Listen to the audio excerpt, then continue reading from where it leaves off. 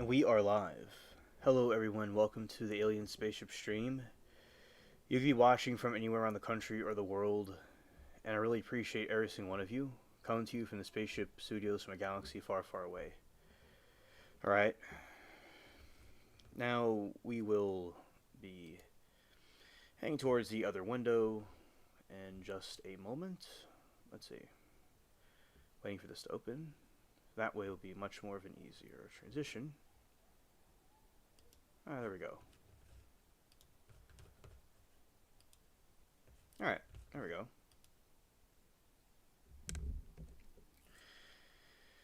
Alright, so hope everybody's having a good day, good evening, good afternoon. The trial ended for the day a little while ago, and it was a nice, overall it was a good day, and towards the end there was some drama that needed to be addressed for quite a while, and it was addressed. So, hello there, Moki. Welcome to the chat. It's always great to see you. Alright, and there wasn't too much that happened today, but there was some stuff that did happen with the trial itself and other things. Yeah, and today towards the end of the chat, there was some drama, and we had to deal with. Oh, hello, Mermaid. Yes, Mermaid, please let us know. Tell us what's going on. And yeah, to remember today with 666, he was saying one of his clever jokes, his comebacks. Oh, Mermaid, you say whatever you want to say. I'm all ears. And we were doing that, and because Judy was been very rude to Sauce, and he was trying to, would do one of his clever jokes about the situation. Then Remy went and attacked 666, and as I said, it's unfortunate. I've seen too much over time. She's having problems with pretty much every single person, but we're all cool people. So I'm not really. I thought she would change at some point in a positive way, but I'm not really happy about what I've been seeing. So, just said I didn't think that Six did anything wrong, and people were wondering what she did, and I was like, all right, here we go. And I basically said chat everything that has occurred.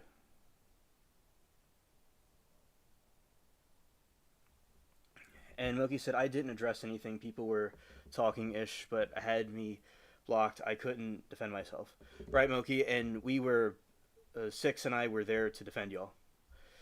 And, I told the chat what she was doing, what she said to you and the others, and so they all know her colors. And one time she attacked G, too, one time, where she was mentioning something about the Armenia.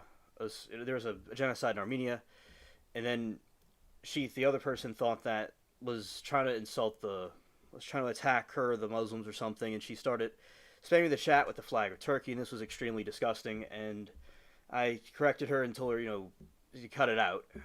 And she, I kept hoping at some point she would just grow up a little bit, but it just doesn't seem like that's going to be the case at the moment. So there's many things over time with Kadada, with all these different people in our group, that is not nice. And she always says about her relatives were on the team that took out Bin Laden, and that's good. And as I've always said, there's Muslims that are cool people. But she completely is representing them in a very bad way by her behavior. She's got to calm down and not be so angry and just go berserk on people. Have to control your emotions. And I think Moki and chat and everybody is very sweet people. I don't appreciate them being attacked. I just was hoping things would change with her, but it doesn't seem like it. So yeah, I defended you, Moki and the other angels, and Six and we took care of business. And at some point, she was going to attack Aaron. She was going to attack Elaine and all these other people. And I certainly was waiting for that, because I was going to not allow such a disgustingness. And I've only heard about these incidents throughout time, over a long period of time. And I love you all very much, Moki, and I want the best for you all and everybody to get along and feel that they're chatting in a safe space. So I today was a nice release. I got to have confirmation about the situation. All right, and Fool said, "Oh, there was some. This is another chat. It was in another chat. Some things happened here at some point, and other things happened in other chats. It's over a period of time where an avalanche occurred, where Six and I took care of business, and he did the initial leading of the charge, so to speak." Mermaid said, "Sounds like Alan." There you go. But and now, in the beginning, she was. I thought she seemed pretty kind and nice and was respectful to the Christians and respectful to me and the others, and I admired that. That was something I liked because a lot of them are. There's Muslims that are very cool with Christians, but some are not that nice. So I just thought, we could have a good companionship with her, but in another separate situation, she would attack all these people and go crazy on them. It's gone too far, okay? I don't like that. And we're not trying to feed someone that wants attention. We are simply, we have to defend each other, and that's what we're doing. Unity on her. And, oh gosh, Alan makes me paranoid. I swear, he's our stalker. He will come up. Maybe it's on my head. Scared. Moki, I ain't playing, how I am. Yeah, and hello, Fog, my good friend. It's great to see you. Talking about some of the incidences that occurred today, and, we're watching the Beheaded trial. 3 or 4th, I guess. Oh, hello, Joyce. Good evening. And today with the trial, it was lots of analysis with the cellular towers everywhere. They were also doing GPS tracking. It was quite intriguing. So, but not really completely intriguing. But it was a lot of times we're having interesting conversations. But at the same time, I was vaguely keeping attention to the trial. And yeah, it's just kind of showing if someone has a GPS tracking of a certain location, it's likely that they were not or were at a crime scene. It's a sort of indication. Yeah, so about the addressing the drama, like Joyce and the others have been attacked, and as I said, I just don't appreciate it, and I've known her for quite a while, and as I said, there was things about her that I thought were cool in the beginning. I just was waiting to see how it would go, and I just not. Judy. Reason why Judy was being talked about was her attacks on Sauce. That was just not nice for no reason. And then Judy told me my channel is not going to amount to anything or grow. And I don't know. I think she may have some Alzheimer's, dementia, or something. If she needs any kind of psychological help, I hope she gets it, because she was talking about going to the doctor. I basically told her, that's a lot of words for her to say. I was impressed that she could form a sentence. So yeah, I always say about having with haters, to block it out, the noise, and ignore it. And I do believe there's a time for peace and a time for war. And I don't, as I said, with our friend that's here, our Muslim friend, or our former Muslim friend, which I'm not against Muslims at all. But as I said, some people will take things too far with because some of the fights had to do with that, where she took things the wrong way when people would talk about that, and also politics too, as well, as she would in the chat calling people bigoted and racist and all this stuff. It's only going to turn people off. And as I told you, Muslims are cool people. But this person is, as I said, has in other areas too much of a temper, right? Taking things too personally. So yeah, Six and I took care of that earlier, and I was telling the chat what the person has been doing, because when people asked her what she was saying, like why does she not like Moki and etc., and she was saying, oh, she just don't worry about it. She just it doesn't really bother her too much. She completely dodged the question, and I reminded the chat what happened, because I was ready. I've been ready for this for a long time, and the moment came. And yeah, it was, and then she started acting all nice all of a sudden when I was exposing. be occurring. But may God bless her and help her just grow up at some point. All right, I hope she goes up. And yeah, lots of drama, good grief. And with Judy, with Remy, with all these different things, yeah, it's lots of drama indeed. I'm pretty sure that's wrong too. I'm pretty shocked too. Yeah, yeah. And as I said, all of y'all could see where I'm like Judge Doro, where I'm very patient with people. When there's a point though where there's a line in the sand that's crossed, and then we do what must be done.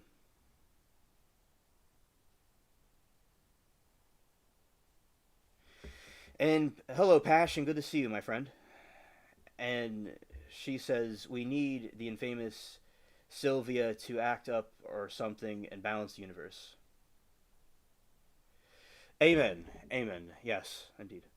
And as I said, and that is my address about the situation that happened in chat earlier. Hello, Frog.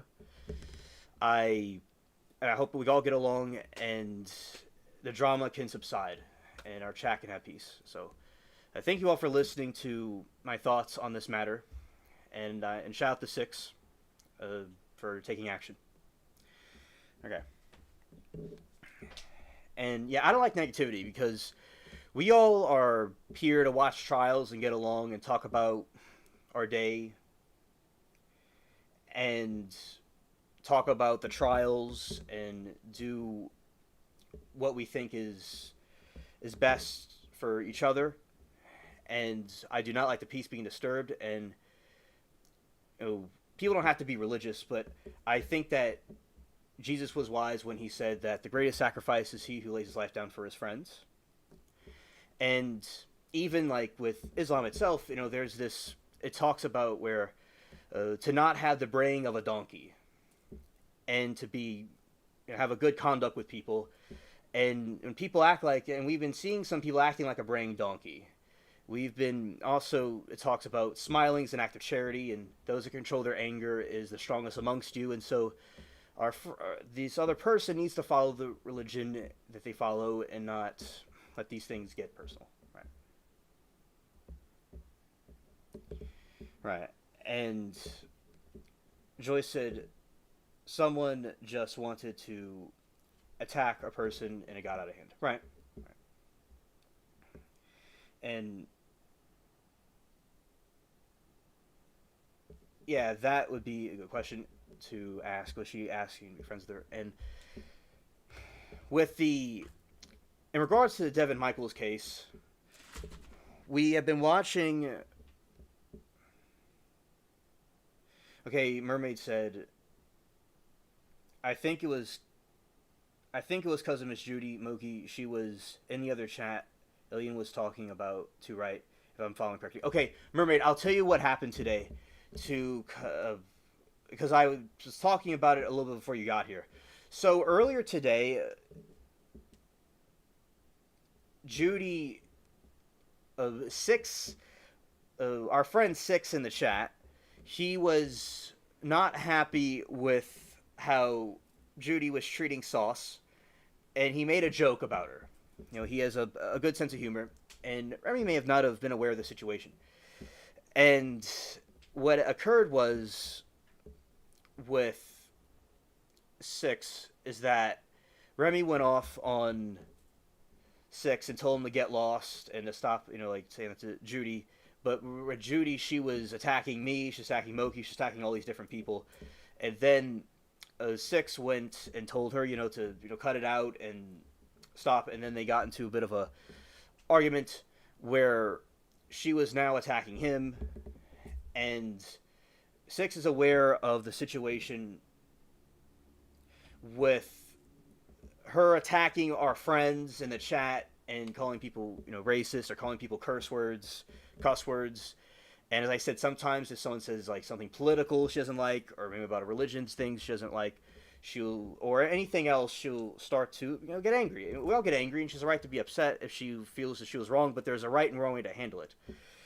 And yeah, it got deep. And then I have been, as I said, I knew her in the beginning. She was very kind to me always, and kind to other people in chat, and she was always like, she would say Merry Christmas, and as a Muslim, that's cool that she would say Merry Christmas, because usually they're not supposed to say that.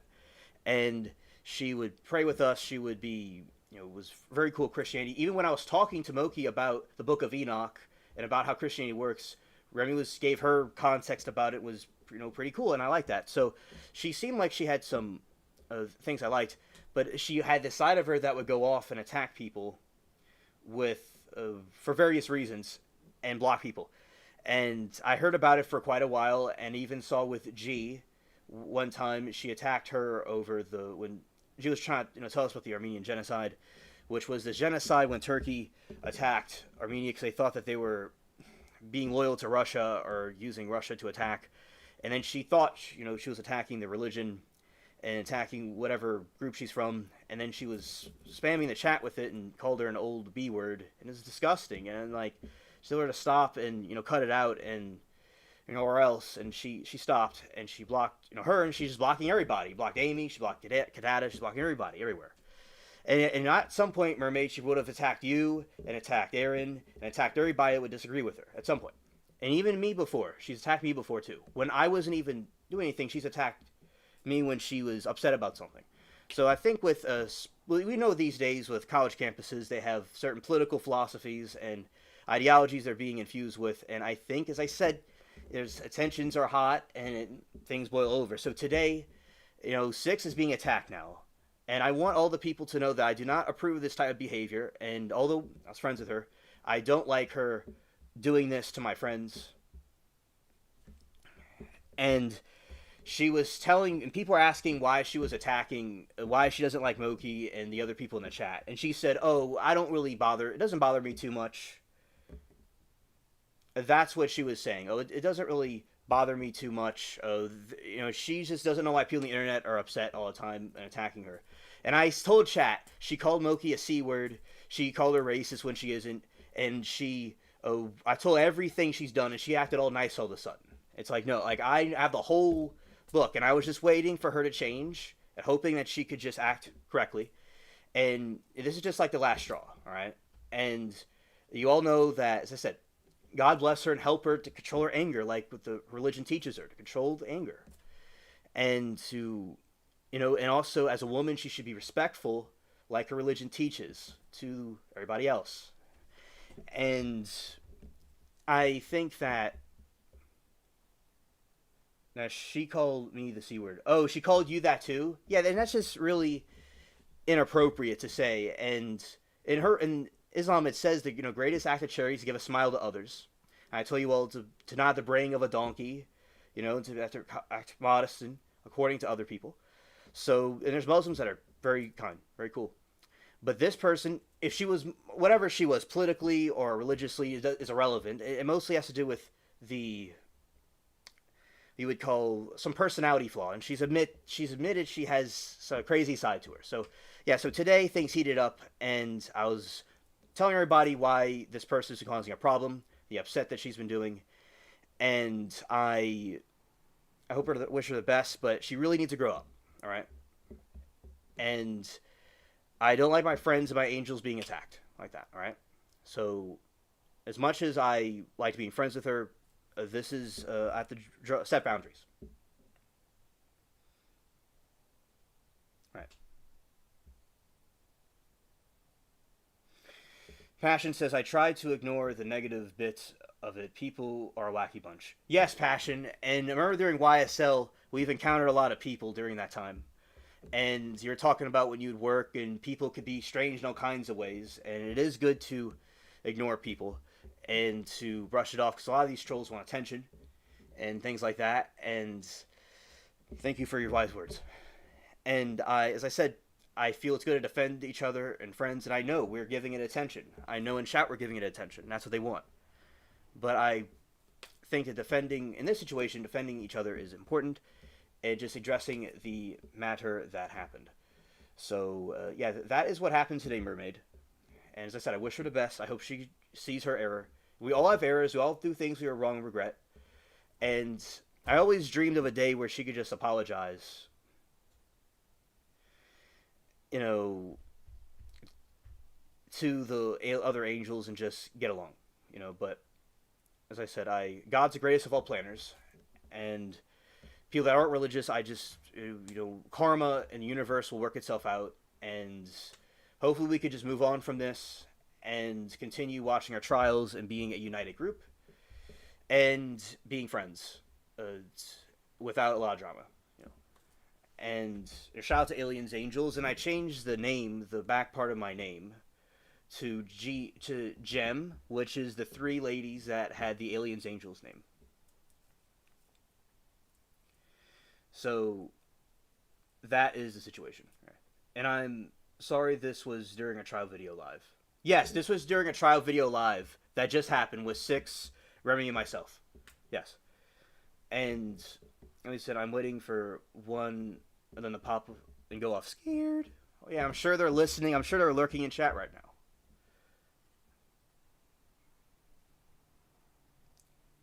now. Roan said, Remy told me SOD off. And my reply was, I love you too. I hadn't said anything mean to her at all. Oh, hilarious. And as I said, Mermaid, if she ever crossed Mermaid, and Mermaid's a valiant warrior, Mermaid would have certainly let her have it.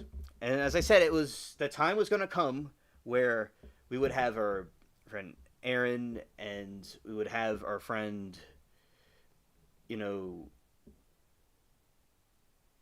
or something, and similar fight would have happened.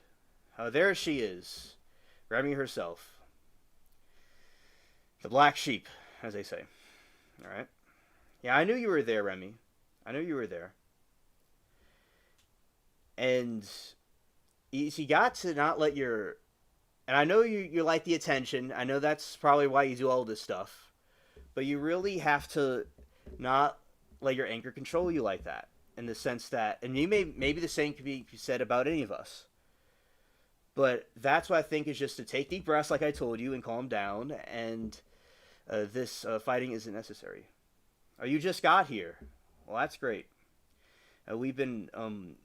You've been on my mind this stream. I'm glad you're here. Yeah, and on the first time I chuckled, but 10th time not so much. And okay, and you apologize to me only. That's understood. Okay, understood. And I really, and I understand your position, and I really think that one day I would like for you, which you may never do, and I'm not telling you what to do, that I think the other ladies are fine, and the other people, and at some point in the future, I think being friends with them again would be cool to do. Because I just feel, in my opinion, that you get, the anger takes over, and you go off, and I just think it's not right, that a lot of these people, you wronged. Right. And starting to direct in our chatters today. Okay, interesting. Alright, and so for Mermaid, that is the situation that is occurring. Just for you to know. Alright. And so that was the trial drama for today.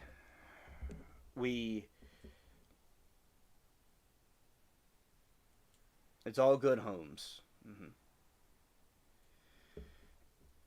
And yeah, none of us are perfect people. We all have flaws and errors, and I just think that, over time people can mature, and I could grow up. We all could grow up.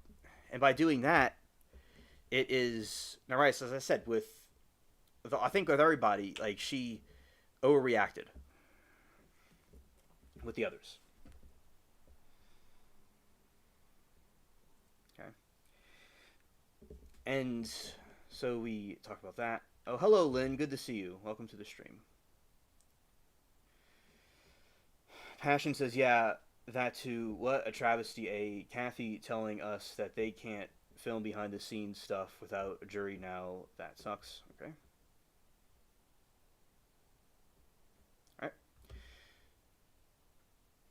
Alright. So that explains the situation, indeed. Okay, let's Alright, like the stream said, I'm going to do this trial review that we did today, which we're going to do now. Alright.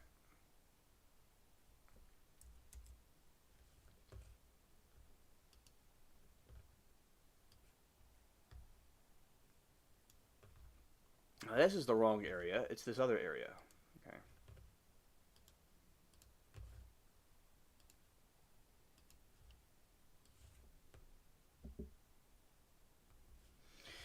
Okay, you'll be going to bed soon. That's nice. You certainly need the sleep. Might be a little bit cranky. Alright, let's summarize this thing today. Alright.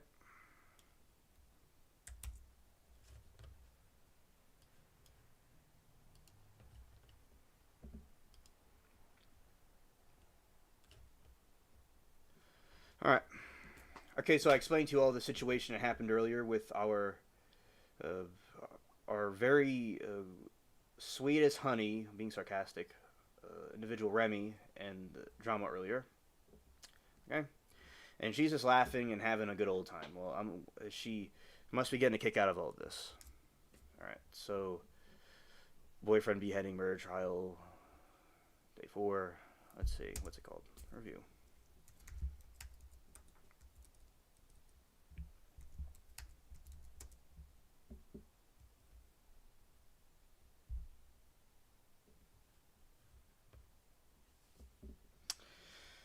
Alright, so with the events on November 10,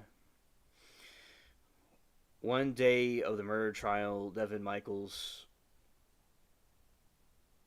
testimony focused on digital evidence and police investigation procedures, key witnesses including several Henderson Police Department detectives, crime scene analysts.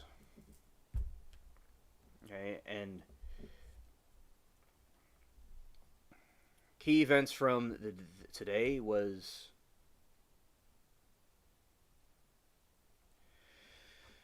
police testimony. The prosecution called several detectives and analysts to the stand, including Detective Kerry Skinner, Robbery Homicide Unit, Jared Sprengler, Digital Forensics Lab, and DET Luke Good Digital Forensics Laboratory.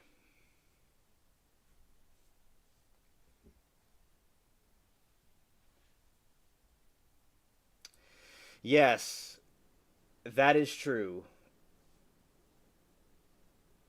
Yes, I'd agree, Moki. It must be a very thick book, indeed. Alright. Standing include Det Kerry Skinner, Det Jared Sprengler, and Det Luke Good Digital Forensics Laboratory. Digital evidence. Testimony was presented regarding digital forensics, which likely involved the phone records and potentially the absence of ring camera footage from the victim's home. A crime scene analyst confirmed that an uninstalled ring camera system was found in Michael's garage, but no footage was recovered from it. Like with Passion, we talked about, unless he had some Pink Panther tricks, it's not likely for the son to have done it.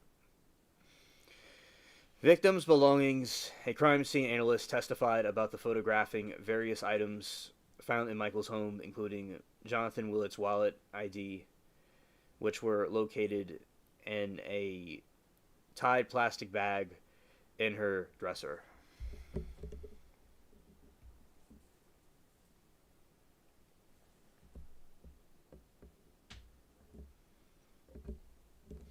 Alright, physical evidence. 2 swords found on the living room floor of Michael's home were mentioned during the analyst's testimony, but it was noted that the police never tested them for evidence. Right, exactly, Mermaid. Lord Roan didn't do anything. That's true. Correct. Driving with victim's phone. It was revealed that Michaels allegedly drove with the victim's phone after the murder.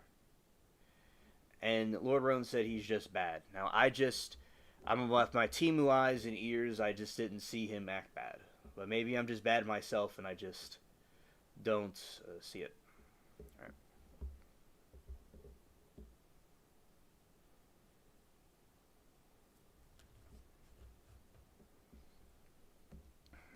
All right. Physical evidence: the two swords found at the living room floor of Michael's home were mentioned during the analyst's testimony, but it was noted that police never tested them for evidence.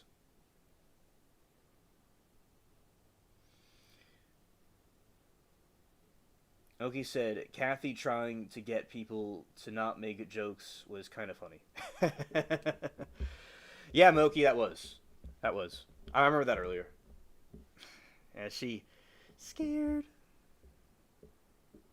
Yeah, the head jokes. Yeah, the headless horseman jokes. Yeah.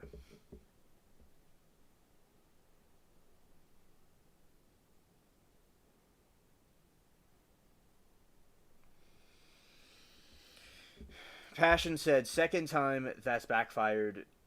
Remember last week she tried to steam flow of the heads joke? Yeah. Exactly, Passion. All right. Driving with victim's phone, it was revealed that Michaels allegedly drove with the victim's phone after the murder.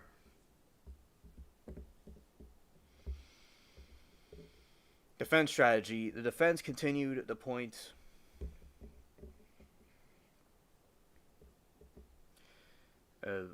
victim's driving phone. It was revealed that Michaels allegedly drove with the victim's phone after the murder. Defense strategy. The defense continued to point toward victim's son and Michael's current husband. Derev Willett as potential suspect, emphasizing his access to home security system and potential motive. This followed up on previous testimony where Devere, whatever his name is, attempted downplaying his feelings about the situation and a sexual relationship with Michaels.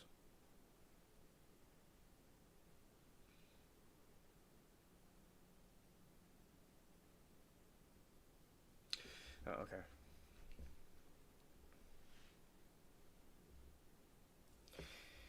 All right, so yeah, this situation, Michael's the son was probably quite embarrassed about what he did with the woman, and he didn't really want to talk about it too much. Yeah, that's probably why he was downplaying things.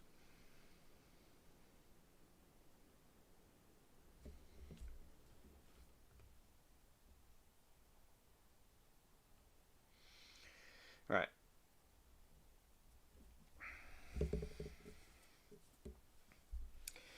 Yeah, and today we were shown the GPS, and we're talking about the GPS tracker and how that works.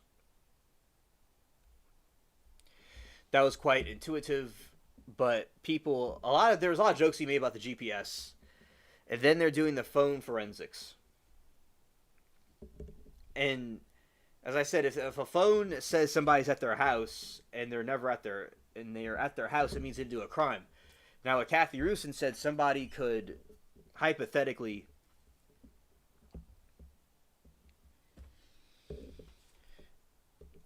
I will say very hypothetical. It's possible he could have done the crime and left his phone at home, but then again, it doesn't explain how on earth was he able to get that done. How was he able to do the other thing with the murder with all the cameras there, unless he knew what he was doing. Joy said she has no desire to go to Vegas. Okay. Yeah, Moki, that's really cool if you do go, and I hope you... I hope you get to do it. I got a little bit sidetracked because I'm being a goofy, and I'm playing with this piece of paper. So, it's like a fidgeter, which I don't need to fidget with anything right now, but I was going to put this over here, and yeah. Scared. We gotta go to Vegas and party in the genie's lamp, or the Jinn's lamp, as it's really called. Yeah, and the swords are interesting because I use swords. I like sword collecting and using them to cut things. So that was fascinating. He had two katanas, or three or so. He had two swords found. They're really katanas, and they're tested for evidence that they were used in the thing, because it's possible to cut off someone's head if you with a katana if it's made right. The reason why I know that is not because I've done that before, but the reason is that I know from studying the way the sword is and learning about it. Oh, look at this. Passion is my spirit animal. She said, I go to Vegas and rob a casino. Facts. Oh man, I was hoping Joe Jackson would be here with more odor updates. Oh, hello, Yak. Good evening to you. Welcome. No, he sure changed his tune when Kathy entered chat. Nice, nice. Going to reiterate myself is that I hope chat can all get along, and LC and elsewhere. I hope people can stop cursing and attacking others and acting foolish and refrain from anger. I hope that we can mature and grow up if people need to and move forward. All right, so that is my reiteration from earlier. And so shout out to all of you. Appreciate you all here with me as we talk about this case. And let's see, thank you. With your box comments. Yeah, I heard about Joe Jackson having, oh, hello, Glow, good to see you. Welcome. And, yeah, we saw some interesting comments today. We saw some very interesting comments with the, earlier, it was lots of jokes going on. Lots of jokes. And then Kathy Rusin was not a happy camper about it, and chat was scared. Scared.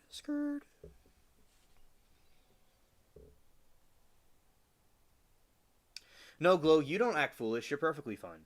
It's one of my dearest friends in the chat is very, very, very unhinged. Scared. And Passion says, foolishness is a breed upon which I create my chat sandwich. Oh yeah, Passion, your foolishness is fine. Foolishness when it becomes evil and psychotic that's what I'm talking about. Not the kind of, I'm foolish in a good way, and so are you, Passion. I'm not talking about you all. I'm talking about my dear friend Remy. Yeah. It's like a ferocious pit bull. Scared. And yeah. And I saw anyway there. And I could get the rest of the week without box references. Darrell Brooks likes being in a box. He loves being around, but he likes being around boxes and the storage room of Temu. He likes being around boxes and building a box for it. He does a lot of box things. Remy said she's a lion. You're also like that other big cat that people collect. I have to look up the name of it. Let's see, what's the thing called?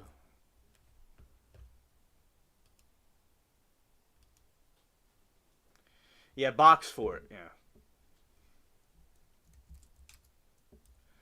Let's see here.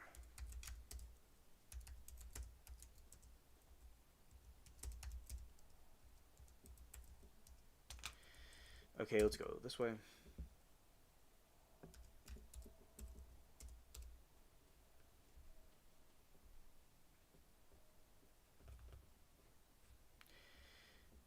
A Caracalus. There's this cat called a Caracalus, and it's a really like it looks like a bobcat, and some people collect it, and it hisses and screams at everybody, and it's very scary to encounter. It's like I have like cats, and then there's this one cat that's starting to uh, psychotically hiss at everybody. Scared. All right.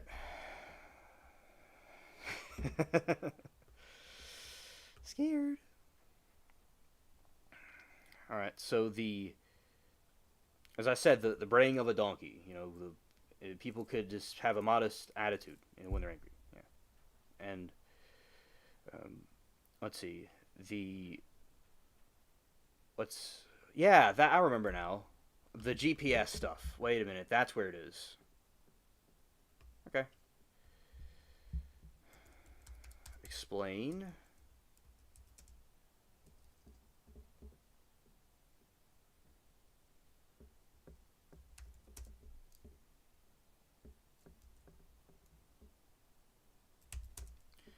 Explain the GPS.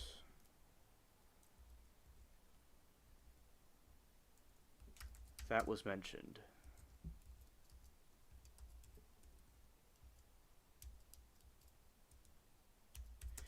It's like a bobcat. That's what it's like.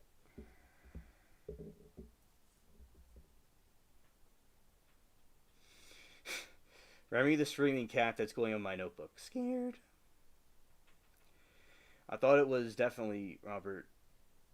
Yeah, it's just that. Okay. I thought that, but Beaver Robert didn't attack others. He was polite to others. Okay.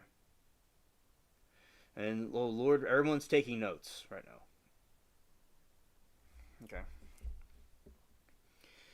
All right. In the Devin Michaels murder trial, GPS data from Michaels' vehicle and the victim's phone was used to track movements and establish a timeline around the time of the murder. The data reportedly show the victim's phone movements and establish timeline around murder. The data reportedly showed the victim's phone moving with Michael's device to her home after 2 a.m.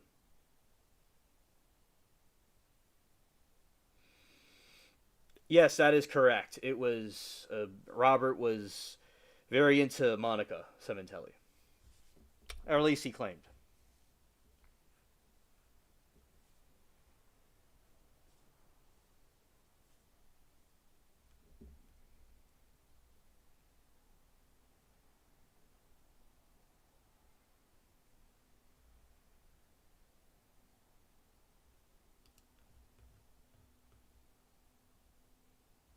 Oh, you're welcome, Yak.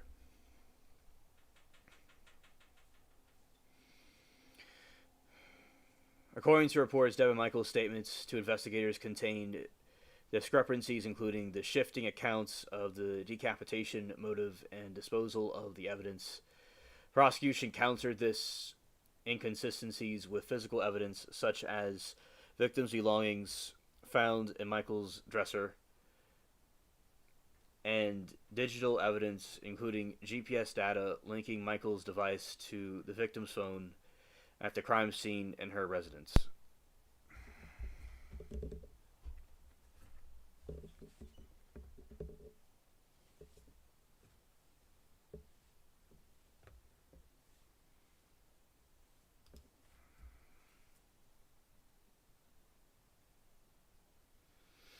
All right, Tom. All right. Yeah, I remember Robert. I saw him sometime this year. I saw him at some point, briefly. All right.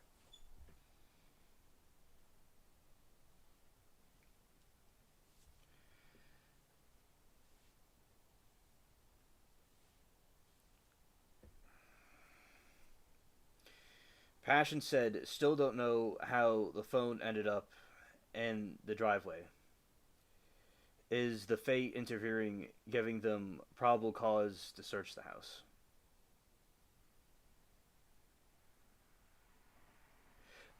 I think certainly that may be absolutely a possibility. Definitely. You know, because when you open a door, you could open up a door to do that. Sergio pops in under the different names with an Oprah comment and now again. Oh yeah, there's this someone that's all over YouTube that says they blame Oprah. Yeah.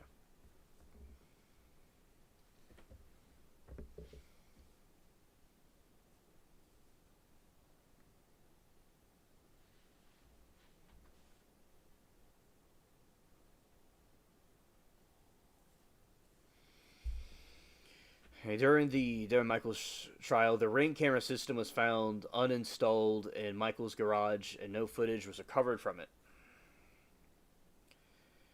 Victim's home. The system had reportedly been installed. Silver Fox is okay. I saw her this year at some point, a couple of months ago. She's all right. I don't know why she's not been in chat, but she's been okay.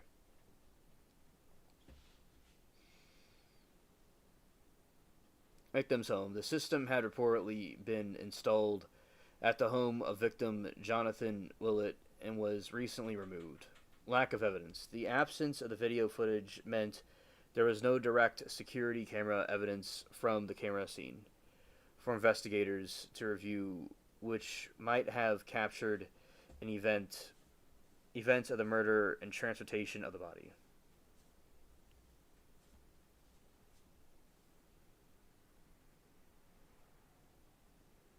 Okay. Will do. Whenever we see her again. Alright. Lack of evidence. The absence of the video footage meant there was no direct security camera evidence from the crime scene for investigators to review, which might have captured the events of the murder on transportation of the body.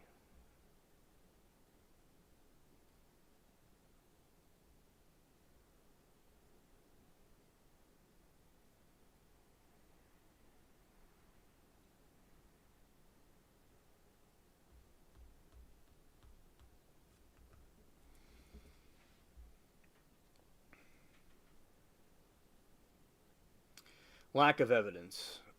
Absence of. Okay, the system had reportedly been installed at the home of the victim. Jonathan Willett was recently removed. Lack of evidence. The absence of video footage meant there was no direct security camera evidence from the crime scene for investigators to review, which might have captured the events of the murder or the transportation of the body.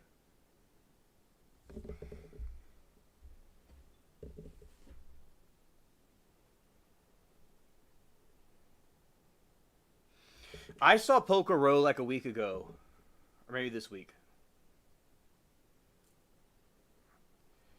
That's what I saw.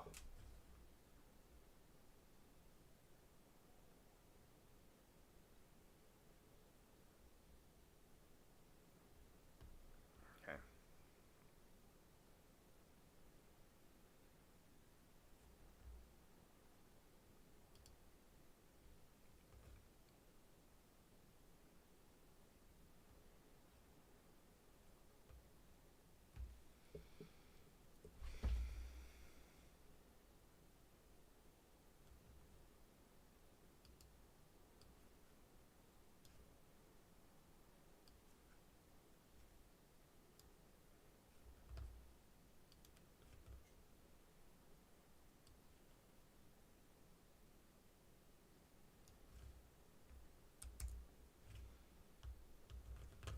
Let's go here. Hello, Doe. Good to see you. Welcome.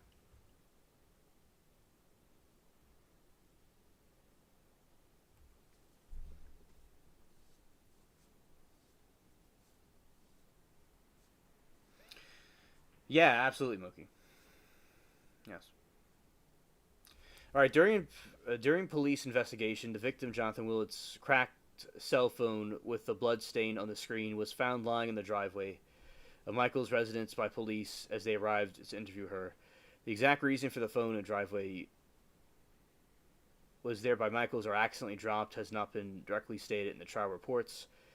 Probable cause: the sight of the blood phone belonging to the missing man in the driveway provided immediate probable cause for the police to obtain a search warrant for the house. And key evidence: the ensuing search led to discovery of more than incriminating evidence, including Willett's wallet and ID hidden in the tied plastic bag in Michael's dresser.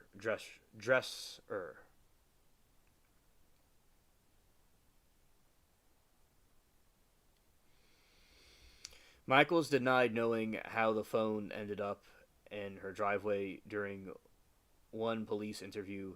Her daughter reportedly brought the phone to her, saying, "Here's Daddy's phone," a moment that was noted as appearing to surprise Michaels. Discovery of the phone in the driveway was crucial in turning point in the investigation, leading to search uncovered from the primary physical evidence linking Michaels to the crime.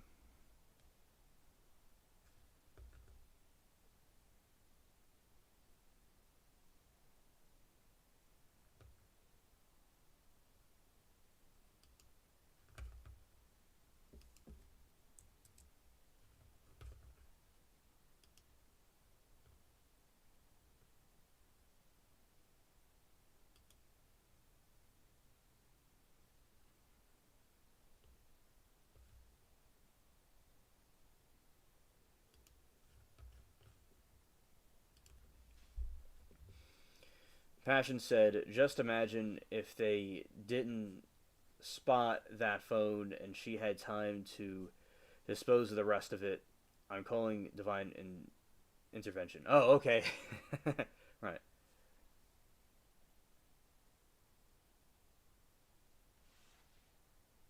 Right.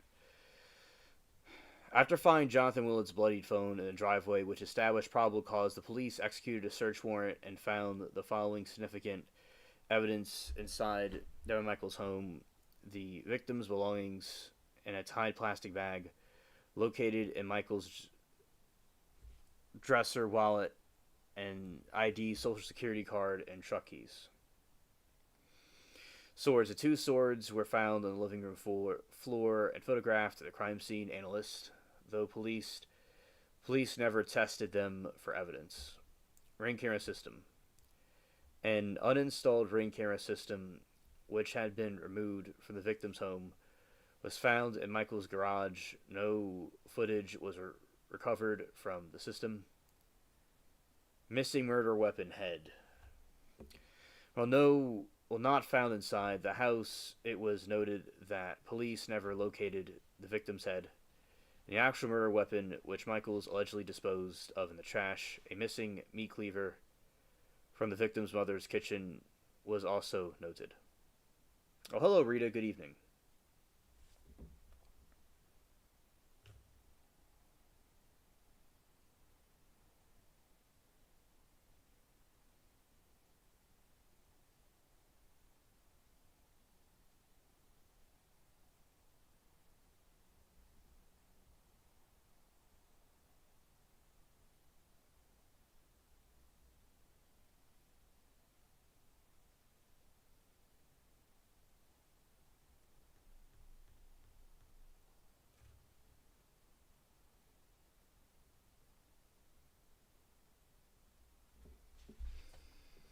All right, missing murder weapon head.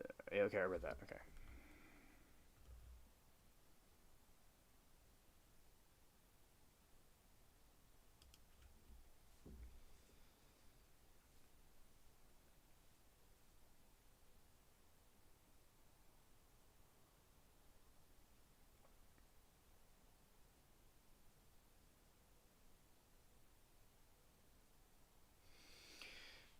The prosecution argues that Devin Michaels' motive was to remove Jonathan Willits from her life so she could have the future she wanted with their children and her husband, Dave Willett, who was also the victim's son. Specifically, investigators believe Michaels Willett from her live so could have the future, so she wanted their children and her husband. Willett was also the victim's son.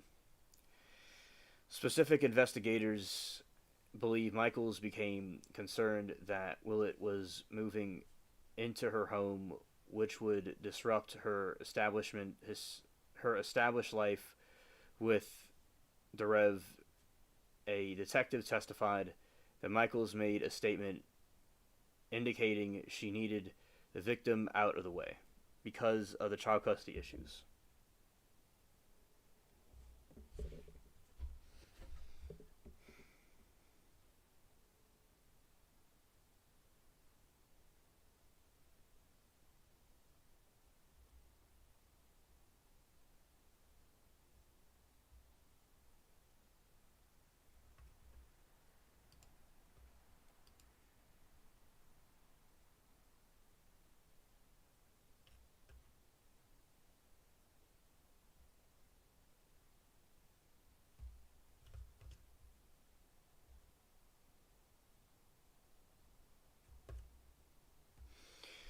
The defense has strongly suggested that the victim's son and Devin Michaels' current husband, Willett, was the actual Driver Willett was the actual killer, making him the central alternative suspect in the trial.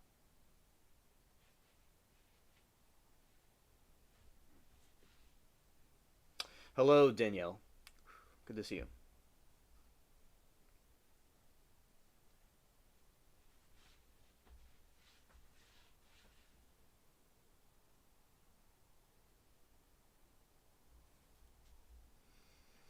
Police investigation. Henderson police interviewed Drew Willett multiple times, but he was never named as an official suspect in the case.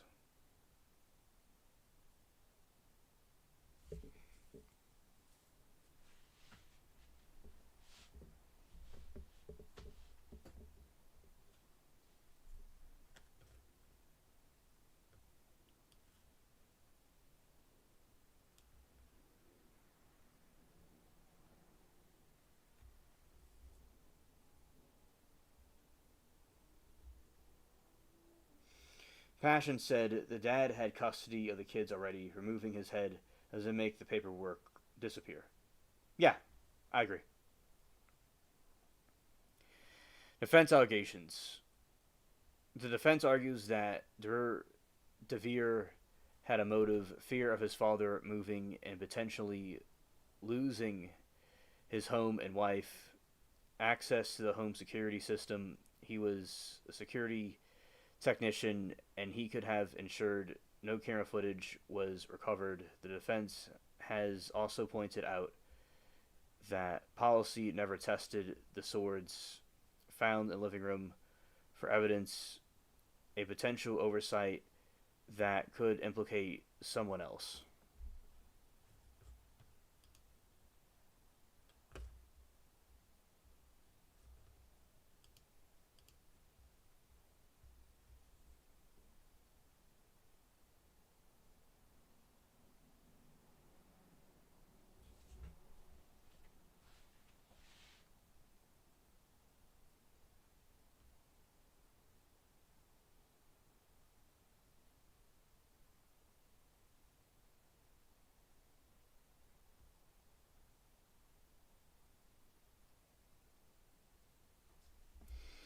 All right, prosecutor's stance. The prosecution maintains the surveillance footage and digital evidence clearly rule out DeVere from being at the crime scene during the great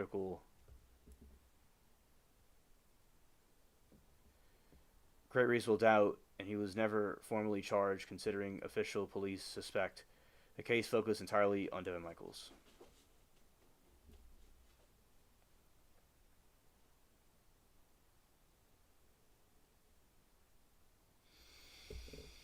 All right, so Ernie says, I feel like, Alien, I feel like I've upset you today. Sorry, caught some stray bullets. I'll try to keep screaming a whisper when it comes to you. Okay, that's nice of you to say, Remy. And something else that was upset about is I don't like the way you've treated. Yes, I don't like the way you've treated the other people in the spaceship. Also, uh, like the cursing and stuff you done and blocking the other people. I don't, I understand you had some falling out with them, but yeah, I just it's happening too much, and I hope that one day we could try to block people and try to get along with people again. So I believe over time we could all adapt and improve, of course. Yeah, I don't like the behavior I've been seeing lately. Scared. Yeah. So that was very sweet of you to tell me, Remy. Thank you.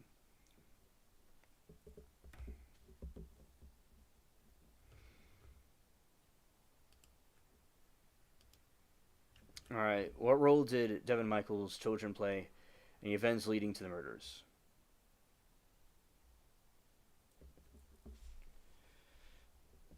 Devin Michaels' children played a central.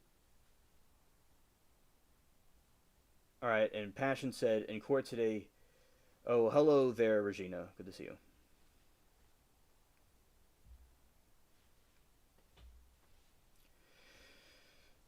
Passion said in court today we tracked a car via GPS and a bunch of phones via location data. We also cross-referenced some of it with surveillance footage. Danielle. Oh, okay. Yes.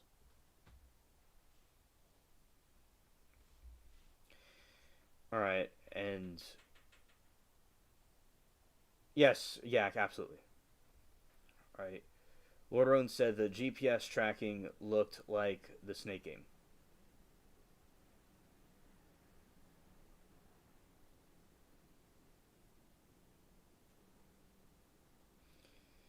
All right, Joyce said it was boring most of the day, and if you have to see one more map, I'm going to scream. Oh yeah, today with the stream, it was we were looking at the map for like 5 hours or for 3 hours looking at a map. That was crazy, and looking over the pinging of the different locations. Yes.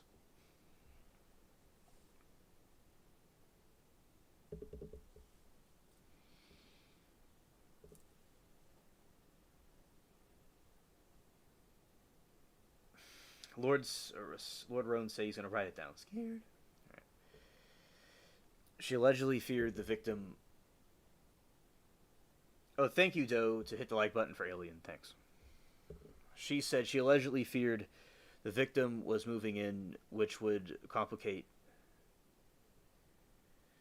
Oh, hello there, 666. Welcome.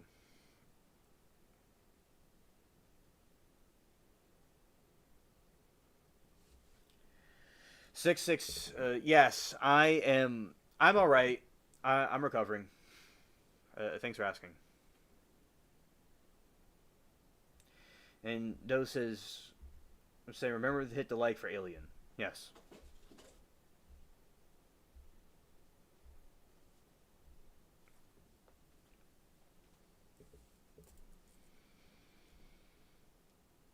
Yeah. I hope you're okay too, 6. Thanks for asking.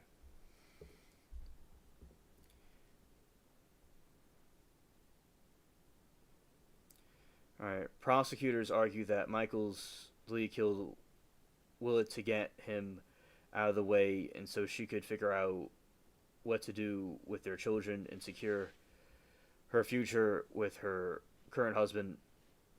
Rev Willett said she allegedly feared the victim was moving in, which would complicate her life and potential custody arguments.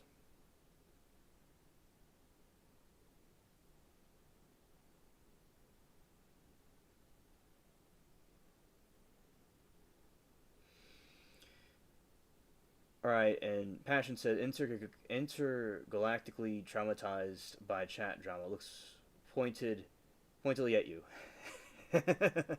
That's funny. That's funny. I like that. Motive for murder. Prosecutors argue that Michael's Leah killed Jonathan Willett to get him out of the way so she could. Yeah, Passion is looking scared. So she could figure out what to do with their children and secure her future with her current husband and victim's son, Verve Willett, she allegedly feared the victim was moving in, which would complicate her life and potential custody arrangements.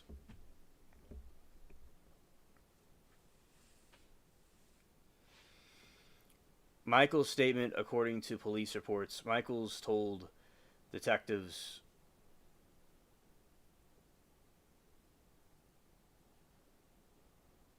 that she only intended to injure victim enough to send him to the hospital so she would have time to figure out what she could do with the children while he was incapacitated.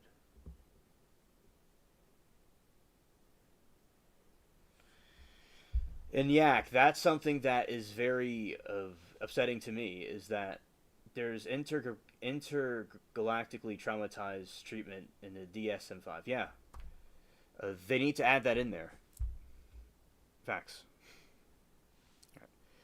Discovery phone. Michael's daughter was mentioned as potentially bringing the bloodied phone to her mother at one point, although another account states police found in a driveway upon arrival. Regardless, the children were present in the home during after the murder. Well, hello, Sauce. Good to see you.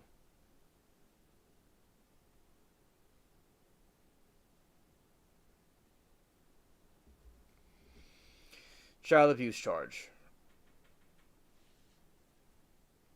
It was revealed during the investigation that Michaels had previously been sentenced to probation for a separate child abuse or neglect charge, an issue prosecution was ordered to discuss during the current murder trial.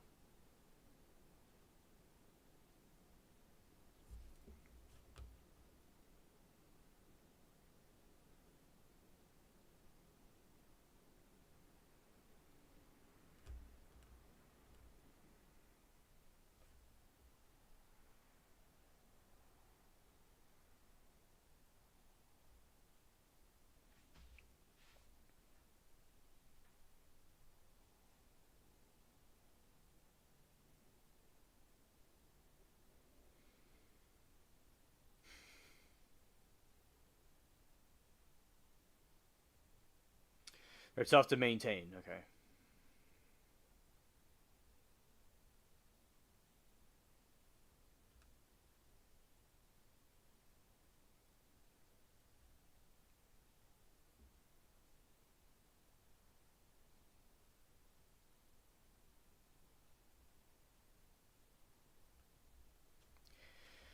Okay, and that is some review about the trial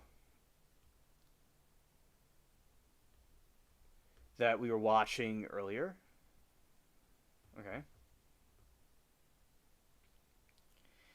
And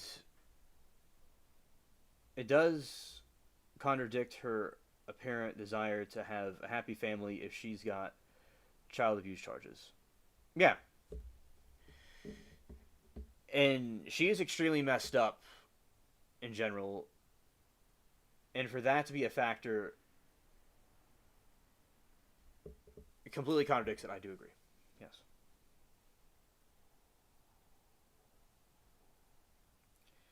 Or Devin, Alien, Hun, you okay? You seem a little bit sad. Oh, I'm fine. I'm just here watching the chat and doing review. I am fine.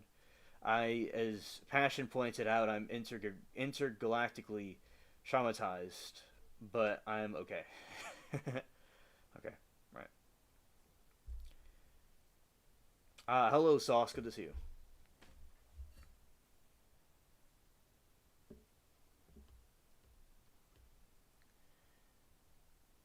Yeah. Now, I am going to show the Baker. I'm going to show Baker. I'm going to show the Baker trial too, that we were watching yesterday. So we did our review for today about the trial, and just not really too much, but we got some different information. Earlier than the day, they had that female investigator. She was on the stand, and she completed her testimony when she was interviewing the defendant. All right, I'll come to your couch. I am glad to hear that.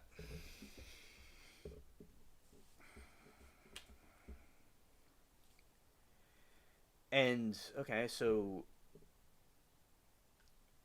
that update's out the way. Sauce says hello to Mermaid. She was here before.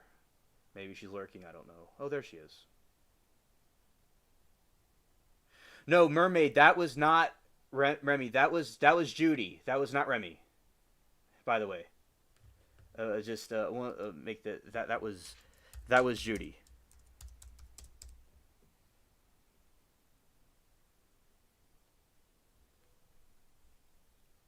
I want to probably step away because I'm going to freaking blow up. And I'm watching this chat go this whole time, and I'm going to tell everybody right now I'm 28, and if you're older than me, oh, okay, you go to hell up.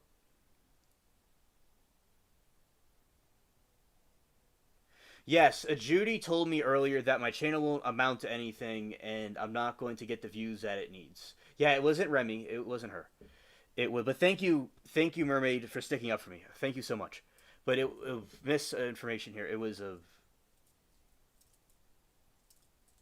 yeah. So earlier, Sauce, Judy was when I was sticking up for 6, and that's so. I want to just make a clear situation so everybody understands the situation with Judy. Okay, some people may not know what happened. So the other day, Sauce is a good friend of ours. He's been new to the channel and new to LC. And what our bro, Judy was attacking him and attacking the other ones for no reason at all. And there was a battle with Judy over Sauce. That's what happened.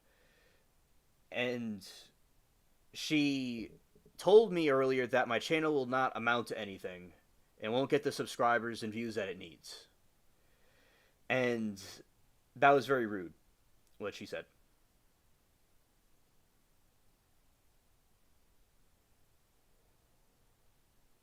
Oh, hello, Aaron. It's great to see you. Welcome. Thank you for being here.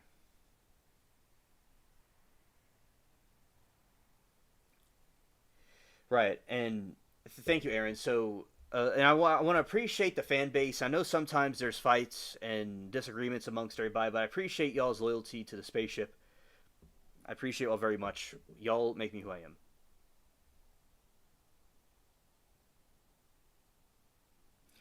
No, I mean, Judy, I know I got confused about it because I barely showed up. I saw a comment, though I must have missed the tone. It seems odd to be cruel, unpromoted like that. Yes, yes. Would be better without Judy, and as I said, so whatever, yeah. It's okay, Mermaid, but thank you, darling, for sticking up for me, you know. Yeah, and she was calling the other ones a bunch of drunks and stuff like that, yeah. And I want to also thank the three angels. All the ladies are aliens angels, but the three of them, which is not necessary, the ones that put alien in their handle, I appreciate well so much. That is so sweet. All right. So yeah, that was what happened with Judy earlier. Very rude, and I had her on the show, and she was very kind to us. But oh, I was reading chat. Yeah, so I didn't like her telling me that earlier, so I gave her a comeback, and yeah, that's who said it. Yeah, just the dementia, Alzheimer's can, if that's what it is, can cause people to have problems. I don't know what it is, but God help her, whatever's wrong. Sorry, can't stay, but popped in to say saw the drama. So much love for you, Alien, and everyone here. Oh, thank you, Aaron, for your lovely thoughts. Thank you.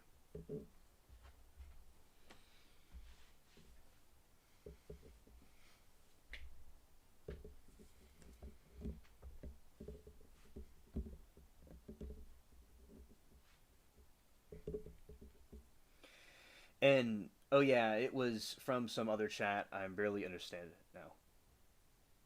Yeah, so Mermaid, it was at the trial today, trial tonight, and yes, be well. Mermaid, absolutely lucky. I'm heading to figure it out. All right, wasn't even her. Okay. All right, so we're going to turn on Baker that I said I would turn on. So we did our review on the trial, and now we're going to the other part of the stream. Tomorrow's Veterans Day, so hope everybody has a good Veterans Day. All right, so although we're not ending the stream, but we're just going to another part of it.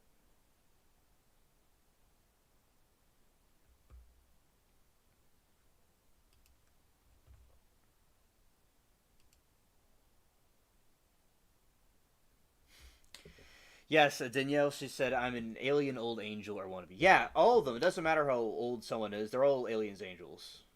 It's all good.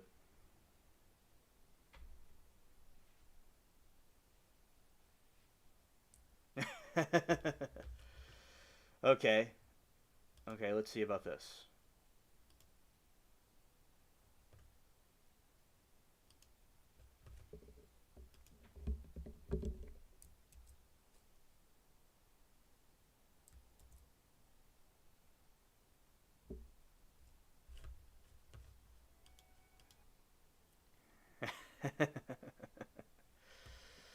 Alright, let's go here.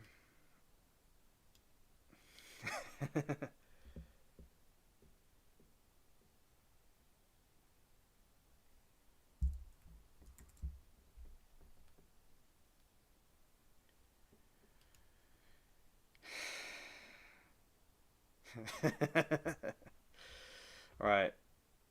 Alright, so Mermaid. Yeah, go get her, Mermaid. Chat, I gotta show you all this. I'll turn the sound off probably because of the copyright, but it's okay. Titanic's all over YouTube. But anyway, we're gonna kind of like turn this down a little bit and show you all this funny thing, okay? And shout out to 666.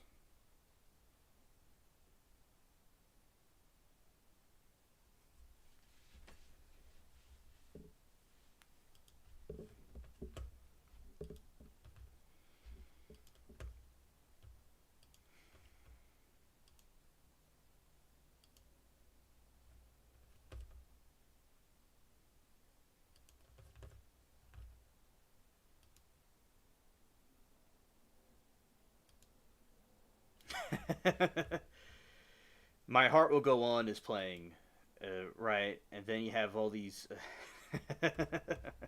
Hilarious. I like that, 6. Thank you for showing it. Oh, hello, Christine. Good evening to you. Welcome to the stream.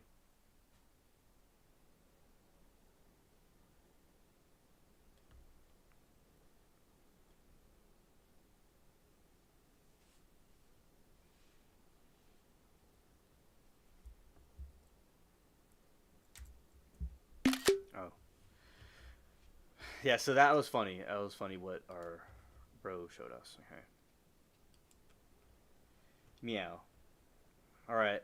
We'll turn on Baker. I want to thank you all for helping and being here with us. Okay. Thank you, Miranda. My it's probably off, huh? Microphone's not off. That's good. All right.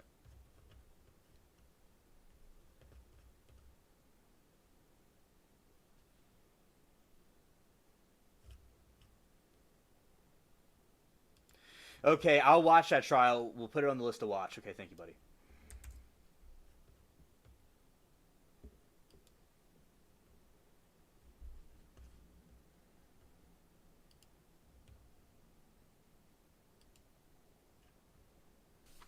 Did you tell Mr. Levine and his investigator that you contacted Jay through an app? Yes. Which app was that? It was a made up app and it didn't exist. Jay didn't exist, remember? Yeah, I get that, but I'm asking you what you told them. Oh, I don't remember. You don't know which app? I don't remember. what I told them. It wasn't. Because it was a lie, so it's hard to Jalen remember. was a lie. Yes, I told you that 50 times already. And then you told him that you got something to make money, and you had his number, right? Oh, Jalen? Jalen, Jaybird, Jay, Yes. all lies. Yes, Jalen's a made-up character. And then at that point, did you also tell Mr. Levine that you cleared your phone after this, purged all your numbers in order to destroy it? Yes. And that was in order to destroy evidence, correct? Yes.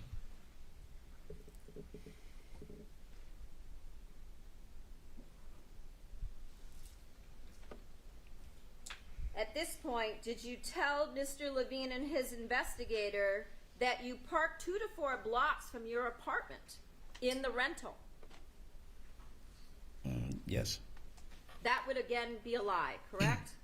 Yes. Did you also tell them that Jay was about 23 to 24 years old? Yes. Once again, another lie, correct? To hide identity. Yes. And at that point, did you admit to Mr. Levine and his investigator that the birthday card story was made up? Yes. Did you tell the investigator and Mr. Levine that everything is out on the table? It might have said that. I just don't remember the exact words, but I might have said that. Except you were still lying to them, correct? Yes. So everything wasn't on the table, right? No. And then at that point, you said you swore that you would tell the truth, correct? I didn't swear anything. You didn't? I don't swear unless I'm going to court. Did you tell them that you were going to tell the truth? Yes. Yet you continued to lie to them again, right? Not on everything, but yes. You told him Jay was clean shaven, right? Jay is a made-up person, yes. And Jay was from Houston, Texas. Yes. They asked you if you had sent a message to Monica on the following day after the murder saying you were sorry, and you said you don't remember doing that. I don't. Correct? I don't remember. You also told them that after the murder you got rid of everything, correct? If that's what they said, that's what they wrote. That's what you said, correct? There's a lot of stuff in between that's missing, so I'm going to object, move to strike as non-responsive. Stricken. Again, is that what you told them? I don't remember. I'm pretty sure if they wrote it down there, I said it somewhere. Okay. And then at that point, they told you that you were their most important witness, correct? I don't remember that. You remember them saying no witness is more important. I don't remember that part of the conversation, but if they wrote it down, I guess that's what was said.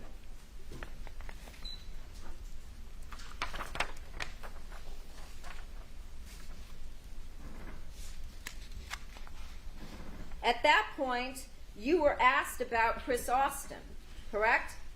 I don't remember offhand. You don't remember that? No, I don't remember a lot of the conversation. But if they said they did that, then it must have been done. Do you remember telling them that Austin comes down approximately 2 times a year, sometimes around his birthday, and he has nothing to do with this? I remember that part of the conversation, yes. Again, more lies, correct? No, that's true.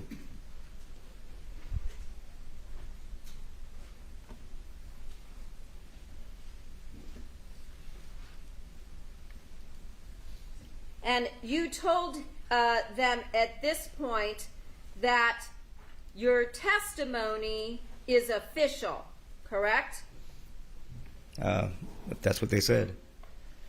I don't remember all this part because it's a lot missing here. Move to strike the last half as non-responsive. Stricken.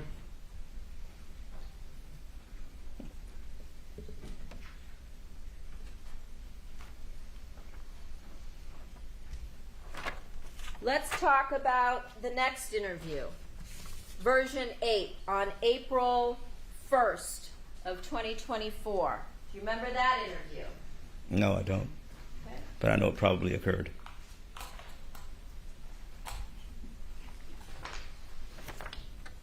Once again, on April 1st, was your attorney present? No. Was this interview recorded? Not that I know of.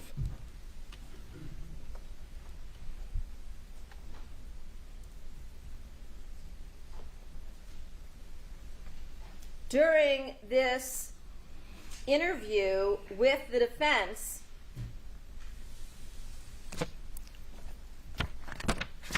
did you tell them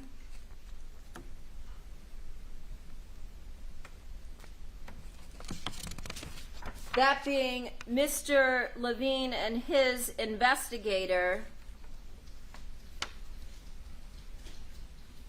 that your lawyer told you about the DNA evidence?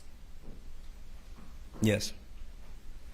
And that your attorney, before Mr. Simran, showed you a video of the two men jogging toward the Cementili residence? Yes.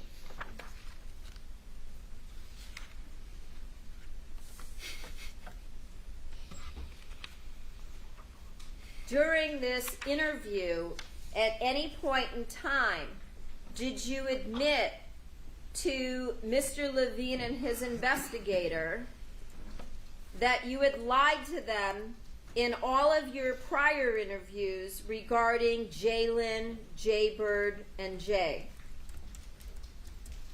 I hadn't volunteered that, no.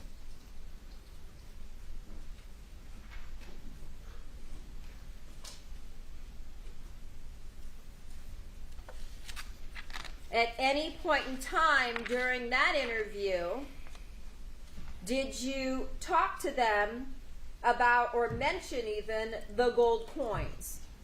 The what? Gold coins. Oh, I don't think so, no.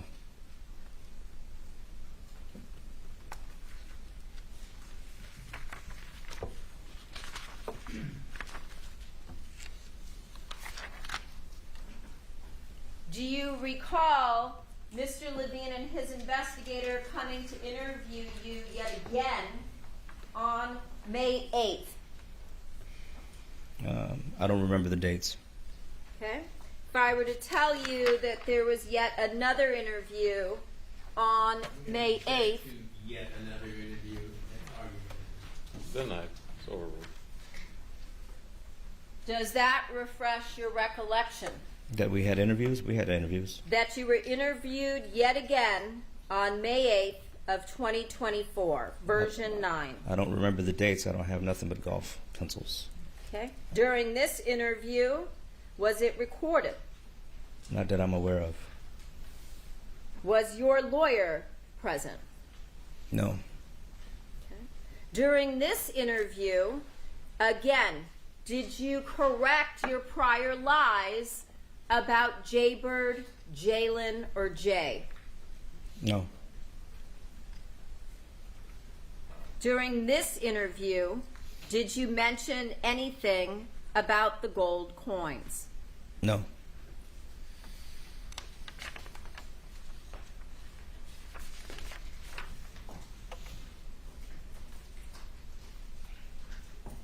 Do you recall being interviewed yet again in November of 2024?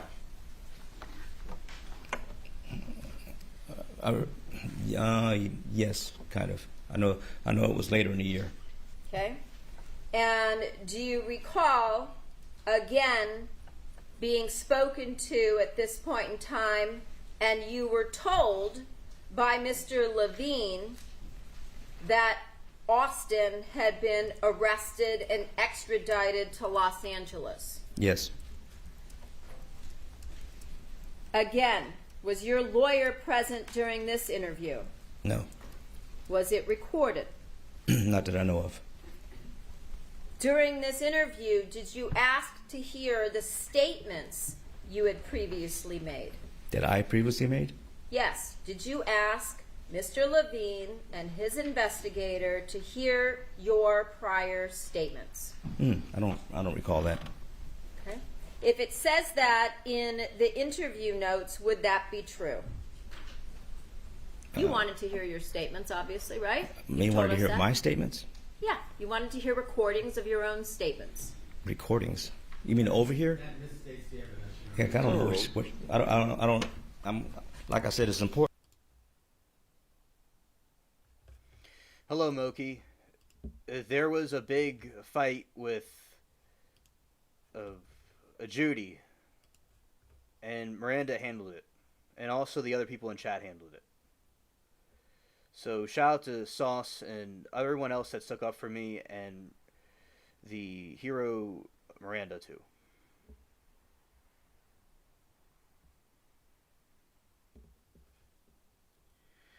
Hello, Anna. Good evening. It's been a very active night. Lots of as well, Passion said, nothing has happened while you were gone. It's been an interesting night, Anna, and good to see you. Oh, you saw it. Okay, you saw it. Okay. Yeah, Anna, we're watching Baker, and there's been lots of drama, but maybe not lots of drama, but some drama, but everything's okay now. Okay. Important to know what was being said beforehand. Move to strike as non-responsive. Second. I have no idea exactly the contents of what we were talking about at that time. I really don't know. Were any statements played for you? Statements, no. No audio was played. Were any transcripts provided to you? I don't think there were. I don't You don't remember. think? I don't remember. Your Honor, I'm going to object. Can we approach? All right. You told them that you had lied about Austin because you were trying to protect him, correct? Correct.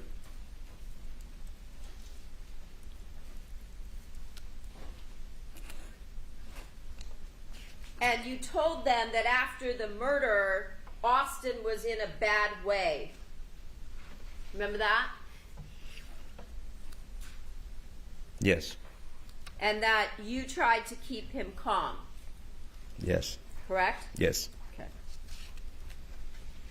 And then you also went on to tell Mr. Levine and his investigator that Austin never spoke to Monica, correct? I can't remember that specific item. I don't remember the whole conversations. Okay. I'm not writing them down. Do you remember telling them that except there was a brief conversation in Los Angeles? I don't remember the conversations they had with me verbatim like that. Okay.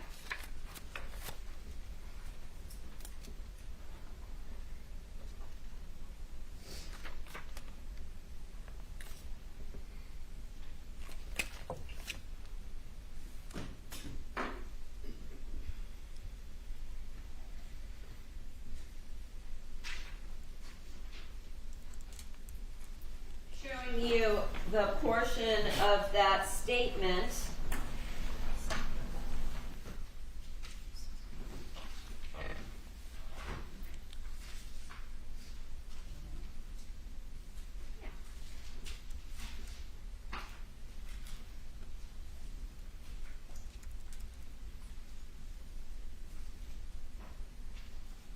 Looking here at number 9, you see this? As far as he knew, meaning you, Austin never spoke to Monica Cementilli. Remember that?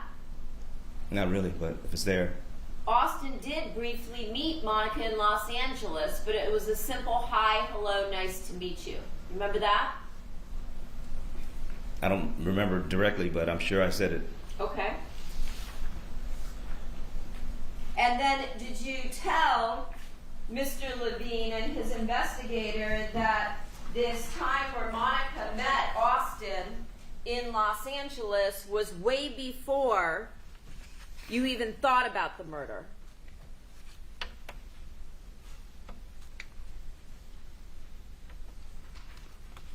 Do you remember that?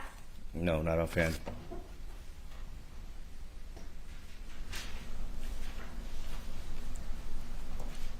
Looking at the next line, number 10.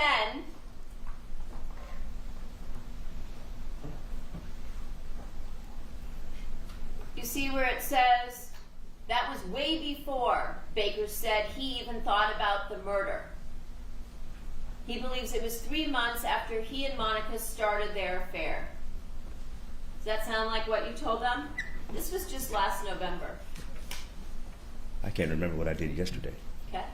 And, well, you were here. Yeah, I know that part. I know that much. So, again,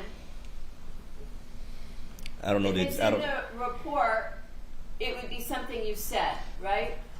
We really didn't pull out. No. So it would be a lie? No. Mm-mm. Okay. It's just general discussion. We were just talking. Okay. Well, They and myself. but So, here it's reduced to writing. and it was their writing exactly. Right. Okay. So did you say that? I don't remember saying all that. I don't remember saying. I don't remember the discussion verbatim like that. I really You don't remember that? I don't remember this discussion verbatim like that. I don't. And then you said that same day, Baker had to go to Monica's house to pick up something. He believes it had something to do with racquetball, and Austin came with him. You remember that?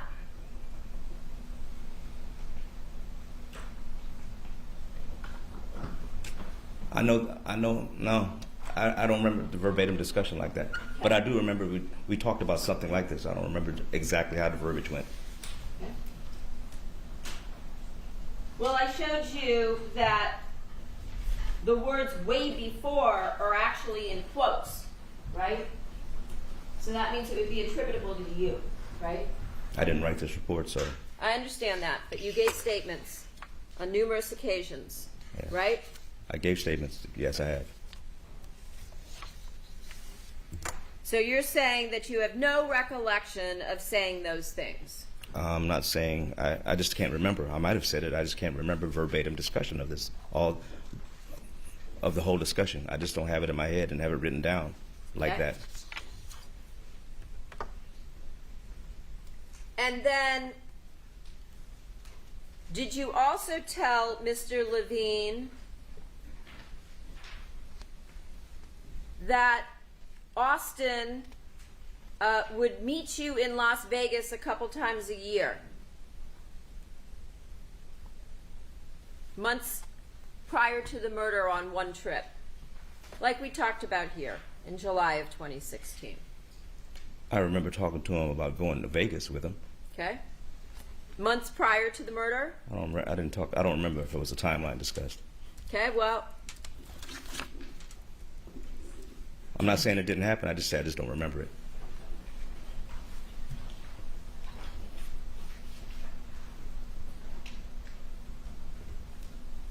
now we're looking at number 12. See that? I see the report. Months prior to the murder. Is that something that you told them? If they said, if they wrote it, I probably said it somewhere. Okay. And then did you tell Austin that here it has Baker in parentheses so we know who he's referring to, would possibly meet Monica while the two men were there? However, you and Monica did not meet. Do you see that?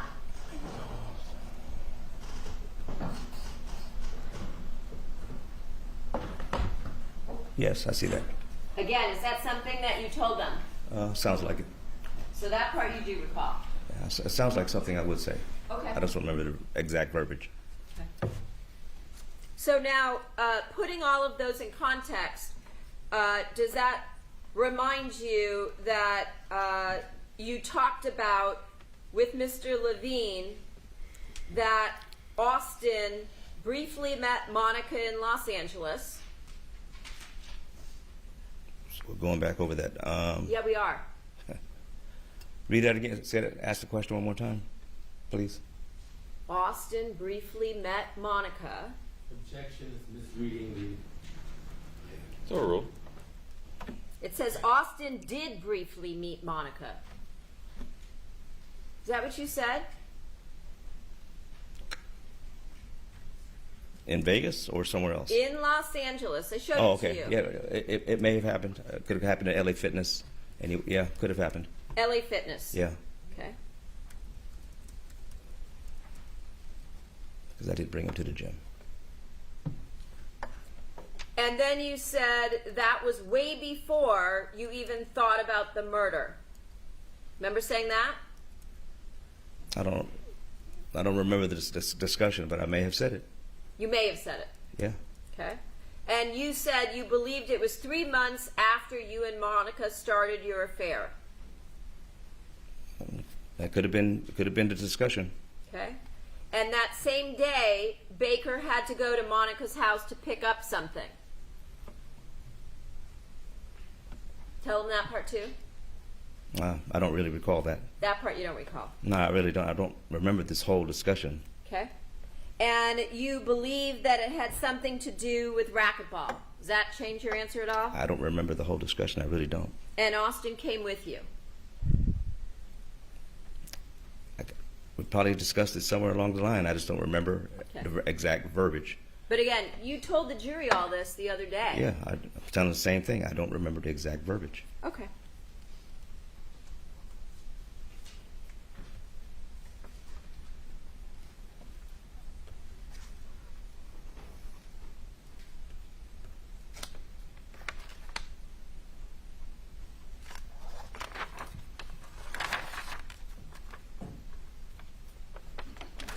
Do you remember telling Mr. Levine that you told Austin he might meet Monica while you were in Las Vegas?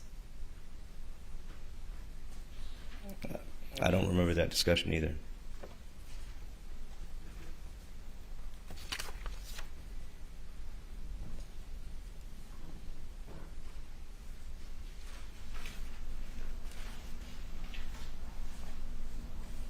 Looking at number 12, Baker told Austin that you would meet Monica while you guys were in Las Vegas. Objection, Your Honor, she left out the word possibly. Okay? Possibly meet. It's right on the screen, right? And then you go on to say, but you guys did not meet, right? You and Monica didn't meet in Las Vegas. But we did meet, though. Yes, that's what you told us yesterday. So again, when you were telling this to Mr. Levine and his investigator, was that yet another lie? I don't remember the verbiage, so I might have said it. I might have said what I just told you just now. Maybe they miswrote it or something. But I do remember seeing her briefly in Vegas. Actually, you told us on 2 occasions at the It was Aria. briefly. Yes, briefly, very brief. Nevertheless, what you told Mr. Levine was the opposite, right? I don't remember saying all that to Mr. Levine Okay. like that. I remember telling him that I did go to Vegas and You we did. did meet. Okay. Just like you told the jury, right? I'm telling you. The jury. Well, and the jury too. We're all here, right? It's being We're written all down. here. Same Yes. thing that's been happening for the last several days. Yeah, I right? know. I know.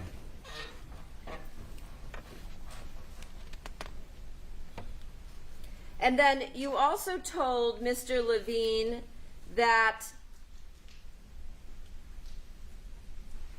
Austin never stabbed Fabio, right? Correct. And he did not hold him down. Correct. Can you think of why Austin would make himself more guilty rather than less guilty, as you said you tried to do?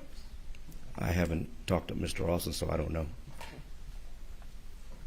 Do you remember also saying on direct exam when Mr. Levine asked you questions that when he asked if Austin stabbed Fabio, you said it all makes sense now that he had done that. Do you remember saying that? I might have said it. If I remember everything before it was said, I could probably put it together. But these little phrases I can't remember. I can't put it together. Little phrases. It goes to the details of what you have told the jury and what you did. No, we're talking about. Sustain. We're talking about what actually occurred when you murdered Fabio Cementilli. Yes, Okay. I agree with And you that. told us that you don't remember Austin being out there, but he was moving around and you had blacked out and you don't remember the details. Yes, I remember that.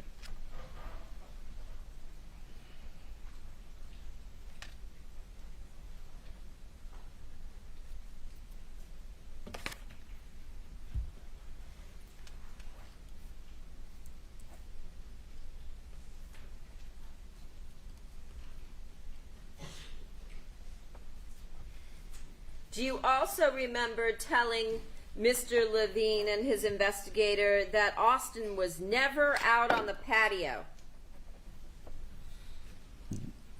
During the murder, yes. At any point in time during I that didn't. day? We didn't discuss all that. He asked me. I think it was about the murder. Okay. Well, the day of the murder, did you tell them that Austin was never outside on the patio where and when the murder took place? There's something missing out of this.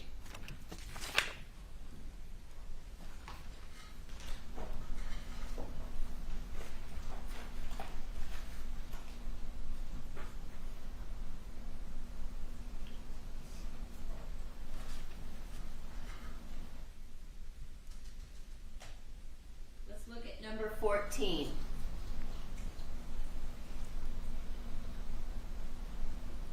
This is what we just talked about. Austin did not stab Fabio, nor did he hold him down. Baker said he alone stabbed Fabio.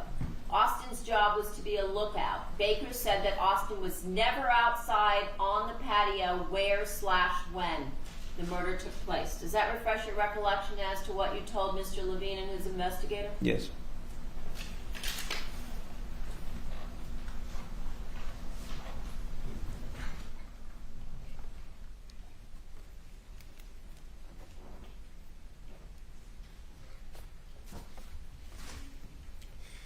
Again, Austin in this case was able to give numerous details about the patio area. Did you ever tell him what the patio looked like, or what the crime scene looked like, or what had happened on the patio with Fabio, such that he would know the details?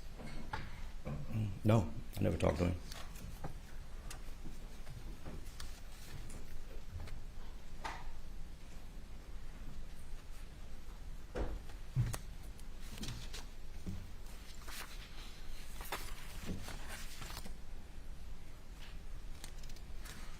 And then you went on to tell Mr. Levine that Austin knows next to nothing about the actual killing and why you did it, correct?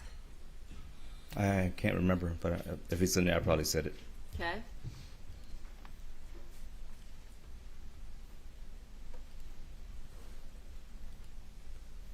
You also told Mr. Levine that Austin was not told they were going to kill Fabio when they went to the house.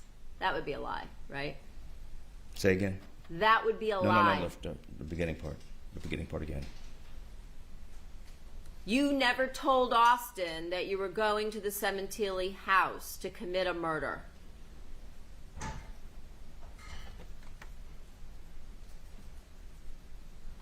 I could have said that. That would be a lie, Yeah, correct? I could have said that. Again, that would be a lie, correct? Yeah, I just didn't want to give him any evidence, that's all.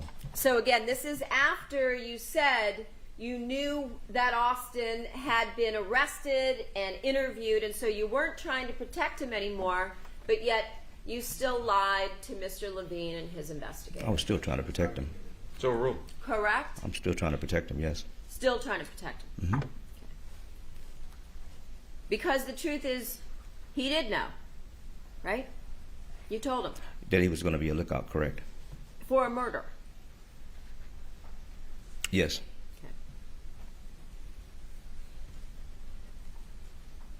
And then you said that you only told Austin you were going to rough up Monica's husband because he had mistreated her.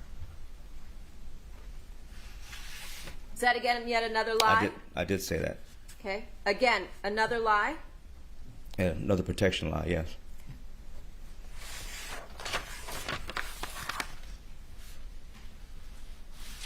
How does claiming the victim mistreated Monica protect Austin? The whole not giving information about Austin was my intent, because I knew it was going back to you. Objection, move to strike, non-responsive. Stricken.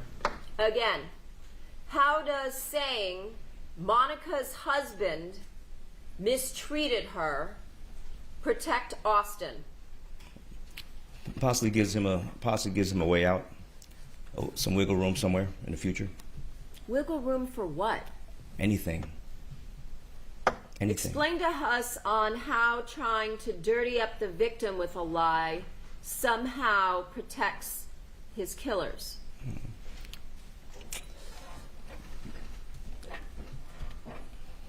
I really can't. It would be too. You wouldn't let me explain it if I tried. I've asked you multiple times now to do so, sir. You have the opportunity right now to explain how trying to dirty up Fabio with a lie somehow protects As far as you dirtying up, or Austin. As far as dirtying up Fabio, I'm not really trying to do that as much as you say it was. That part about what was going on with her and him, I still couldn't put my finger on. I really think there's something going on. There was something going on there the whole time. In your mind, you think there was something going on? In my mind, yes. In my mind, yes. Okay. And is that, again, another lie that you are, again, telling to the jury to try and dirty up a completely innocent man who was slaughtered by you sitting on his back patio? I'm just telling you the truth now. I've sworn to this now, so I'm swearing to it. I swore to it, as I'm telling you. I just felt that way. When he's saying he's telling the truth, it's a sign that he's lying, like a reverse psychology thing. Really You did. felt that way. Yes, I did.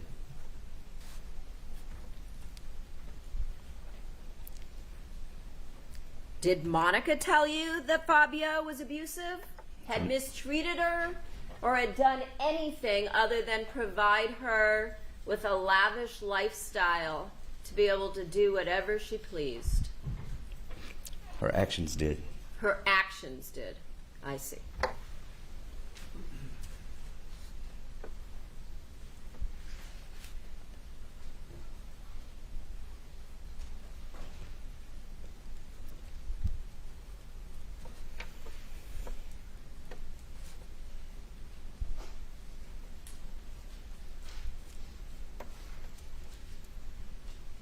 Did you also tell Mr. Levine and his investigators that at that point you told Austin to get into the passenger seat of the Porsche?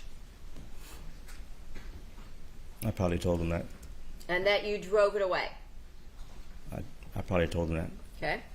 And then did you also tell them that as you drove away, you already heard sirens? I probably did. As That I'm would driving be a lie, away. correct? That would be a lie? That I didn't hear sirens? I heard sirens, so nothing. I can't prove I heard it, but I heard sirens. Okay.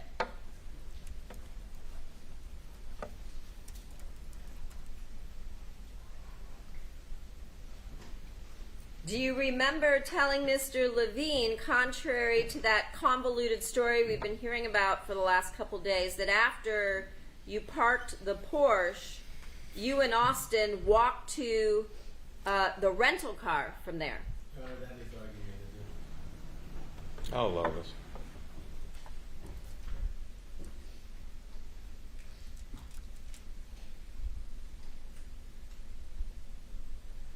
Yes.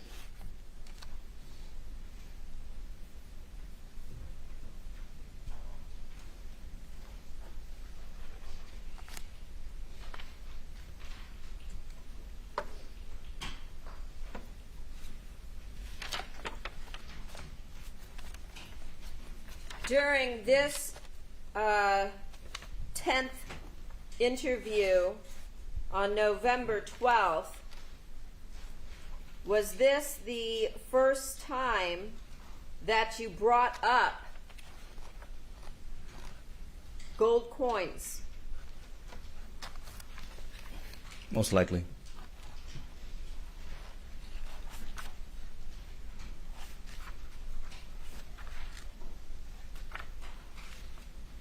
When you say most likely, do you recall, again, contrary to what you've testified to, telling Mr. Levine that the gold coins were in the house? Contrary. Not on the patio. Question one more time, but the contrary thing threw me off for a second. Can you state the question again? Do you remember telling Mr. Levine, contrary to what you've testified to here, that the gold coins were in the house?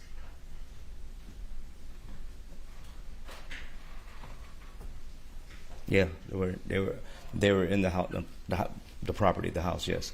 In the house, not on the patio. Two different places. We didn't. I don't remember talking about that specifically. You don't remember? I don't remember talking about that specifically. I can't remember that. I can't remember.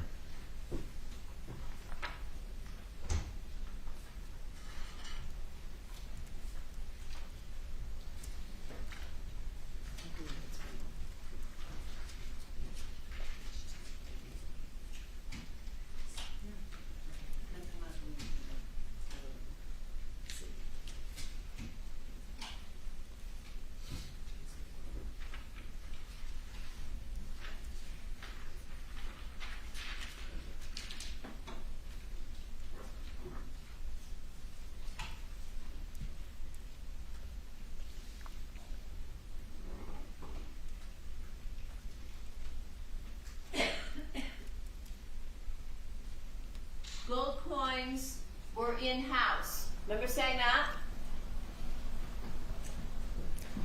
I remember having a discussion, and it was fast, and we were just talking like normal people, not analyzing every syllable. So it could have been. So were the gold coins in the house? Were they out on the patio in that detailed explanation that you gave us about how they were in the ground, in an envelope with documents, and one coin sorry. sticking out? Which one is it? And the patio house don't have to be different. I'm sorry, counsel, that's not true. Your objections are overruled.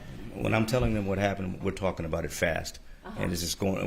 We're in general I'm making general statements as I'm talking. Like I said, I'm not analyzing every word to make sure it's going to be 1,000% correct. It just didn't work like that. We were just talking, and he was just jotting down notes, and I'm not paying attention at all.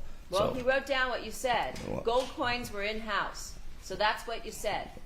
no, like I said, I don't remember that. We're having a general discussion about what was taken and all this stuff, and a lot of the stuff was on the counter in the house. So maybe that was got.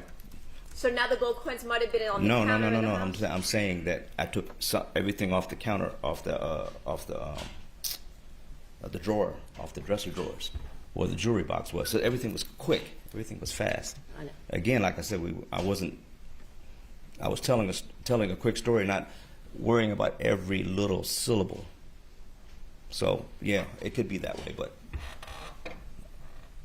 when you play it back and you have to. I can't play it back because it was No. never I'm just recorded. saying if I had to play it back and think about it again, I would probably present it all differently, knowing I would be on trial for what I said again. Well, to you them. knew that you were going to be coming into trial to testify. That was the whole point of them coming to talk I to would you. have slowed the story down a little bit and been But more you exact. knew that. You did know that. No, I They didn't told know it you was that gonna was the be- whole point. One at a time, please. They told you. Okay. That was the whole point of them interviewing you, to get your story down so that they would know what to ask you about when you got on the stand, right? And they told you over and over they wanted you to tell the truth. They didn't tell me over and over and over and over. They didn't. They just They said, didn't? let's Mr. talk Levine about. didn't say that at let's every talk single about- interview? We just want the truth? They did say that. Didn't they? They did. I wasn't there, you were. And it's not Yes. recorded, so you tell us. I'm trying to. Okay. What you've told this jury is that the gold coins were outside, right? That was my sworn Your statement. sworn statement, right? Yes, I know. that's my sworn statement. But yet, what you told Mr. Levine and his investigator is that the gold coins were in the house. It's a general discussion, not a sworn statement. Yes. Got it. So you lied to them, but your testimony here was true. No, I just told them in general sequence what happened fast, not analyzing like this. Got it.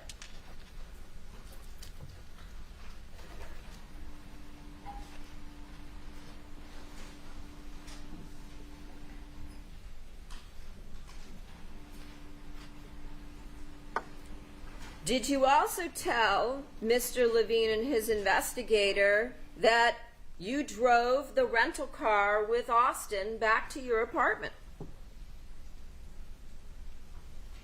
I probably did. So which would be true?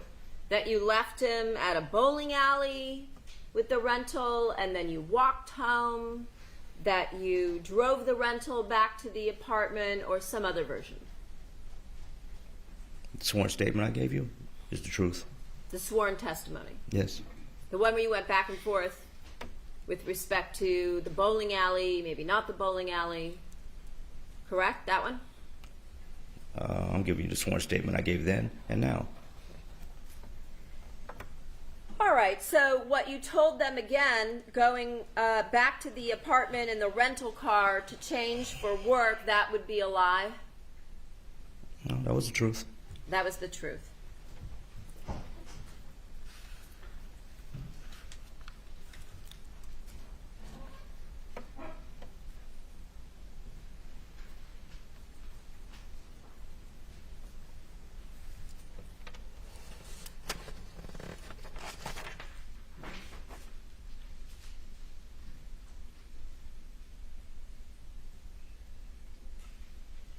Now,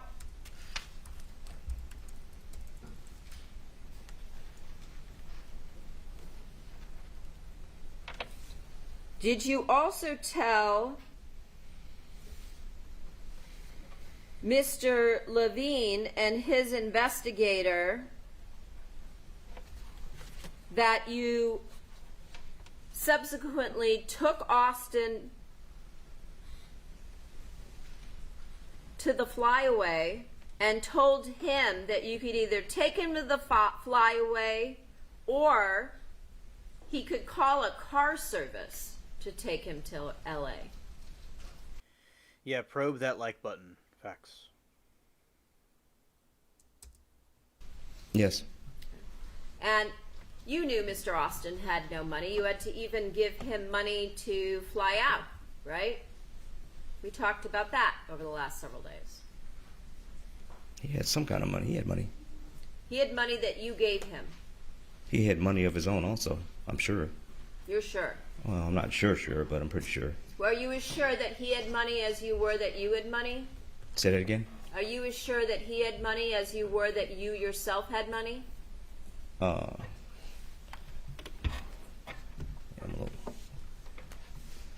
sure he had some money. Okay. And so you told him he could take a car service, right? I wouldn't use that type of verbiage with Austin, but Did you use that type of verbiage with Mr. could Levine have. I and could his have, investigator? like a taxi or something. It's a car service. Car service. Yeah, could be a taxi or anything. Okay. Just basically get to anyway. Did you say car service, taxi service, I don't remember or the anything? exact verbiage. I don't remember the exact If I were to words. tell you, you said car service. Does that sound like... I wouldn't remember. I might have said it. You might have said it. Yeah, I just don't remember. Okay. And then you told him to go back to Alaska as soon as he could, right? I remember saying something like that. And that was because he told you that he had just gotten a ticket in the rental car, right? So you wanted him to get out of town quick. It has nothing to do with the ticket, no. Oh, it doesn't. It had nothing to do with the ticket. No. Okay. Well, right before you talked about this, did you tell Mr. Levine and his investigator that Austin told you he had just gotten a seatbelt ticket? He did. I did tell him that. And you told him to pay it off as soon as possible so the ticket wouldn't remain in the system. Yes. Okay. And then you said that you drove him to the flyaway and you gave him a choice to either drive him to the flyaway, take the car service to LAX, and that you told him to go back to Alaska as soon as he could. Yep. I don't remember the exact verbiage, but yeah, that was pretty much it. Okay.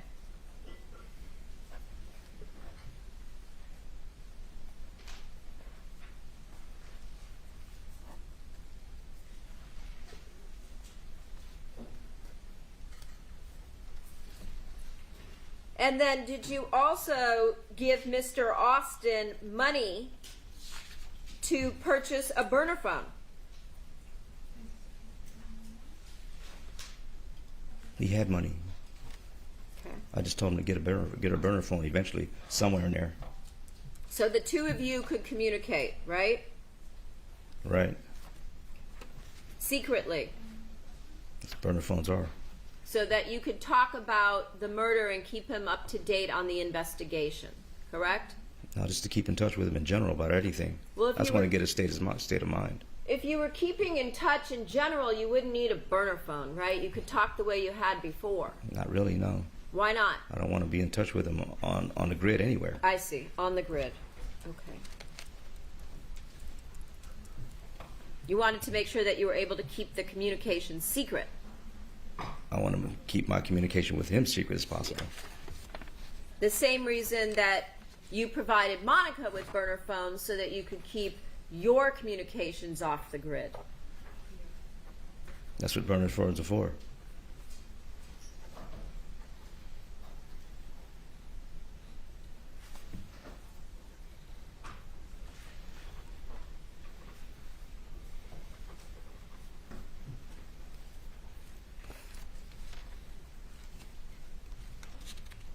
Do you remember telling Mr. Levine and his investigator that you drove the Porsche to the spot where it was later found, walked from there to Ventura Boulevard, and took a bus back to where you left the rental car? Yes, I remember that. So would that be true, or is the story you told to the jury the truth? That's the truth. Which one?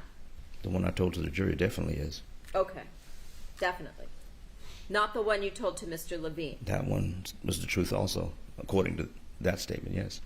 Well, the problem is that you never mentioned the bus.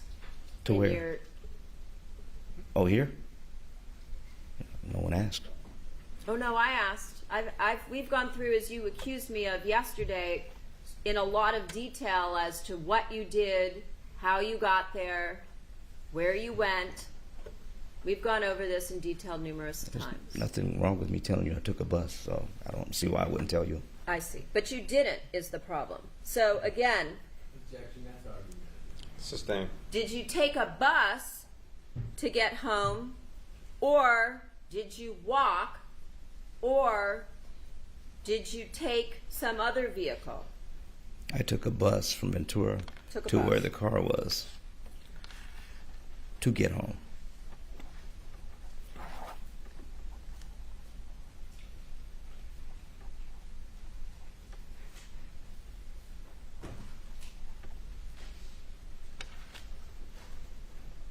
You also mentioned to Mr. Levine that when you went through your apartment, you threw out anything you thought belonged to Monica and anything that might tie you to her, correct?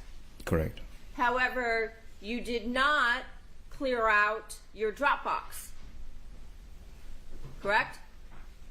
My Dropbox. You in my house? Your Dropbox. In my house? You know what a Dropbox is, sir. I'm got to be sure with you, because we went from my house to something else. Objection, move to strike, non-responsive. Sustained and stricken. Again, you did not clear out your Dropbox. What Dropbox? Yours. I can't be more specific than that. What do you mean a Dropbox? You have a Dropbox that contained numerous photos Oh. of you and Monica. My internet. Does now. that ring a Internet. bell? Yeah, internet now we're talking about. Yeah, I thought we were talking No, about it's the not house. the internet. It's called Dropbox. I know, but Objection, Your Honor. He's answered the question. Yes, and you're being argumentative. Sustained. You didn't clear out the Dropbox. No. But you told Mr. Levine that you cleared out everything that would tie you to Monica. So that would also be false. In my correct? house, yes. But we didn't talk about a Dropbox. Okay.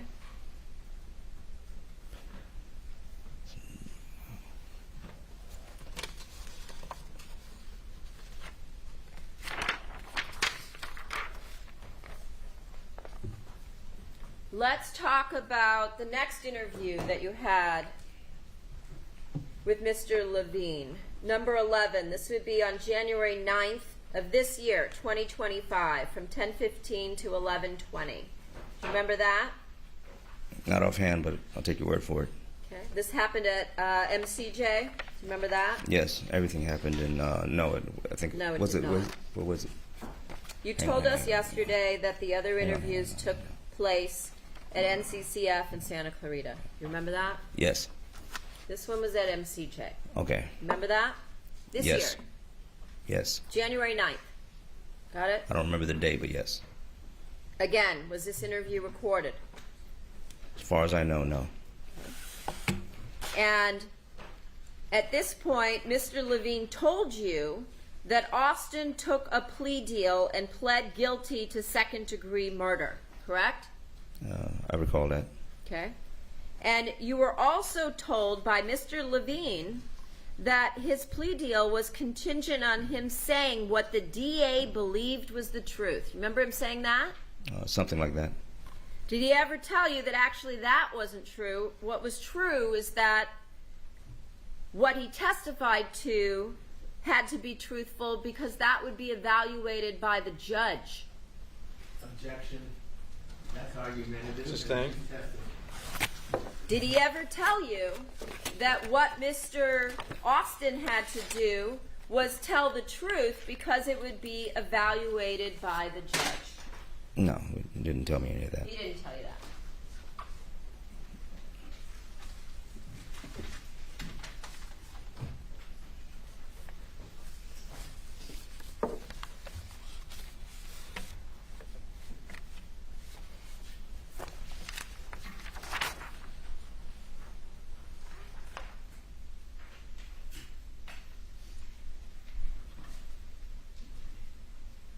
At this point, were you also told about the fact that Mr. Austin told law enforcement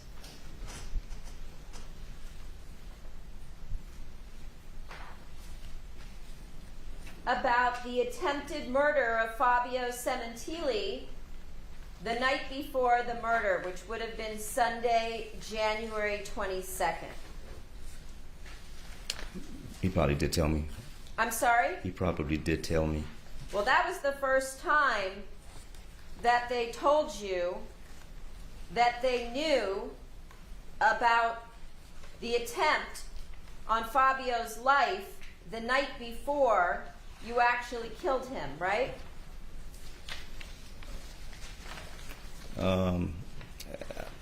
It was talked about somewhere in there. I just don't remember what day it was. Well, you never brought it up in any of your I can't interviews. recall. I just can't recall. Okay. If I were to tell you that you never brought it up with Mr. Levine, does that refresh your recollection? Not really. I'll just have to take everybody's word for it because that I don't remember. It's too many details.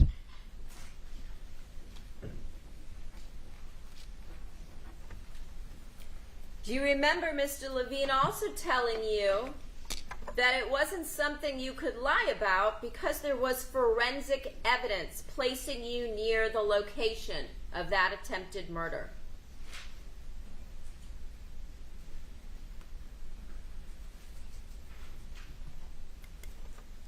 I don't remember saying that. I'm sorry? I don't remember saying that. You don't remember him saying that? Your Honor, I'm going to object. That misstates what is written there, and if she's going to please approach briefly. All right.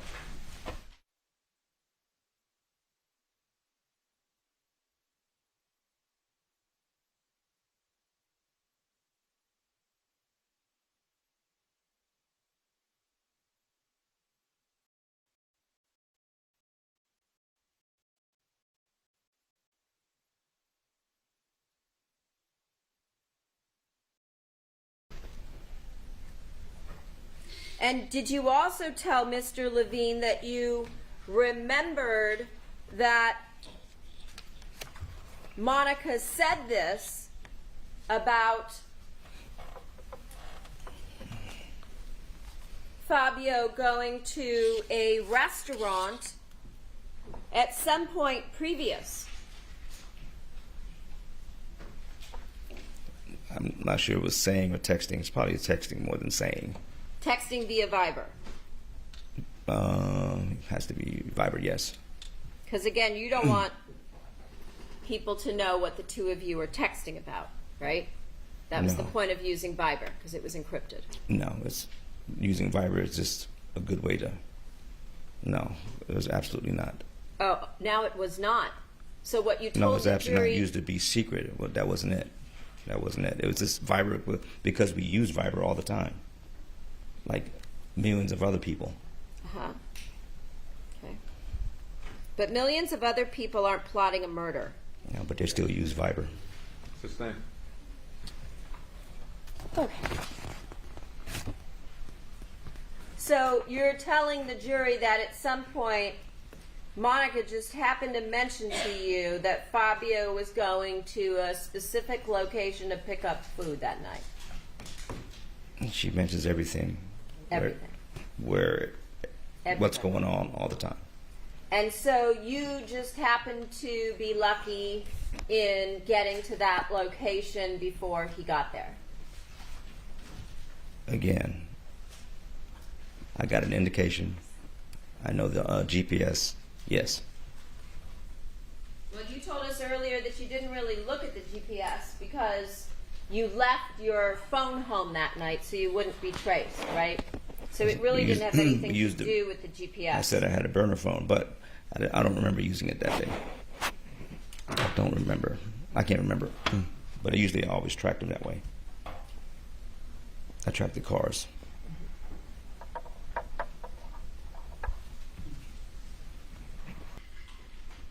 Do you, on this interview, January 9th of this year, do you remember telling Mr. Levine and his investigator that what Austin had described happening was correct that night? That you went to this strip mall in order to kill Fabio? I probably said something like that somewhere. Okay. And that when you heard from the defendant, from Monica, that Fabio was going to pick up food from a Chinese restaurant, that your thought was, let me go get this guy. Yeah, I probably said something like that to them. I'm sorry? I probably had said something like that to them. Okay.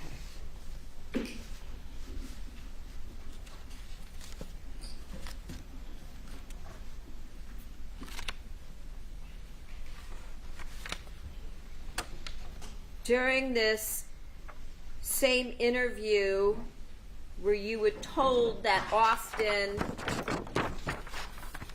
talked about what had happened on the night of January 22nd of 2017, did you tell Mr. Levine and his investigator that you're the only one who knows everything? Yes. But yet you wanted to hear Austin's interview, correct? Yes. Even though you knew everything. Right? Yes.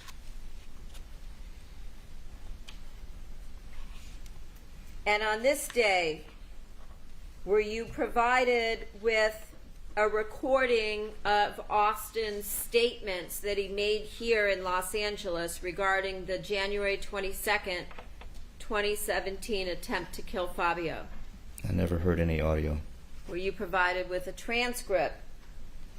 No one provided me a transcript. Were you read anything regarding his interview about January 22nd of 2017? I don't remember what dates, but there was pieces of some type of transcript read to me, pieces of it, and I don't remember what day it was.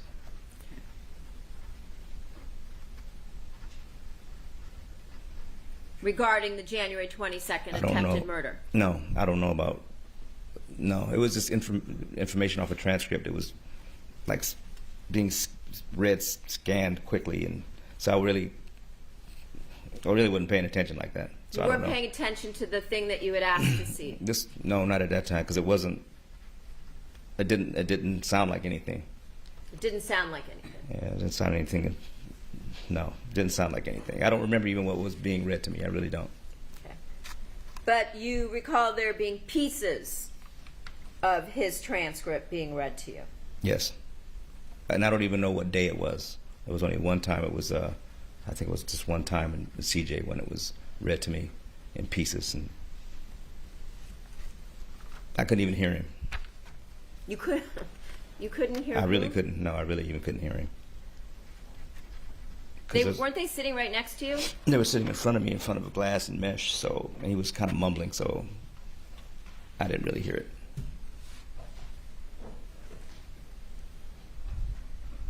Did you tell them I can't hear you? No. Can you talk louder, since it was something that you really wanted to hear about? No, time was winding out, and I knew it wasn't even worth listening to. So, no, I didn't.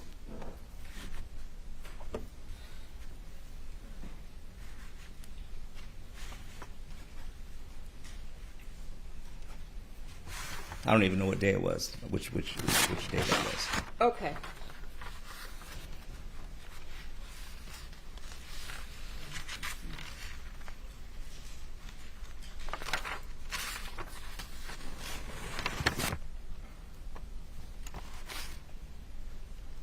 Did you tell Mr. Levine during this interview that you came through the backyard where Mr. Cementili was smoking a cigarette?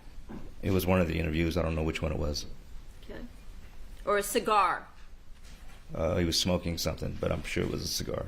Smoking something, but you're sure it was a cigar. Why are you sure it was a cigar? Because I when you don't previously... because I don't remember exactly what it was, but I know he was smoking something, and I'm sure it was a cigar. So now you're sure it was a cigar. Yeah, because he only smokes cigars, from what I understand. How do you know that? Because she told me this.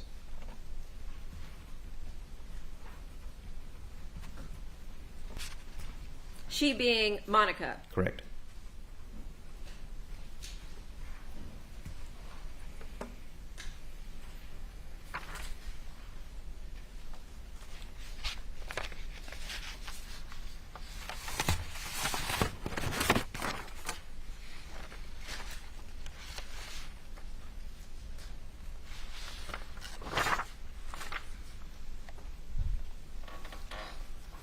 Did you ever tell Al Birdsong that you were going to go to a country that had no extradition? No, I don't remember that. No? I don't remember that.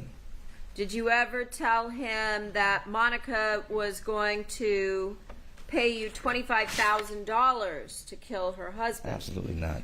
Absolutely not. Yeah? Yeah, absolutely not. Okay.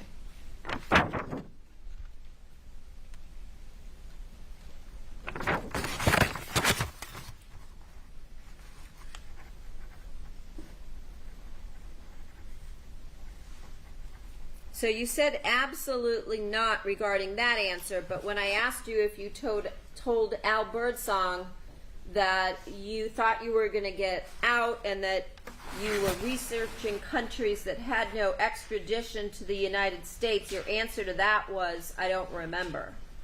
Does that mean you might have said that to him? About the 25,000, absolutely not. Objection, move to strike, non-responsive. Stricken. Again, did you tell Al Birdsong that you were researching countries that had no extradition to the United States for when you got out? I don't remember that. You don't remember. So you might have. I don't remember ever saying nothing like that. Okay. Did you tell Al Birdsong that Monica was shopping during the murder? No.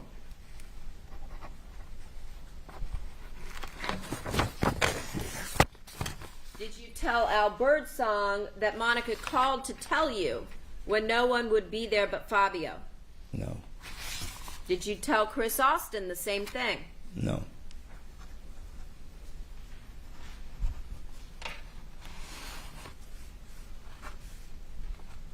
Did you ever tell Al Birdsong while you were in jail that you wanted him to be your investigator so he could see all the evidence and help you get around it?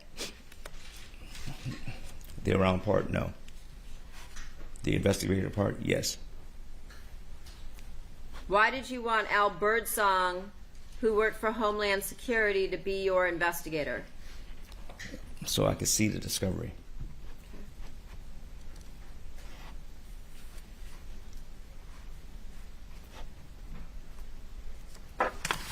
During this same interview at the beginning of this year with Mr. Levine and his investigator, they also told you that Mr. Birdsong had been questioned in December of 2024, correct? Yes. And you told them Al doesn't know anything, just like you said about Chris Austin, right? I believe so. I can't recall, but I'm pretty sure I did. Just like you said, Chris Austin knows nothing. You're the only one that knows.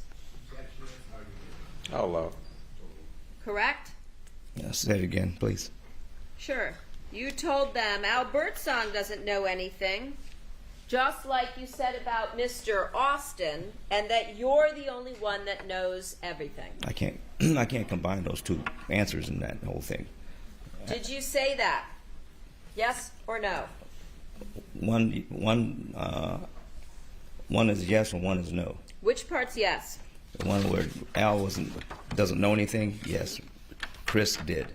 You actually told us that you did tell Mr. Levine that Chris knows nothing. At one point, yes, I did tell him that.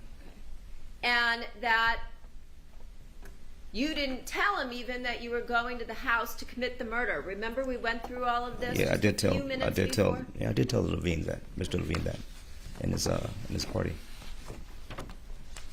So you lied about Chris Austin.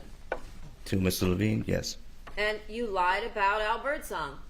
No, I didn't. Okay. That part was true. Yes. Okay.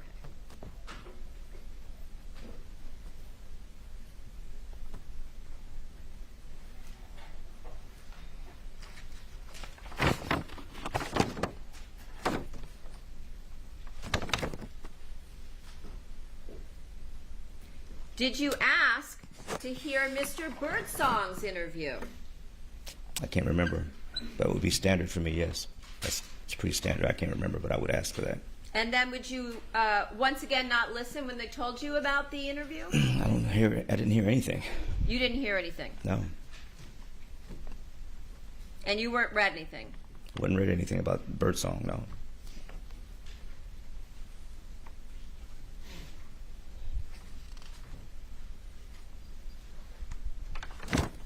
Did Mr. Levine tell you that Al Birdsong told law enforcement that he had had sex with... I'm going to object. You go. Did you tell Mr. Levine that Birdsong was a mission specialist I believe so. and that he does logistics for agents? I believe so.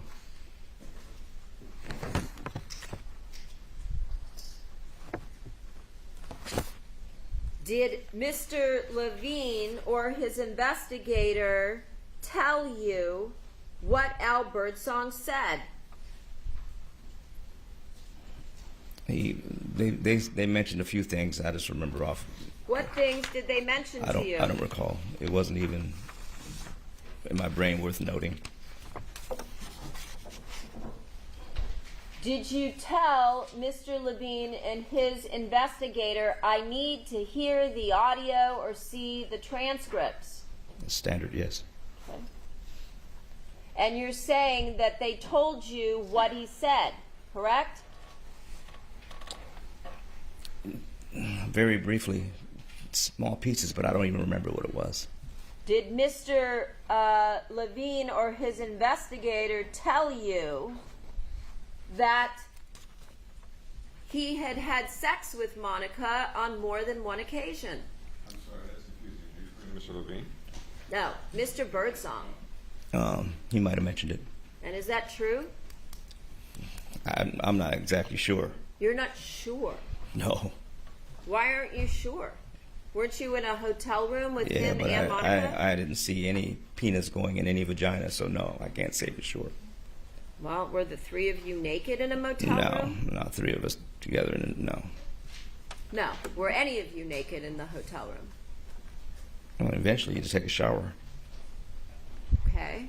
And how many of you were naked to take a shower? One at a time. For Okay. me,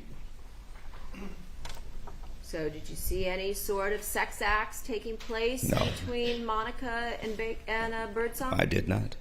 Did you and Monica engage in sex acts in front of Birdsong? I don't think we did. You don't think? I don't think we did. It's a long time ago. This is almost 10 years ago. But no, I don't think we did. What about in Los Angeles? Did the three of you engage in sex acts in a hotel room? No. No. No. That time you remember. No, that I remember. But not in Vegas. That time you don't remember if you did or did not. No, I did not know. In Vegas, no. LA, no. Showing you people's 204. This is you and Birdsong and Monica in Las Vegas at the Hotel Cabana, right? Okay. Does that refresh your recollection as to what happened while you guys were in Vegas together? Yeah, we just sat and had a good time party. We didn't do anything, as you're trying to say right now. No. You said you don't remember. I remember the cabana. Okay. How about at some place other than the Cabana? I remember the room, too. And And what? was any sex had No. between the three of you in No. Las Vegas? No. Okay. So now you remember that part. I remember the no sex part the whole time. Oh, okay. I thought you had told us that you didn't remember before and you didn't think The sex part, they yes. engaged in sex. No, not in front of me, no. Not in front of you. No. So I don't know. I mean, You don't know. I don't know.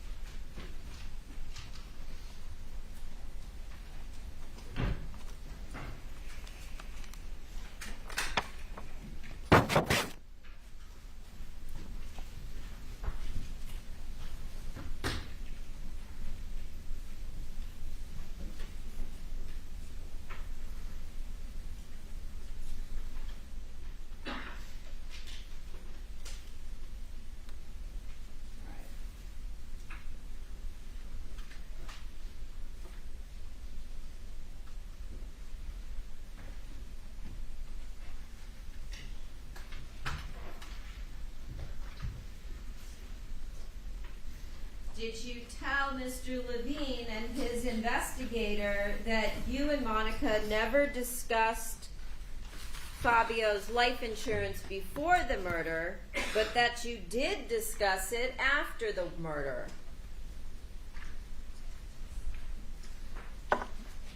Vaguely. So you did say that? Vaguely. Vaguely. I remember. Vaguely said it? No, to him, in this discussion, I can barely remember that conversation with him. With Mr. Levine this January. Correct. So, just a couple months ago, again, you remembered all this other stuff that we've just gone through.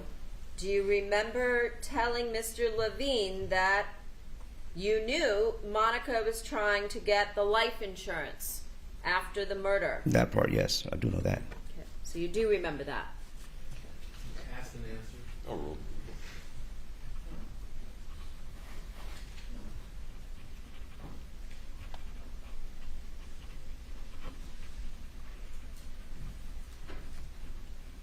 And you had conversations while you were in Las Vegas with Monica and Ron and Michelle Ray about Monica buying a property or a house in Las Vegas where you would live. right? We talked about getting her property for Las Vegas for her. Not for you. No, that's for her. I see. So you and Ron and Michelle and Monica talked about Monica buying property in Las Vegas for Monica. We were talking about buying property for her, period. In Las Vegas. Yes. And did you talk to Ron and Michelle about maybe Michelle being a real estate agent helping Monica out to buy, show her around and show her some properties? It's a long time ago, probably. I don't remember. I can't be direct, but I'm sure we did. I can't be sure. It's a long time ago. But I know we did talk about getting property for In her, Vegas. for Monica.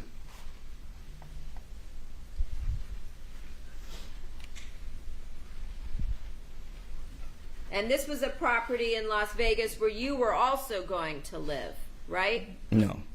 This So was specifically for her. Well, you told Ron in a message, as well as during a lunch in Las Vegas, that you and Monica were going to be living together, right? I don't remember the conversation. And when Ron asked for Monica's last name, you said just put Baker in your phone, right? I don't recall. You don't recall that? This is 8 years ago. I don't remember all this. Do you remember Monica writing in red lipstick on your bedroom mirror, Mrs. Baker, I don't remember that either. in 2016? I don't remember that either. You don't remember that? I don't. It's a long time ago. Bless you.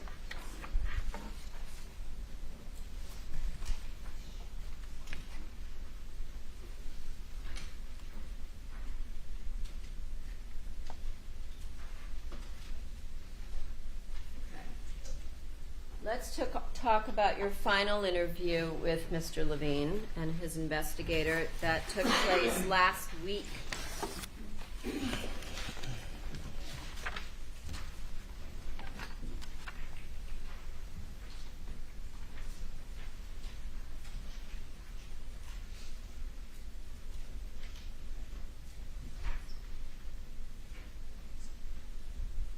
The report says March 11th, the notes say March 10th, so one of those 2 days at the beginning of last week. Do you remember which day it was that you spoke with Mr. Levine and his investigator? No. So you don't remember if it was last Monday or if it was last Tuesday? Sometimes I don't know what day it is in that jail. Okay. And do you remember being interviewed both in the morning and in the afternoon? Twice that day. I remember the evening one more than anything. Okay. Do you remember also being interviewed at 9:42 in the morning? Not really. Okay. Not Do really. you remember telling Mr. Levine's investigator that you and Mr. Birdsong would talk about old cases, and TV, and hypothetical situations in person? Yeah, just general conversation. Hypothetical murder cases, correct? Hypothetical everything. Okay. Just general conversation guys have. You were just having general conversation. We always do. Okay. And on this date, Did she read the entire sentence? Yeah. Again, if she doesn't, you can. again, on this date, whether it was March 10th or March 11th, was it recorded, either one of those sessions? No. Not that I know of. And were notes taken? I think so, yeah. By who? Probably by Mr. Dawson. Did you see that? I can't recall. I wasn't paying attention to all this. Did you take any notes? I can never take notes. Okay. Did he go over with you any notes that he had taken? No. No.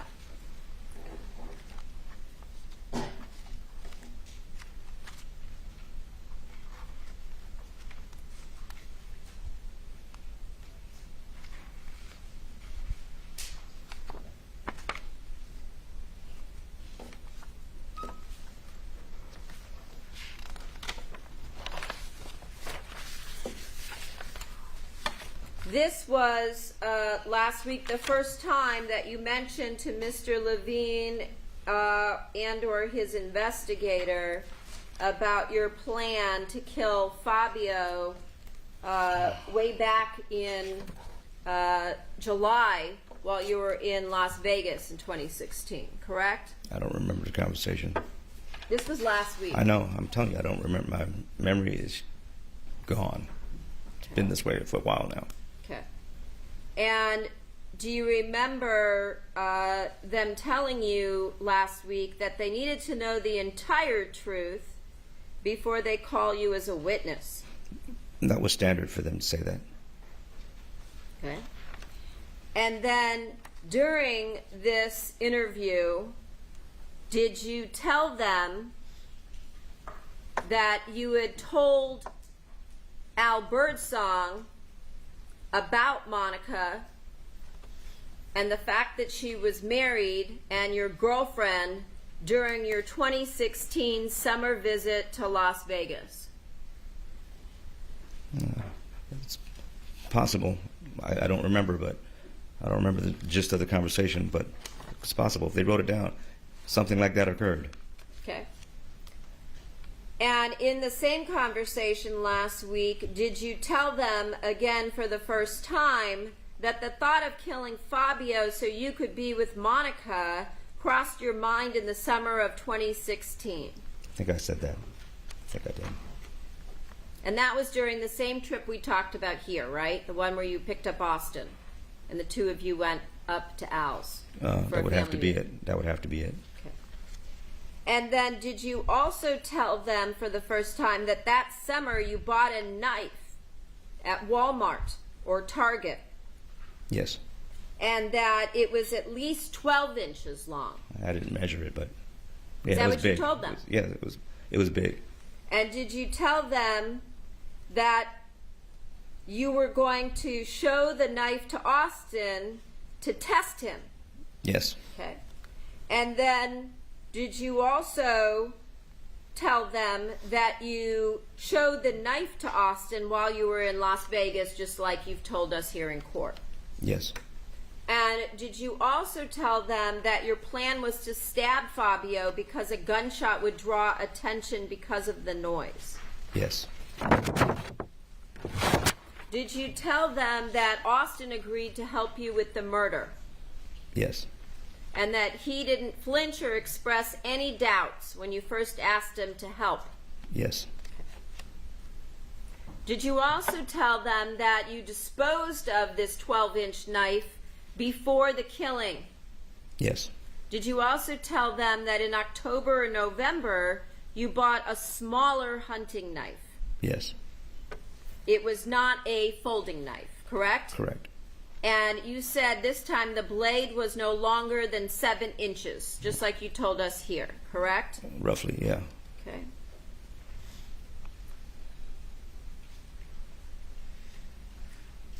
Did you also tell them that you knew where Fabio was at all times? Well, yeah, in my world, yes. Yeah, in your world. That's what you told them, right? Meaning the term at all times in my world, yes. Okay. What does that mean in your world? When it mattered that I knew where he was. I'm sorry? When it mattered that I knew where he was. What do you mean when it mattered? When I needed to know where he was, if I needed to know where he was, I would try to find that GPS location. Why would you need to know where he was at all times? And not all times, just when I needed to know. And why would that be? Just to see where he was. Okay, but you said it was when you needed to know. Just to, if I was going to see, there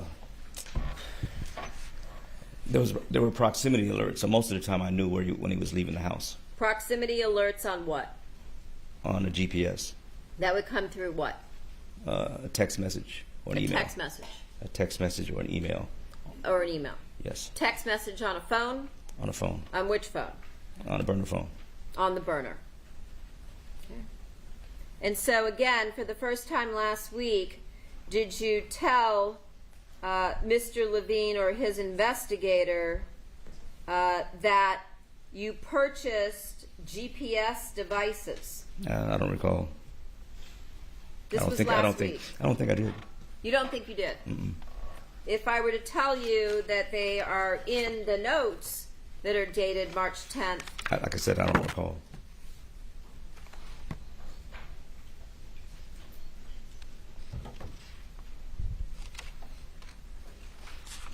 well, since you mentioned it in your testimony, I assume that it would be reasonable that you would ask them as well, right? It'd be reasonable to ask them what again? It would be reasonable that you told them about the GPS, right? I just don't recall.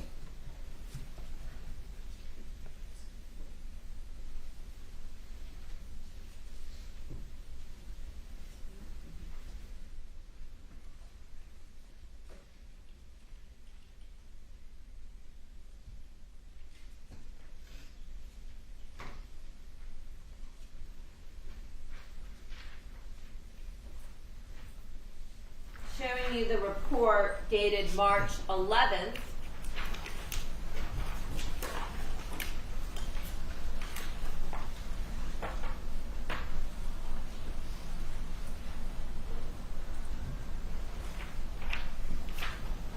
See this, number 9, where it says Baker said? Okay, maybe I did tell them. Maybe I did mention the GPS devices. I Again, just this don't is remember. just last week. Yeah. I hadn't slept a day, so yeah, maybe. Yeah. But it is. So Yeah, I did tell Baker them. said he knew where Fabio was at all times, and it did not have anything to do with Monica telling him, right? Yep, there it is. Baker had purchased with cash, not on Amazon, with cash, 2 GPS devices. I didn't want to tell him where I got it from. So you were still lying to him last week. About that, apparently so. Okay.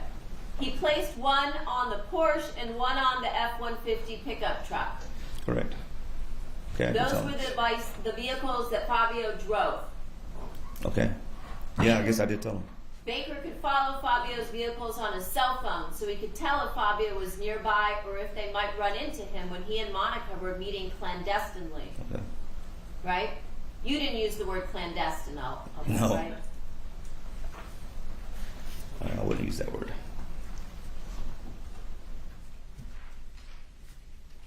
So you told Mr. Levine or his investigator or both of them that you paid for these 2 GPS devices in cash.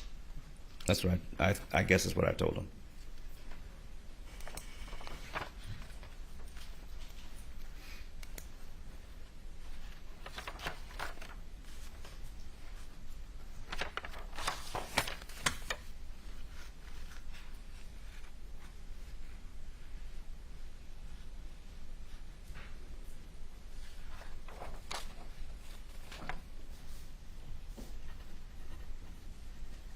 And you're telling us now that was a lie as well.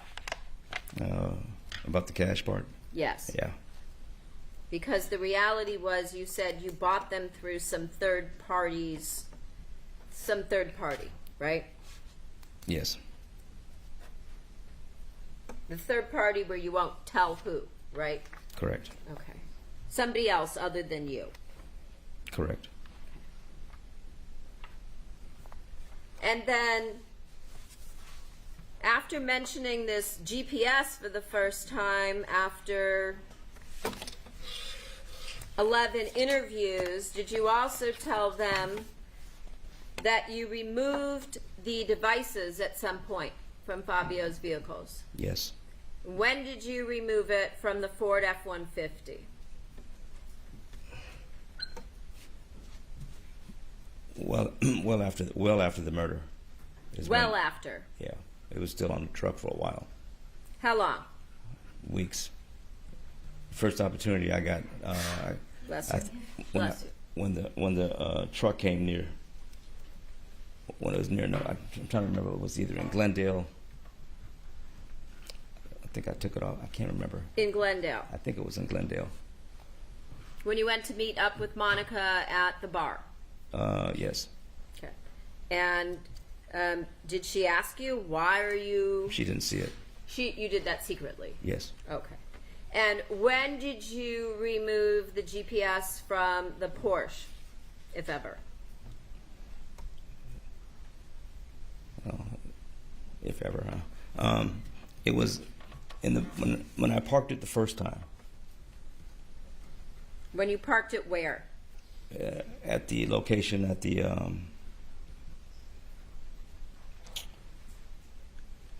Ventura, off the Ventura back road, at the first stop I made when I tried to get rid of the Porsche. When you parked it near what? One of the back road of Ventura to the little industrial. It was the back roads to Ventura Boulevard, where the shops. I don't know exactly where it was. I don't know. I just remember how to get there. I just don't remember. I just don't remember the address. I just have to visually go there to know where it was. So near what? If you I can don't visually know. remember, what do you remember? The back of Ventura Boulevard. Near what? I don't know the street, cross streets. I don't. Everything happened quick. I just know how to get there. But you lived in the valley, you told us, for a really long time, so you know I all don't the know streets, every street. right? I don't know every street. Okay. So you don't really know, sometime that night, you don't remember where, right? I remember Whether where. it's I just don't know the address. Okay. And you don't know what it was near? No, they had no signs in the backs. You know.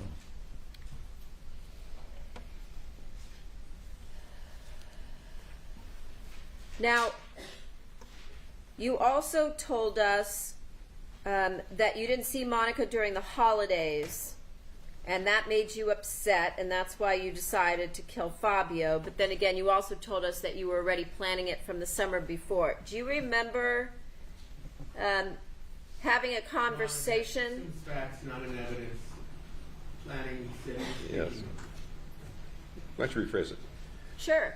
You told us that you planned the murder in the summer of 2016. You went out, you bought a knife, you sent money to Chris Austin in Alaska to come down. You picked him up, you drove to Al Birdsong's house in Vegas, and then you talked to him about the murder, just test him out to make sure he would be on board, and you showed him the knife, right? Something like that, yes. Okay. Do you remember during the holiday time prior to New Year's in 2016 having a conversation with Monica's sister after playing racquetball with her? I remember talking to Monica's sister at one point. I don't know all the dates. Do you remember her inviting you to their New Year's Eve party? I don't remember that. Do you remember telling her that you couldn't come because you don't drink? I don't remember that. You don't remember? I don't remember that conversation. I'm sure it happened. I just don't remember it. The statements that you made to her about not drinking, would that be true or a lie? For the most part, I didn't drink, but I did drink. When I was with Ricky, I drank. Yeah.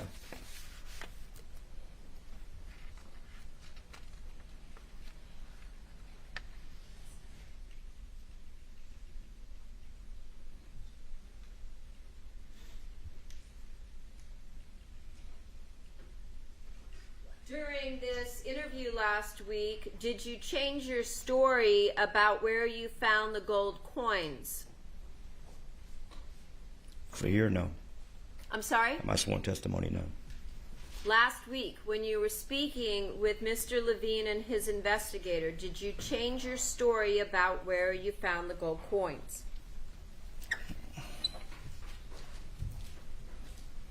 On paper, it looks like I did, but the way I explained it, it was not the way it sounded.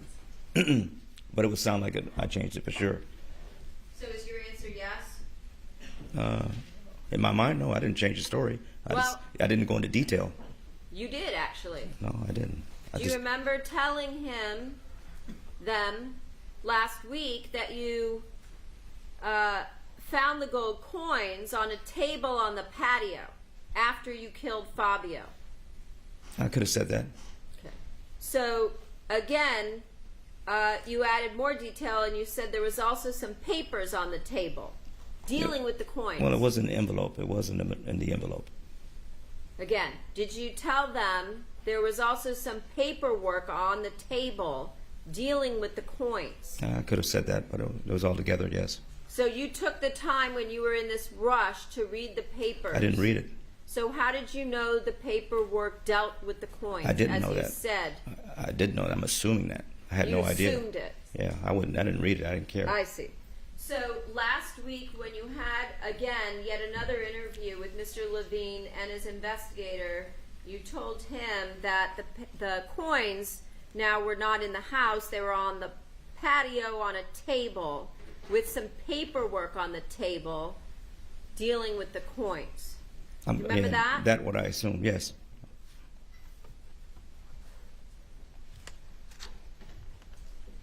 Did you also tell them that there may have been a safe in the house, but you didn't know where? I wasn't sure where it was exactly. But the other day when you testified, I think it was yesterday, you said you knew the safe was in the bedroom. So what changed between last week when you had your conversation with them and when you testified? I'm still not sure where that safe is. I'm still not sure. I'm just guessing. Oh, you guessed. I really don't remember where that safe is. I know it's in there. Okay. You know it's in there because I why? thought I saw it, because I thought I saw it. Saw it. When did you see it? I don't remember when. I don't have a date. Okay. The day of the murder, sometime prior to the murder? No, sometime prior.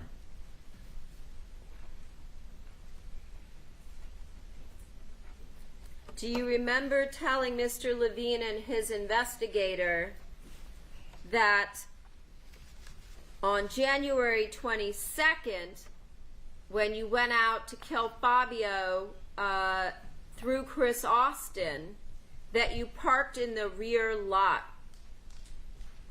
of the shopping center? I picked him up at the rear lot of that shopping center. Okay. Do you remember saying that I don't you remember. parked there? I can't recall. If you told him that, would that have been true? That I was parked there in the back of the... No, I wasn't parked there, but I know I went back there.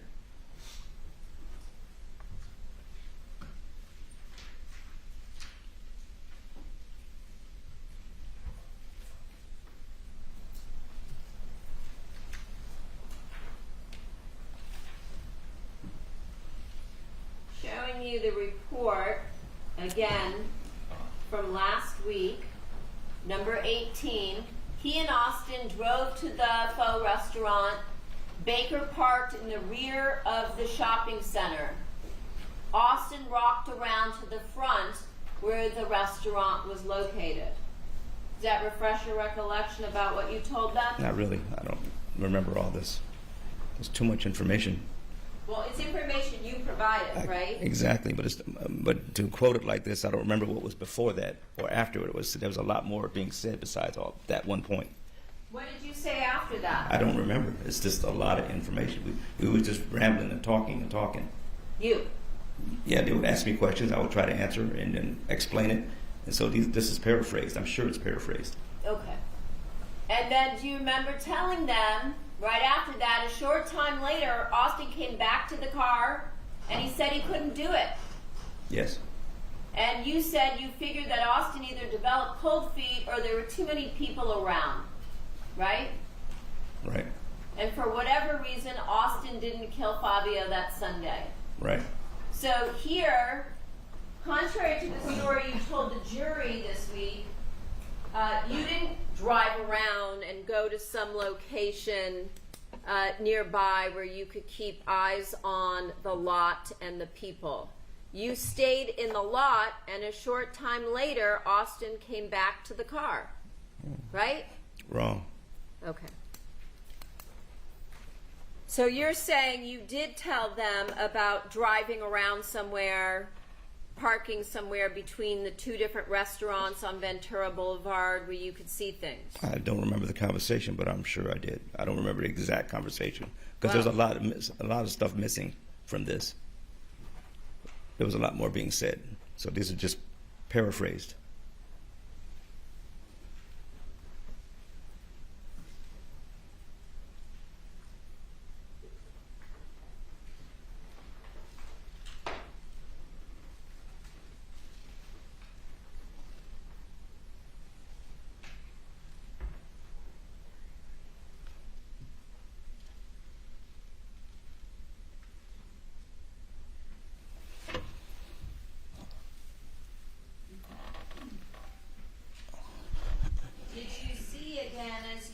describing the fact that you parked in the lot. Someone taking notes. One more time, please. Did you see notes being taken? Oh, he's always taking notes. You're talking about Mr. Dawson. Yeah, he's always taking notes. Anybody? Usually it's always Dawson taking notes. So your recollection now is that you did say that you were driving around in the area and parking on Ventura so that you could see things, as opposed to being parked in the back lot. I didn't park in the back lot. I picked him up in the back lot. Okay. It wasn't even a lot. It was a back alley. It was like a back road. There's a parking lot there. We all saw the photographs. But I didn't pick him up at the lot. I picked him up in a back road behind there. Oh, so you didn't even pick him up in the parking lot? No, it was like a back road. I see.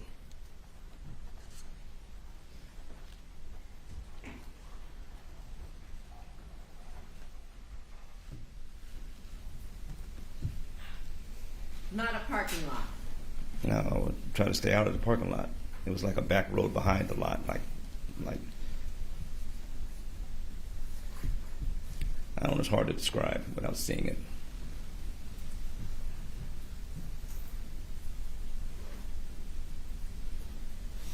So if this is what Mr. Dawson or Mr. Levine or both of them heard, that would be false, right? I'm gonna object, Your Honor, that call for speculation. It's phrase. No, it's overruled. Is that what you're saying? I guess the wrong word would be false, yeah. Well, it says- lot and road. Yes, they're two different things, for Parked sure. in the rear of the shopping center. Yeah, I guess the lot and a road are two different things. So Okay. yes. During the same conversation last week, did you tell the defense that the next evening you drove the Versa to the Cementili home and that you put Austin in the back so he wouldn't be visible? In the Cementili home? No. In the Versa. No, we never went to the house in the Versa. Well, you went toward the house Oh, in the okay. Versa, Yes, right? that part is true. And that you put him in the back, right? Not in the front passenger, in the back, correct? Read, I'd like to ask her to read it accurately. Again, you can clarify. Did you say that? That Did you I say put what? Austin in the back so he wouldn't be visible? At my apartment, yes.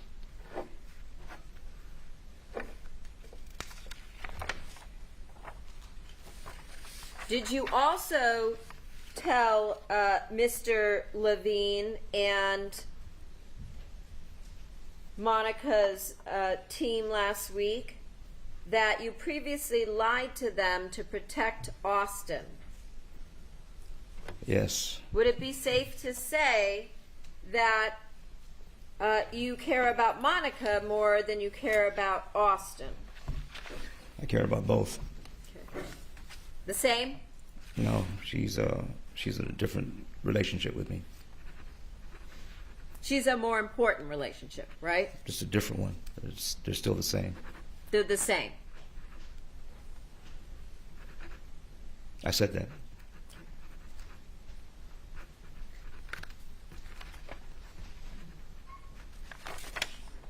So when you say that they're the same, you said that you lied to protect Austin, meaning you'd also lie to protect Monica. There's no reason to lie to protect Monica. Other than the fact that you said on tape that you would lie to protect her. True. Right? Yes. And that she's here charged with murder, the same murder and conspiracy that you pled to. Right? Yes, I did plead that. Did you also tell them that you knew that Monica would be at the Target and the Ralphs on the day of the murder? She said she was running errands. did you tell them that you knew that Monica would be at the Target and the Ralph's? I think so. I think And I this said it. was in your statement that you gave last week, Yeah, I think so. okay?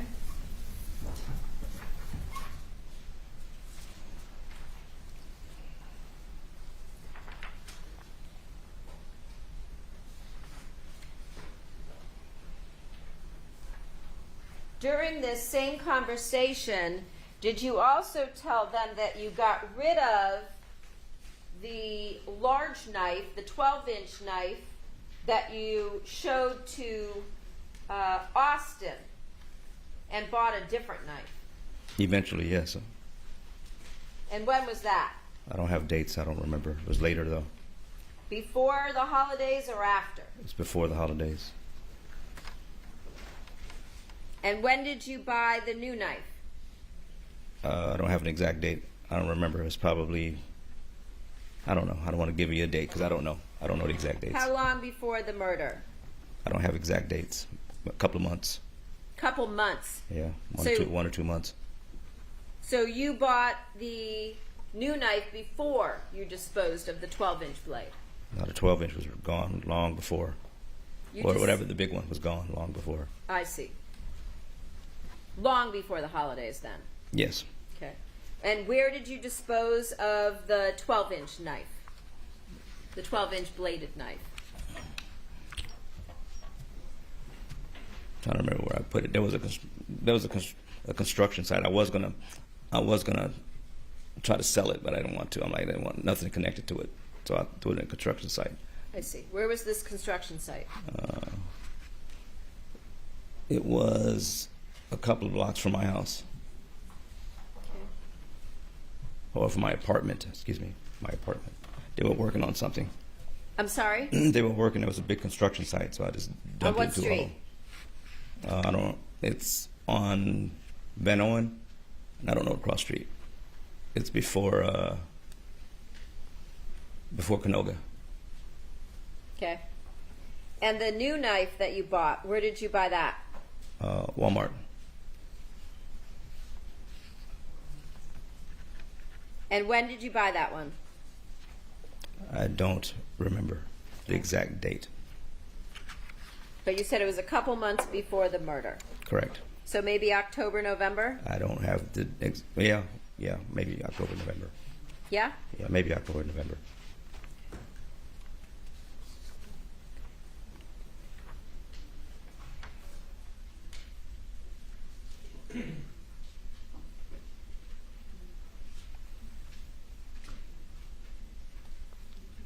On the day of the murder, did you tell Mr. Levine and Company that you met up with Monica at the Target? If they wrote it down, I might have said it. And is that also when you got to the Target that you purchased, you said, certain items? I think you told us gloves. It was gloves and I think maybe some pants or something. Gloves and pants. I'm thinking it was pants too. It's been a long time, so I don't remember it all. Okay. And the gloves and the pants, that was to use in the murder? Yes, the gloves were for sure. For sure. Yeah. Not for racquetball. That was for the murder. I think it was gloves and pants. Pants for sure. I'm trying to remember. Pants for Gloves. sure. Pants for sure. Yeah, pants for sure. Okay. And the gloves, right? I'm thinking for the I murder. did. I You think told I us bought about gloves. that. Yeah, I think I bought gloves too. And then did you go somewhere to change into the pants and the gloves? No. So where did you put those on? When I moved to that location I told you about earlier, where when I parked the car before we took off on foot. To hike the 2 miles to the house, right? Correct.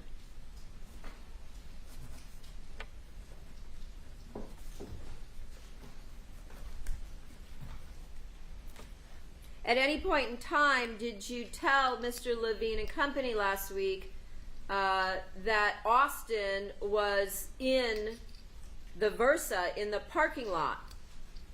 Yes, he was. And yes, I did say that to him. You did say that? Yes. Okay. If it wasn't anywhere in the report or the notes, is that because you never bothered to mention it to them? I don't know why it wasn't in there.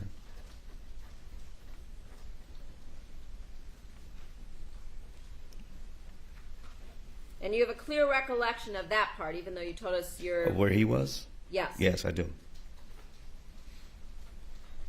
And so you're sure that you would have told them about that last week? I'm not sure of anything I've talked about with them because it was a lot, so I'm not sure. But you just told us that you did I'm sure tell where them. he was. I'm sure where Austin was. And my question was, did you tell that to them I don't remember. at any point in time, ever, in any of, let's say, the 13 conversations? I don't remember.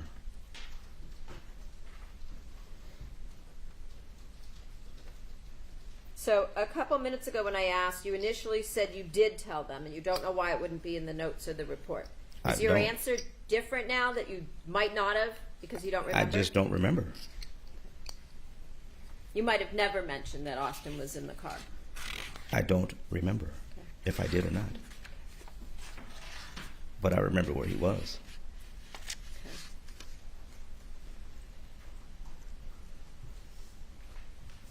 Did you also tell them last week that Monica had given you the program to view her surveillance cameras?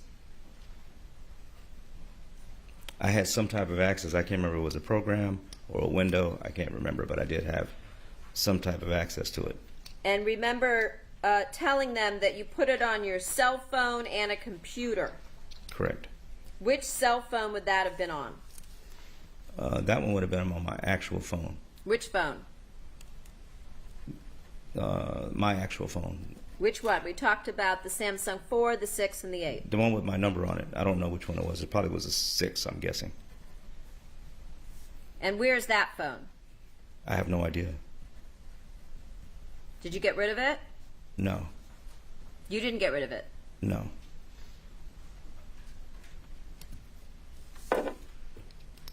Other than being with you at the time you were arrested on June 14th of 2017 in your apartment or in your vehicles, where else could it have potentially been? I lost it in South Carolina. Oh, you lost it now. I did. I actually called it in. Oh, okay. You lost the phone while you guys were in South Carolina in May. I lost it in South Carolina. Why didn't you say that first when I asked you where it was? And you said you don't know where, but you didn't get rid of it. I'm not sure I was supposed to. I'm trying to answer your questions exactly as you put them. Okay. And you said you also put it on your computer, the program to access Monica's home security system. There was a way to do it, but yeah, I can't remember offhand. But I'm going to object, Your Honor. This misstates what's in Which So, excuse me, it's overruled. which computer did you put it on? my laptop. The one that got stolen. Yes.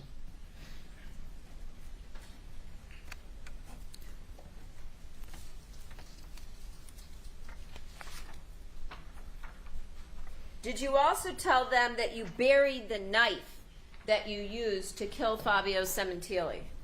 Yes. Where did you bury the knife? Somewhere close to where the Versa was. Where we left to go on foot. Okay. And when did you do that? The same day. So you stopped as you were going back to the Versa when you said you were in a rush to bury the knife, Yes. correct? Yes. And then did you tell them that you took Austin back to the apartment? Yeah. I can't remember. Did you tell did you tell Chris to go back to the apartment? And get Eventually, ready if he to could. leave? Yes, if he could. Okay. And then did you drive the Versa back to the apartment and pick him up on the way? I drove down the street and picked him up and went to the bowling alley. I see. And then did you drive him back to the apartment? No, You did not. no. He never returned to the apartment. So I thought you told us earlier that he was going back to the apartment because he had to grab his stuff. Exactly. But there was no need since I'm going. So you got it for him. Whatever was there, I picked it up for him, and I don't remember what it was. Do you remember yesterday we talked about Austin going back to the apartment, and I asked you if you had given him a key to the apartment to get in? I do remember that. And you said you must have? I wasn't sure, but either I must have or I told him to wait or something. I can't remember. So he might have gone back to the apartment. He never made it to the apartment. I see.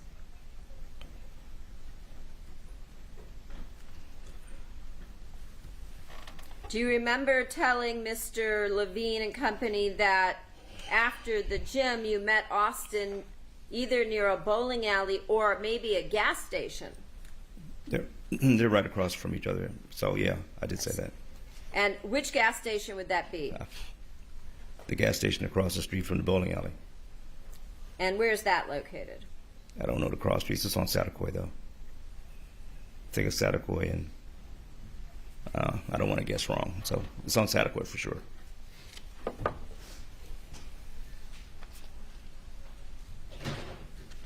And again, during this interview, did you tell Mr. Levine and company that after taking Austin to the flyaway, you drove back to the Porsche?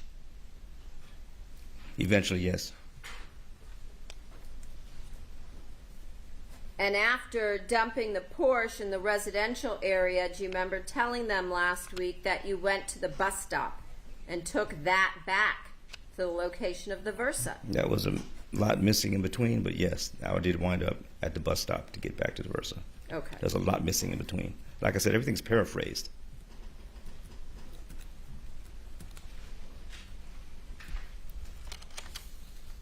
And then did you tell them that you drove the Versa back to your apartment? Eventually, yes.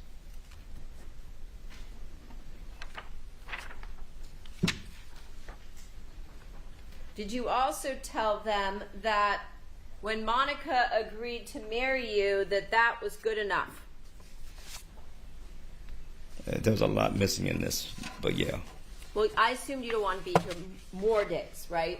True so that. Very I'm true. just asking you. Yeah, but eventually it came to that statement somewhere, yes. You did. Okay.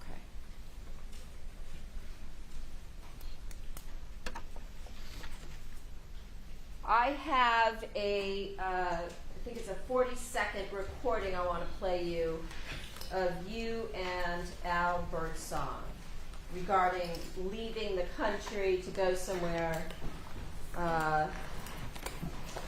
if you got out of this murder case. Your Honor, can I have the audio marked as it's going to be on? All right.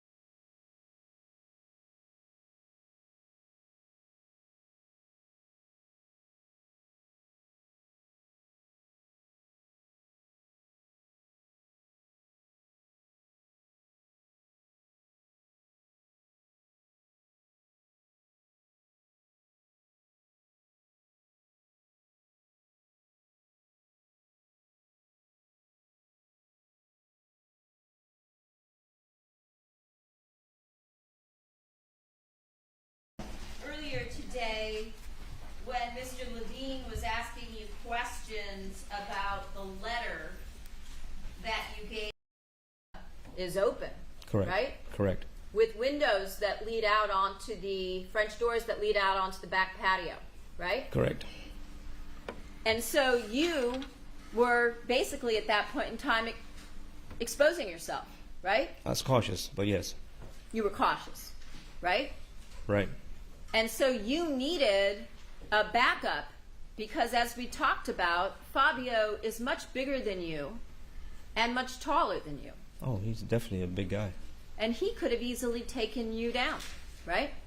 Yeah. So you needed a second person as backup, as I said earlier, in order to subdue him. I wasn't counting on it, but I wasn't counting on it.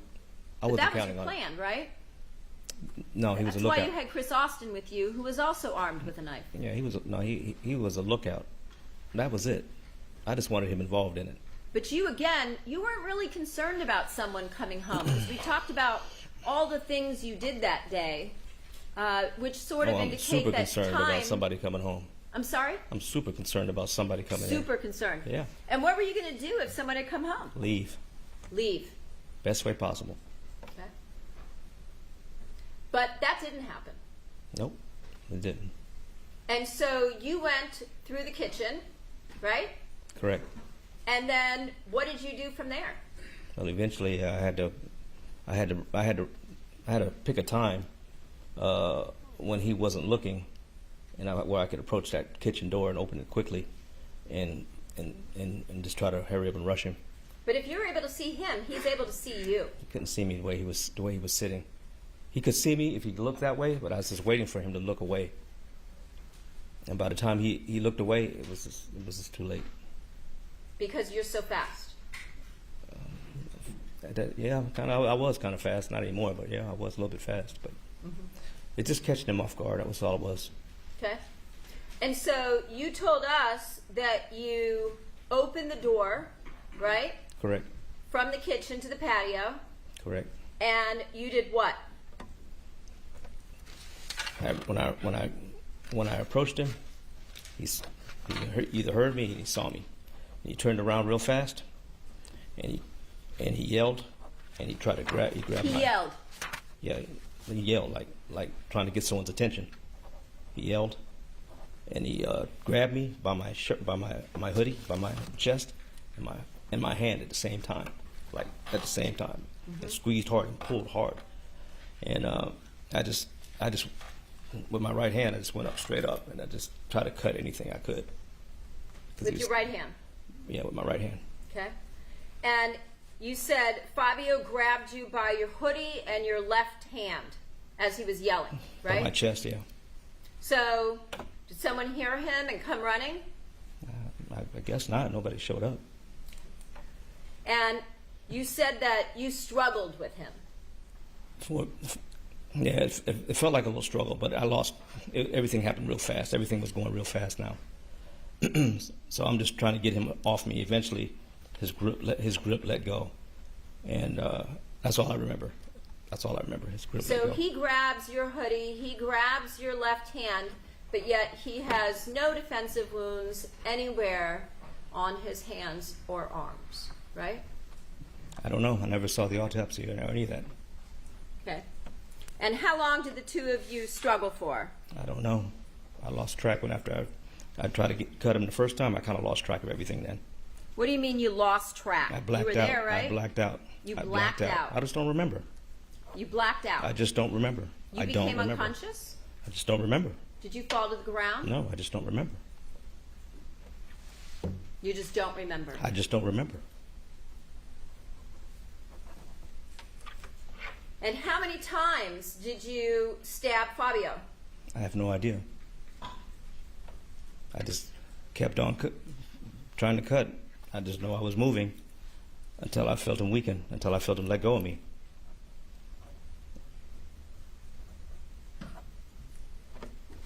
Well, how many times, since you were the only other person there that survived, how many times did you stab him? I told you I don't know. Still rule. You don't know. I don't know. And is he yelling during this entire time? I don't remember him yelling. I don't remember any of this. You just told us that he yelled, though. He That yelled was- before as we were doing it, but after I cut him, I don't remember anymore.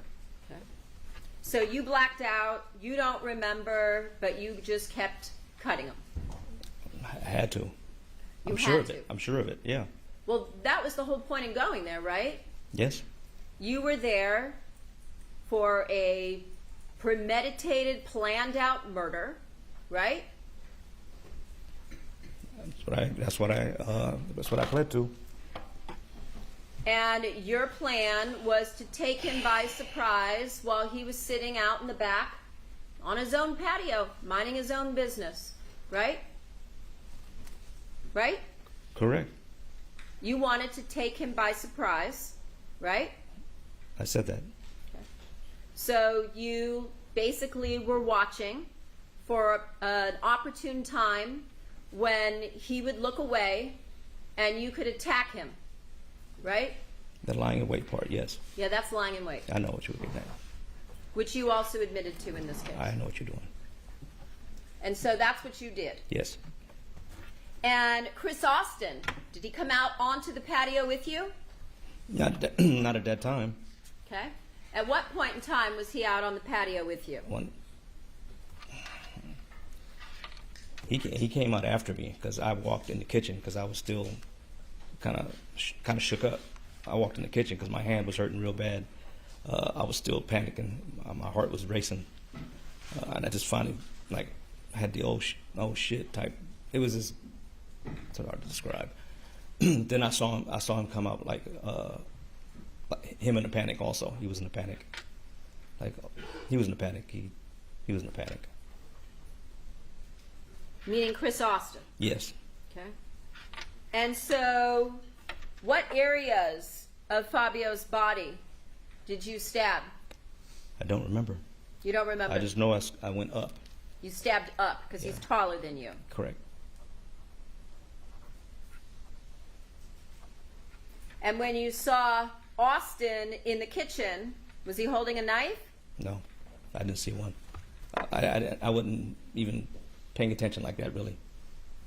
I really wasn't paying attention. I was still in shock over it myself. Well, why would you be in shock? This was Because something I was. you I had don't know. planned for months and months. I was in shock. That's it. That's it. I was in Well, shock. you weren't in shock, right? Because you told us last week that you had the presence of mind to go around the house looking for valuables in order to stage the scene. I still had to do that, yes. But I still was in shock. Okay. And so you told us that at some point you backed up after stabbing Fabio, right? Remember saying that last week? I'm sorry, I'm not paying attention. I'm not paying attention. I'm sorry. Hang on. Say that one more time, please. You told us that when you were stabbing Fabio to death on the back patio, Yeah. you backed up. Eventually, I backed away, pulled away, and walked off. And just left him there to bleed to death. Right? That's what happened. That's what happened. And then you told us you walked back into the kitchen. Yes. Right? Because at that point you knew Fabio was dead. Correct. You Well- weren't going to take a chance. Well, I didn't check for vitals or nothing like that, so I don't know, but I would assume so. But you knew he was dead. Right? I don't- mean, you had I didn't stabbed him as you told. I assumed he was dead. I assumed. You stabbed I him. assumed he was dead. You stabbed him in the neck, just like you told Austin he should do the night before, right? To make sure that Fabio was dead. Yeah, I assumed he was dead. And you stabbed him in the neck numerous times, right? I don't remember that. You also stabbed him through the heart, in his chest, right? I don't remember that. And you stabbed him in his thigh so that you could cut the femoral artery and vessel. So again, he wouldn't be able to get up, right? I don't remember that. You were sure that he was dead because there was no way you were going to allow him to be able to be a witness against you, right? You were going to get the job done. That's what you went there for. That's what all this planning was for. Your Honor, this has been asked. It's overruled. Right? I went there to accomplish that, and that's what I did. Okay. And so again, before you left that patio, you wanted to be sure that your intended target had been disposed of. For the third time, yes. So when you told the jury last week that you were unsure if he was dead, that would be again another lie, correct? Incorrect. I assumed he was dead. I wasn't sure, but I didn't check. I didn't check a vital on him.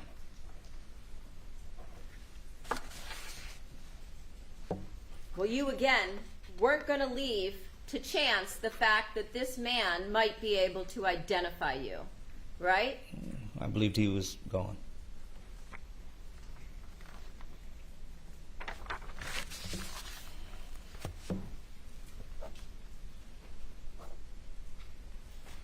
Were you wearing gloves? Yes. And when did you don the gloves? Before we got there. While you were running? We had them on when we were running, yeah. You and Austin both were wearing gloves? We were all covered. We both were covered. Did you give gloves to Austin? I think I did. And when did you give him these gloves? They were in the car when I got them. I got them. I think that's what I went to Target for, to get the gloves, but I'm not sure. So you think you bought gloves at Target? I bought them, not him. I did. You think you bought gloves at Target? I'll say it again. Yeah, I think so. 2 pairs. No, just an extra pair. I had a pair for myself already. Okay. Because again, you had been planning this, as we talked about, for many months. This has been asked and answered. Yes, sustained. So you put on gloves and ran 2 miles with your face covered and gloves on your hands? Yes.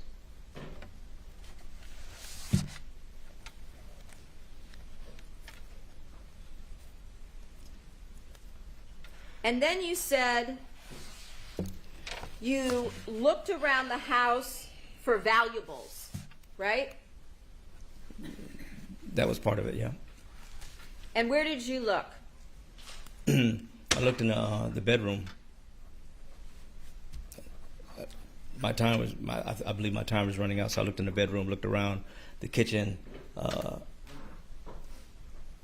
next part was trying to create a disarray in the bedroom to make it look like it was a home invasion. That took more time than I thought it was, so I didn't have really time to go around the house the way I wanted to. So you spent some time looking around the house for valuables, and then you spent some more time looking around the house to create the scene. No, I went to the bedroom first. Okay. First thing to try to do is start pulling out drawers and throwing clothes around to make it look like it was a home invasion. Okay. Then I started trying to look for jewelry or anything that looked like it was valuable. I just started grabbing stuff. I didn't do an inventory or nothing like that. I grabbed a pillowcase and started putting it on the pillowcase. Okay. And trying to mess the house up at the same time, but I just believed the time was getting short, so I didn't do what I really wanted to do, was go through the whole house. Well, not the whole house, but a majority of the house. So which areas of the house did you go through to mess up? Just the bedroom, that's it. That's the bedroom. Okay. And you told us, I think, last week that you had clothes there. Remember saying that? I think I said clothes. I grabbed clothes. Yeah, it wasn't my clothes. It was clothes that I think I might have gotten her that I grabbed. You told this jury last week your clothes were there. I don't think I had clothes there. I don't think I had clothes. I meant probably her clothes that I got for her that I wanted to take. Wouldn't that cause Monica to know that it was you if the only clothes that were taken were items you gave her? I didn't find anything anyway. It was me being paranoid. Probably would have. It probably would have. It was just me being paranoid. So you took clothes that you bought her. I said if I saw some, I took like a racquetball shirt. That was just me being paranoid, but I took a lot of other stuff too. It was just trying to, anything that I could see that belonged to her that I got, I just was going to put it in, take it, but I didn't find too much. It was like a T-shirt or something like that. It was nothing. So as I was throwing clothes around, I was looking. There was nothing there, though. You were throwing clothes around looking for clothes that you had given her now. No, Not I'm just your clothes. I'm just throwing clothes in general, not just her stuff to pull, to take. Just clothes in general, everything that was in the drawers. Okay. And then you said you put them into some kind of a pillowcase. Yes. Okay. And you also said that there was a safe. I never said that. You didn't say last week that you saw the safe and you knew there was a safe? You didn't say that to this jury last week? I didn't say it like, I don't know what I said about that, but I said, we talked about a safe, and I said, I Who thought there was talked one about in a there. safe? You did. This is the first time I've asked you about a safe. Objection, Your Honor. You mentioned it. Excuse me. First she indicates she talked about One moment. That's important. Counsel's testifying. Sustained. You mentioned in your direct exam last week that you saw a safe. You mentioned the safe. Okay. So you don't remember mentioning that in your direct exam to the jury? I remember we talked about it. I remember we talked about it. I told you I don't remember seeing it. I think that's what I said. Okay. We'll go with that. Sustained. So you never, your testimony today is that last week on your direct exam, you never mentioned seeing a safe. Do I have that correct now? Overruled. I remember we talked about a safe. I don't remember seeing a safe Okay. that day. Okay. Did you know there was a safe? I don't remember. I honestly don't remember. I think there was a safe in the house. I really do, but I don't remember.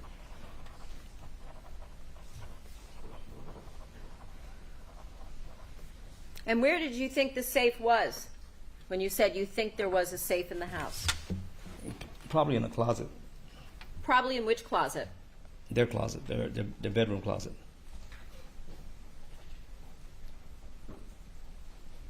Of all the places in this multi-room house, why would you say that the safe was probably in their closet? Because I can't remember if I saw it. I saw one before on one visit that I had. I can't remember if I saw it sitting somewhere. Who showed you the safe? Nobody showed it to me. Facts, none, and evidence. Sustained. How did you know where the safe was if nobody showed you? I think I just saw it on a glimpse. Just a glimpse. Yeah, I think I saw it subconsciously. Like in plain view, it just happened to be sitting there in the No, closet. I think I just saw it in the closet. I just didn't make a direct observation and say, hey, I'm going to look for this safe. That wasn't in my head, so I didn't really look for it like that. What if I were to tell you that the closet, or the safe in this case, is behind a mirror, so it would be hidden? See, it tells you how much I know. See?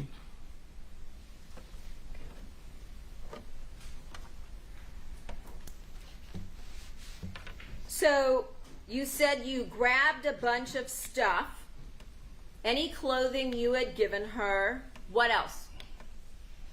What else did you steal? I said not any. I said one piece I saw. That's Okay. it. I said I was looking for other stuff, but I didn't pick up anything else. I saw the jewelry box, whatever was sitting on the counter. Okay. What And else? just random stuff. I wasn't inventorying. I was just throwing stuff in the pillowcase. I wasn't inventorying or looking, oh, I got this. It was just whatever was there. I just put it in there. Okay. And then what'd you do? I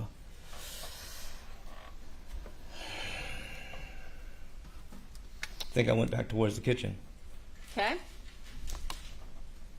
And then what? Eventually left. Last week you told us that you went back out onto the patio for a second time. Do you remember that? Yep, I do.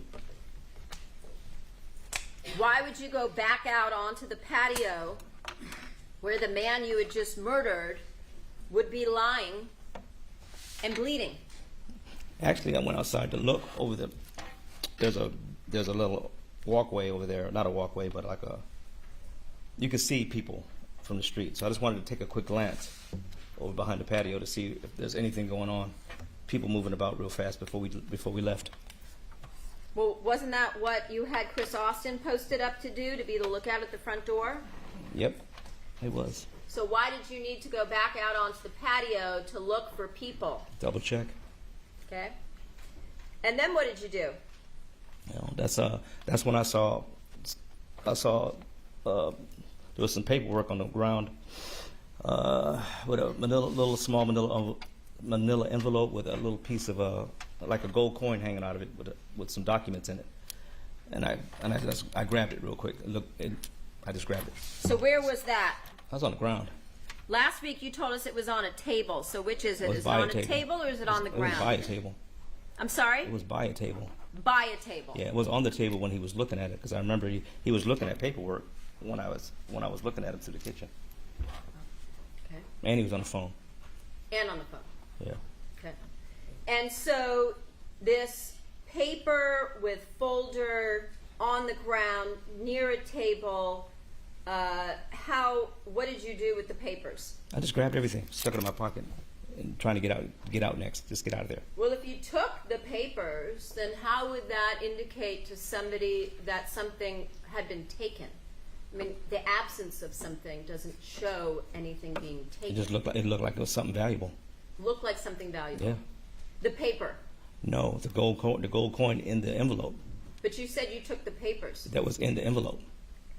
So you took the papers, you took the envelope, and you took a gold coin. The gold coin, there was a couple of gold coins, not a couple. A couple. There Yeah. was more than a couple.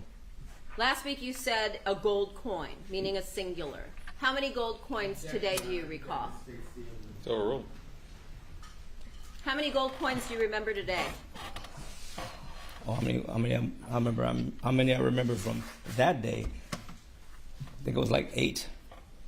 8. I'm guessing 8, 9. And then did you, even though you were in a rush, start looking through the papers? No, You didn't. So if you told that to the defense team, that part would also be a lie, or is today the lie? Which version? That's argumentative. Sustained. Which version of the story is true? That's argumentative. That's overruled. you're getting more detail today, so I'm giving you more details. I see. So again, which version of the story is true? Well, why don't you ask me the question? I'll give you the truth answer. Objection, non-responsive, move to Sustained. strike. Which version of the story is true? The more detailed version has been the truth. It's the one I'm telling you now. I see. So whatever you told the defense last week would be a lie. I wasn't detailed with them. Okay.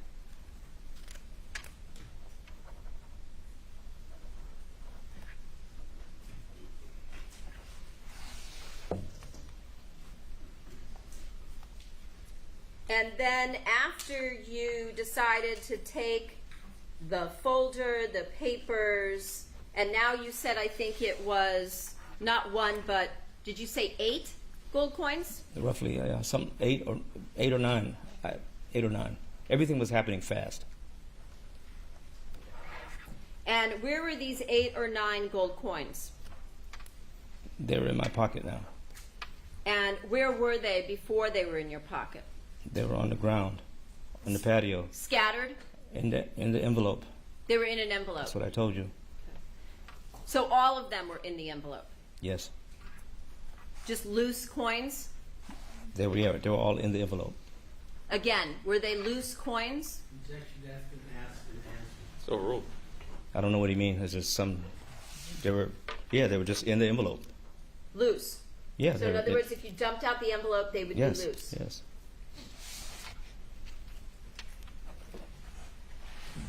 And then what did you do? Unless I'm missing something else, get out of there. Okay? So where do you go? To the car. Actually, before the car. I saw the keys on the car. Time was running out. I knew it was running out. You saw the what? The keys to the car. Okay. Where were those? They were on the counter. Okay. One of the 2 counters. I can't remember which one. Okay. When you say the counter, are you talking about the kitchen area? Yes. Okay. So then what? Then went to the car. Got into the car. Left. Okay. And on before you left, did you take anything else? I might have. I might have. I just don't remember. I might have. I don't know. Okay. I wasn't doing an inventory of everything. I was trying to get out of there. Did you stop to take the DVR? Oh, see. Yes. So where was that? That was in the garage. Okay. And who showed you where that was? Let's follow the wires. Okay. So there were wires that led you there. Can't miss it. They just had them You can't miss it. laying around that Wires led. you can't miss it. Well, you were there the day, as we talked about, that the surveillance system was installed. We talked about that this morning, right? June 28th. I don't remember being there when this thing was installed. I really don't remember that. Okay. I really don't remember that. And so you took the DVR. Tell us why you decided to do that. So there's no record. There's no media. How did you know that the DVR wasn't cloud-based? I didn't. So you took the DVR not knowing if it contained any recordings at all. Not really sure, but I took it anyway. You hadn't had a prior conversation with Monica about the DVR, had you? I hadn't had a conversation with her about it. Never. I know that she was getting a new system. She said it was getting upgraded. That was way before that day. He said that he wanted to get it done. And so you took the DVR, right? Correct. Where was that? In the garage. Where? World? Well, if I didn't take it, I don't know where I got it from, but I took it. I can't remember exactly where it was anymore. Okay. It had to be me to take it, right? Yes? And so after you took the DVR, did you do anything else? Not that I remember. It's a long time ago. Did you turn off the power to the house?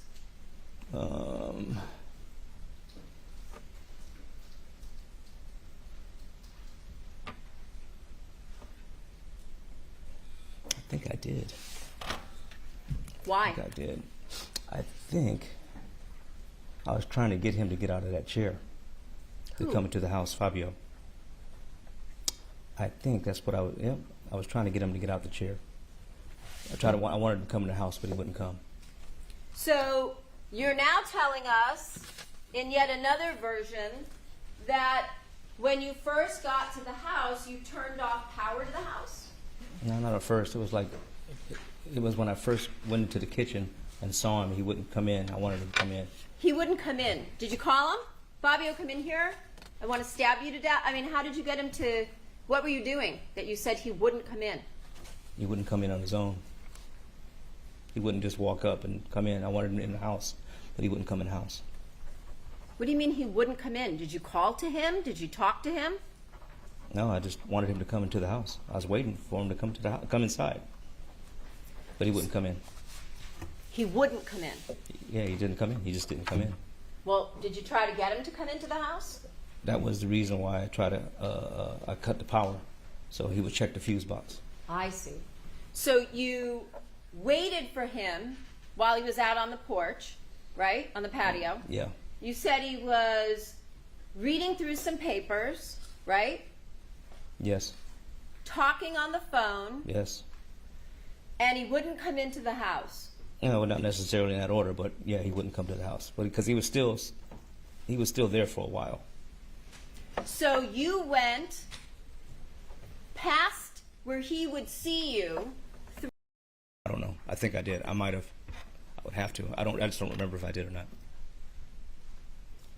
Last week, you remembered that you said you showed him a photo. Today, you don't remember. I just don't remember right now. Fabio became an adult. You're going to hear that he followed in his older sister's footsteps, and he became a hairstylist.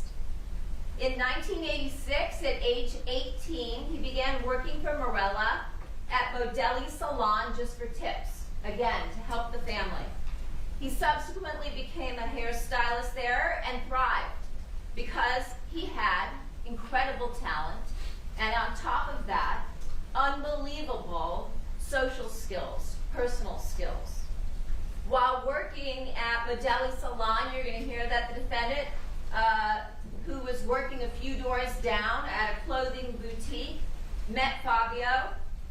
She became one of his clients.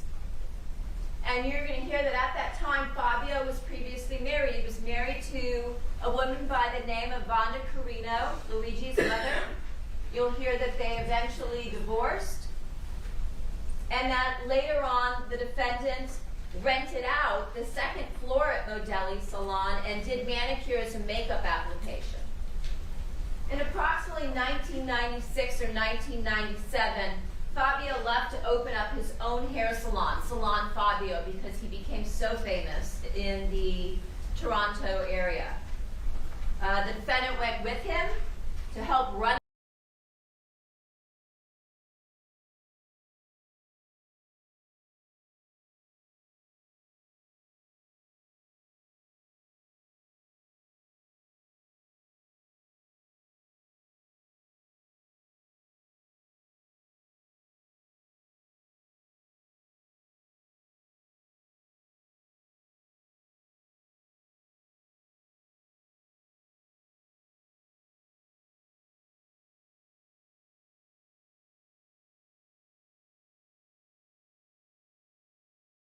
The defense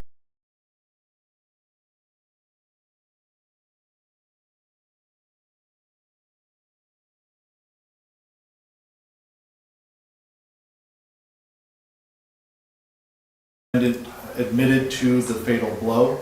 She never admitted to the decapitation portion, but the evidence was overwhelming that it was obviously her who did it.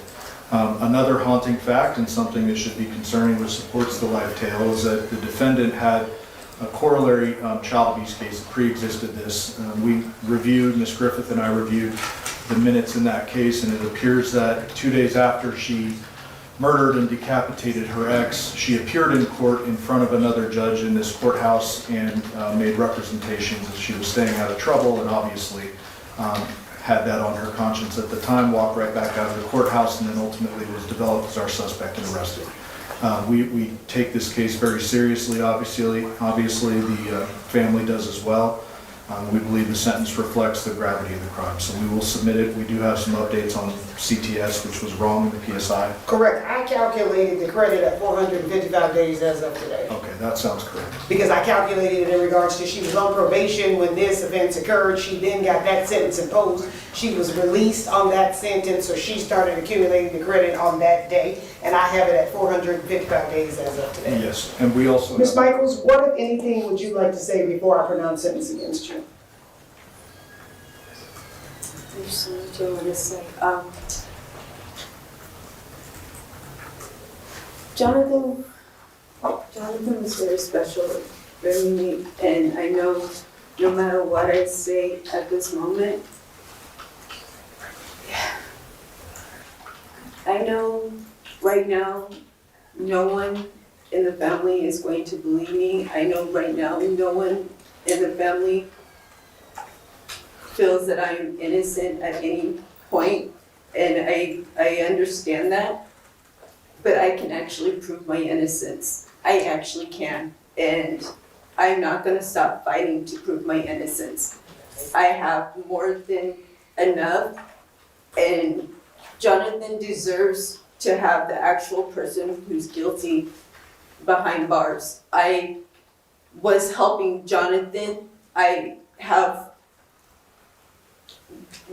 can show that I was trying to help him, and this I know is hurting the family, and I can see it in your faces, and I know your hearts are angry, and they should be, and I'm angry for you.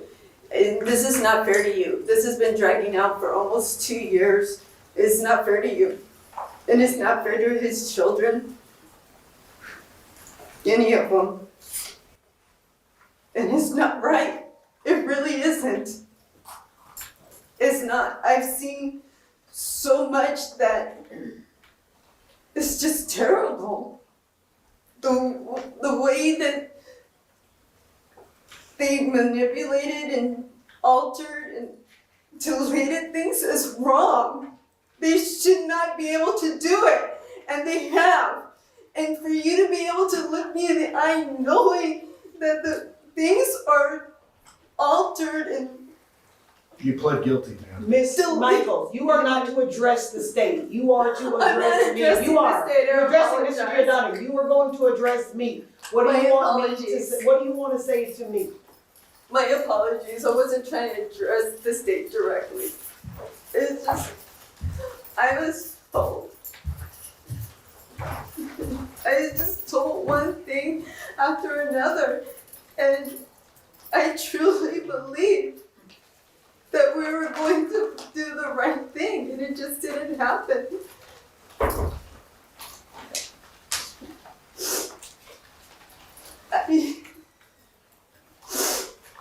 I am so sorry for all of this, but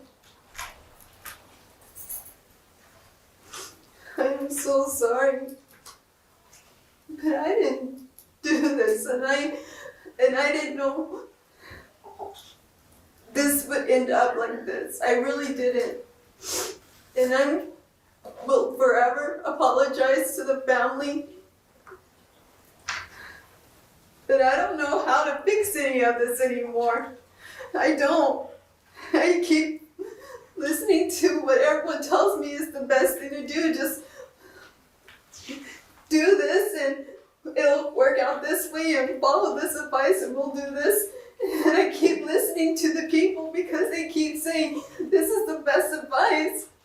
It doesn't turn out the way they tell me it will. And it just gets worse and worse. And I don't know what to do anymore. Judge, I'm not comfortable with this record. I'm willing to let her out of her plea if the court is inclined. I don't know how to fix this. All right.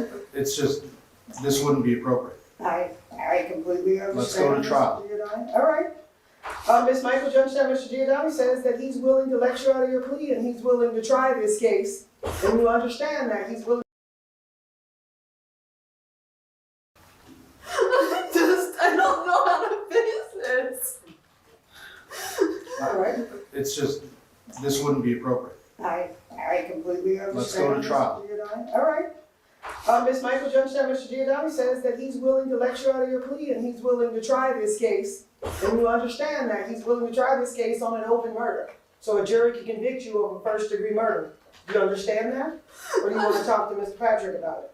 I don't want to talk to Mr. Patrick.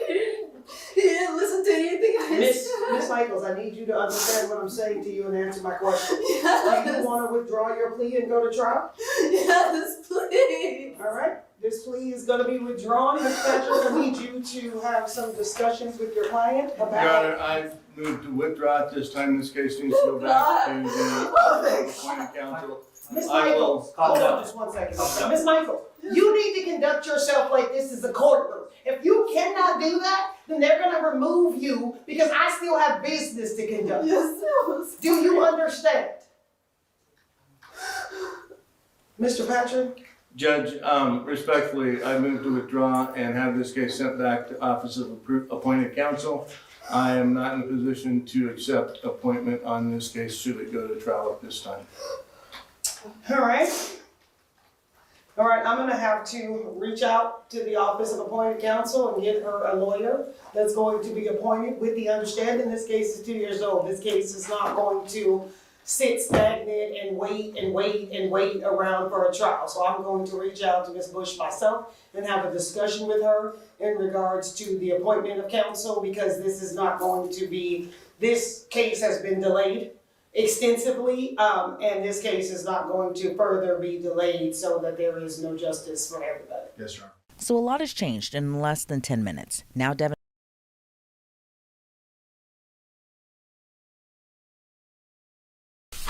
Did you tell Mr. Levine and his investigator that you contacted Jay through an app? Yes. Which app was that? It was made up app. It didn't exist. Jay didn't exist, remember? Yeah, I get that, but I'm asking you what you told them. Oh, I don't remember. You don't know which app. I don't remember what I told them. It wasn't. Because it was a lie, so it's hard to Jalen remember. was a lie, yes. I told you that 50 times already. And then you told him that you got something to make money, and you had his number, right? Oh, Jalen? Jalen, Jaybird, Jay, Yes. all lies. Yes, Jalen's a made-up character. And then at that point, did you also tell Mr. Levine that you cleared your phone after this, purged all your numbers in order to destroy it? Yes. And that was in order to destroy evidence, correct? Yes.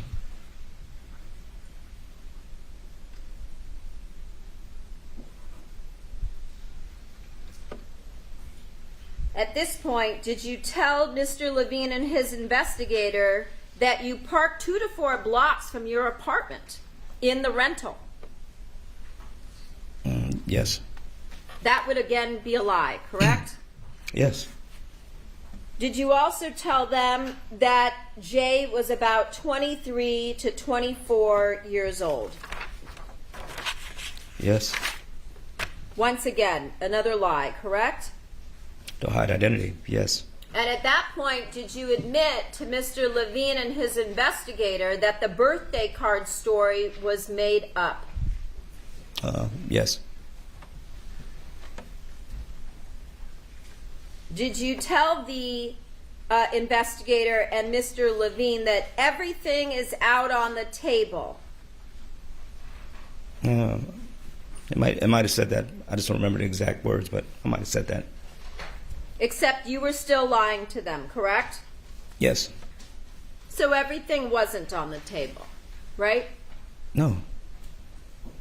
And then at that point, you said you swore that you would tell the truth, correct? I didn't swear anything. You didn't? I don't swear unless I'm going to court. Did you tell them that you were going to tell the truth? Yes. Yet you continued to lie to them again, right? Not on everything, but yes. You told him Jay was clean shaven, right? Jay is a made-up person, yes. And Jay was from Houston, Texas. Yes. They asked you if you had sent a message to Monica on the following day after the murder saying you were sorry, and you said you don't remember doing that. I don't. Correct? I don't remember. You also told them that after the murder you got rid of everything, correct? If that's what they said, that's what they wrote. That's what you said, correct? There's a lot of stuff in between that's missing, so... I'm going to object, move to strike is non-responsive. Stricken. Again, is that what you told them? I don't remember. I'm pretty sure if they wrote it down there, I said it somewhere. Okay. And then at that point, they told you that you were their most important witness, correct? I don't remember that. You remember them saying no witness is more important? I don't remember that part of the conversation, but if they wrote it down, I guess that's what was said.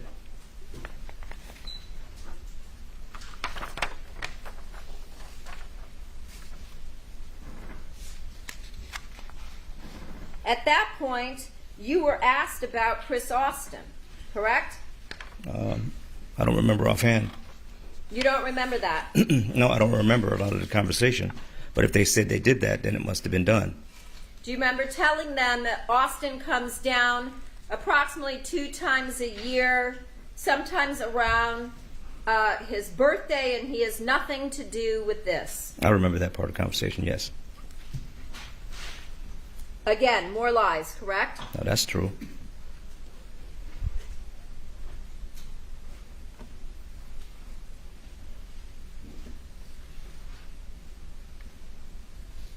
And you told them at this point that your testimony is official, correct? If that's what they said. I don't remember all this part because it's a lot missing here. Move to strike the last half as non-responsive. Stricken.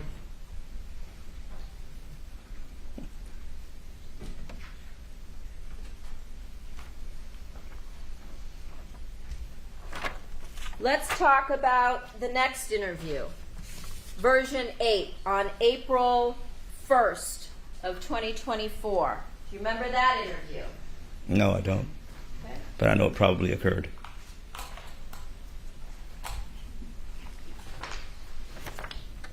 Once again, on April 1st, was your attorney present? No. Was this interview recorded? Not that I know of.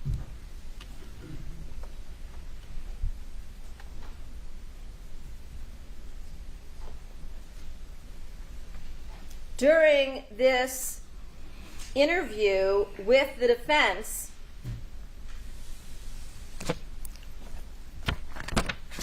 did you tell them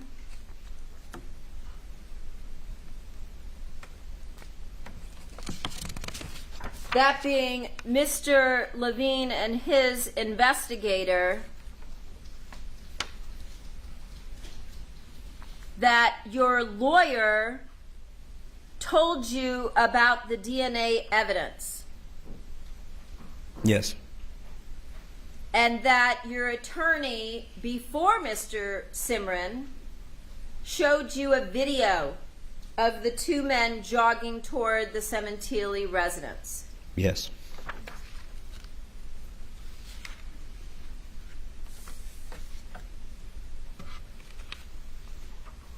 During this interview, at any point in time, did you admit to Mr. Levine and his investigator that you had lied to them in all of your prior interviews regarding Jalen, Jaybird, and Jay?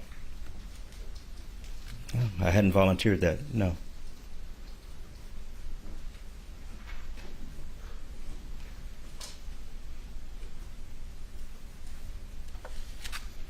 At any point in time during that interview, did you talk to them about, or mention even, the gold coins? The what? Gold coins. Oh, I don't think so, no.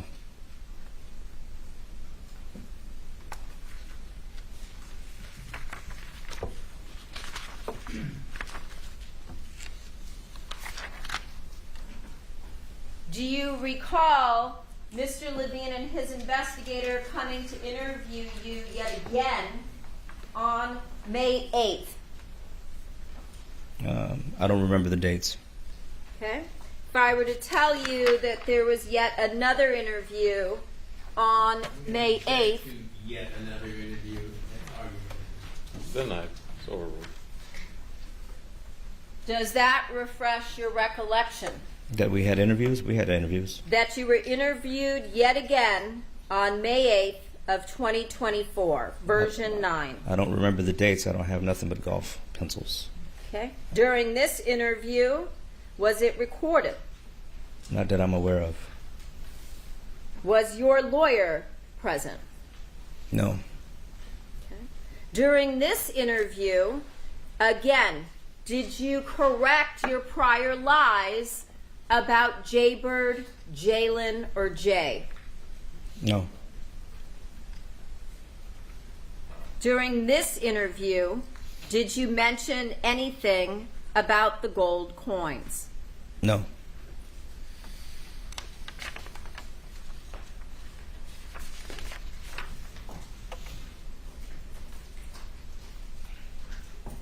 Do you recall being interviewed yet again in November of 2024?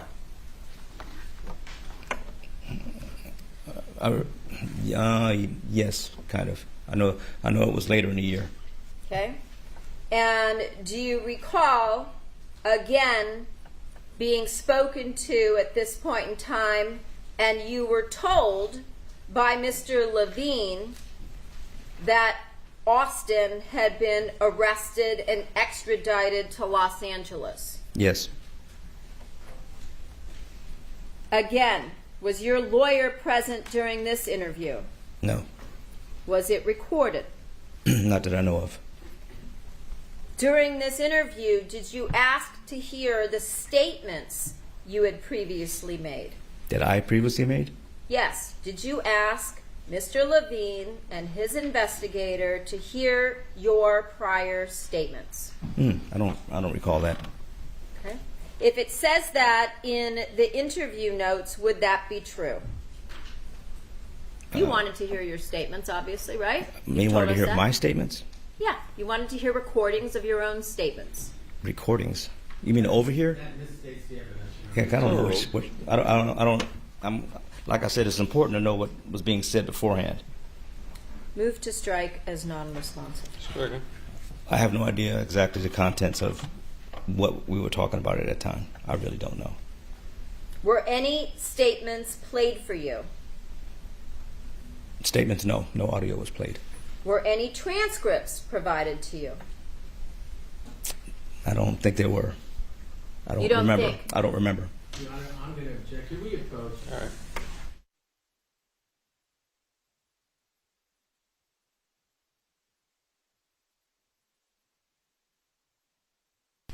Mr. Baker, yesterday we left off talking about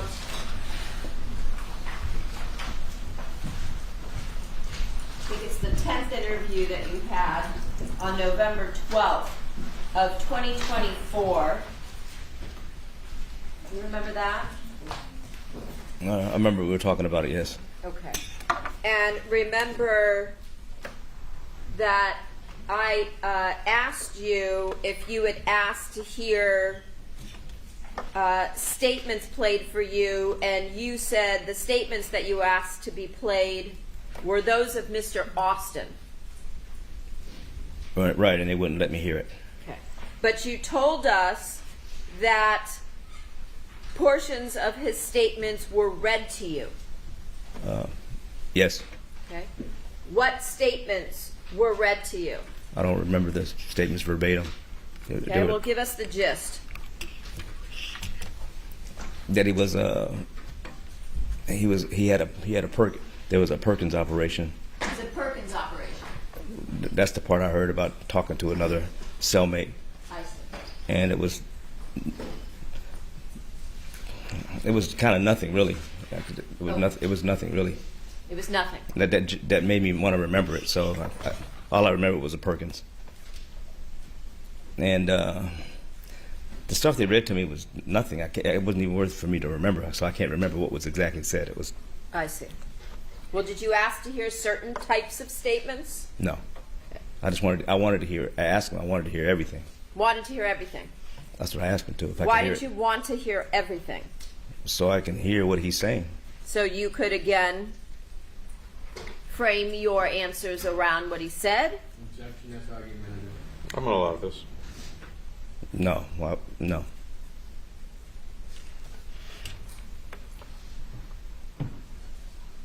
And during this interview, did you again tell Mr. Levine that you were going to be truthful? I don't recall. Well, if that's what was written,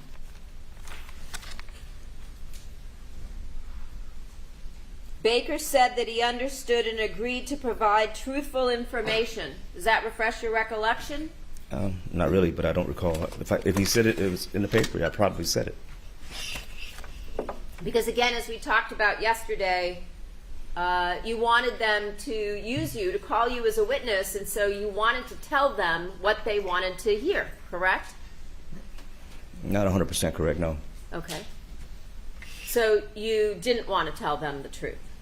I did, regarding the actual connection between me and Monica. I did. Anything with dealing with JB and Chris, not yet. Well, on this date, you changed your story up after hearing that Austin was arrested and that you were provided with portions of his Perkins operation, right? Or whatever was read to me, yes. Okay. And so your new version was you admitted that Austin was Jaybird, correct? I can't remember. Eventually I did, yes. Eventually. I just can't remember. Was it that day? I don't remember. But I did admit to it. Do you need me to show you the report? Not really, because I didn't write the report, so I don't know. Okay. So after you listened to them tell you about what Austin said in his Perkins operation, you then told them that Austin was Jaybird, correct? I eventually told them, not knowing nothing about this report or all that, I did eventually tell them, yes, he was Jaybird. Okay. And I know you haven't read the reports. You told us that they never gave them to you to see if they were correct, right? Correct. And they never showed you the notes if they took any of what you said. Correct. Okay. And you told them that you had lied about Austin because you were trying to protect him, correct? Correct.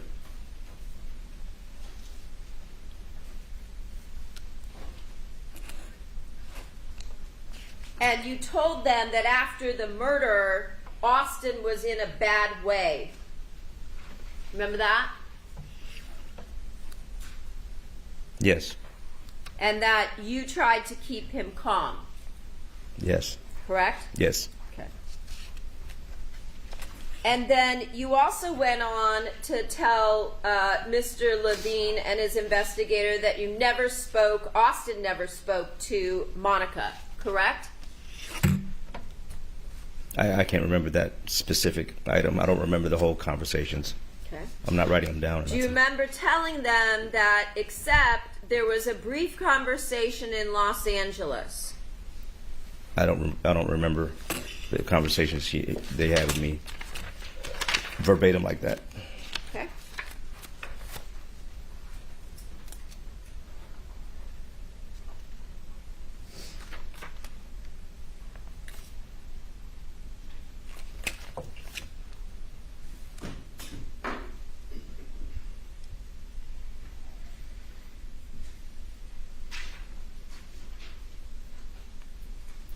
Showing you the portion of that statement.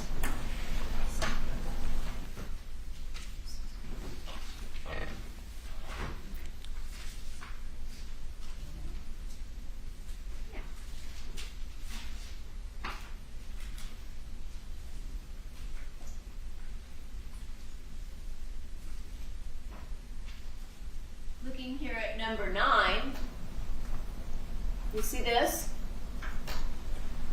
As far as he knew, meaning you, Austin never spoke to Monica Cementilli. Remember that? Not really, but if it's there. Austin did briefly meet Monica in Los Angeles, but it was a simple hi, hello, nice to meet you. Remember that? I don't remember directly, but I'm sure I said it. Okay. And then did you tell Mr. Levine and his investigator that this time where Monica met Austin in Los Angeles was way before you even thought about the murder?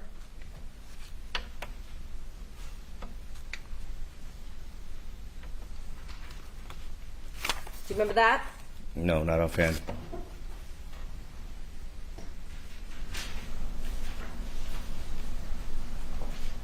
Looking at the next line, number 10,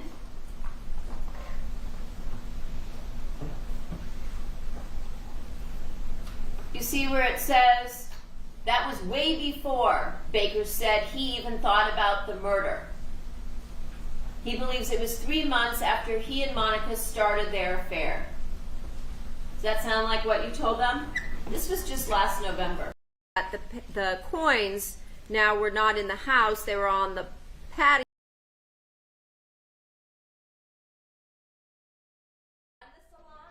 You're going to hear that she handled the books. She was someone who handled the finances. And you're going to hear that she and the defendant were married on December 8th of 1997.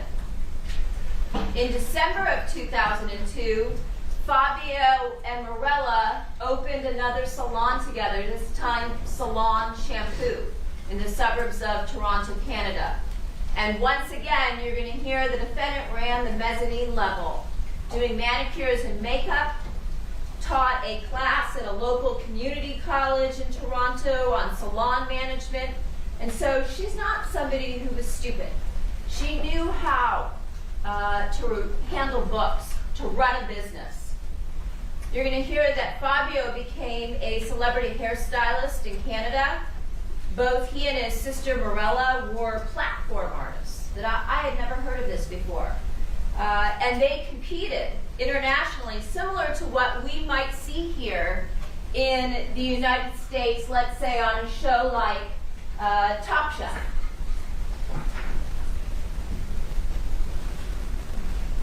You're going to hear that Fabio was highly ambitious.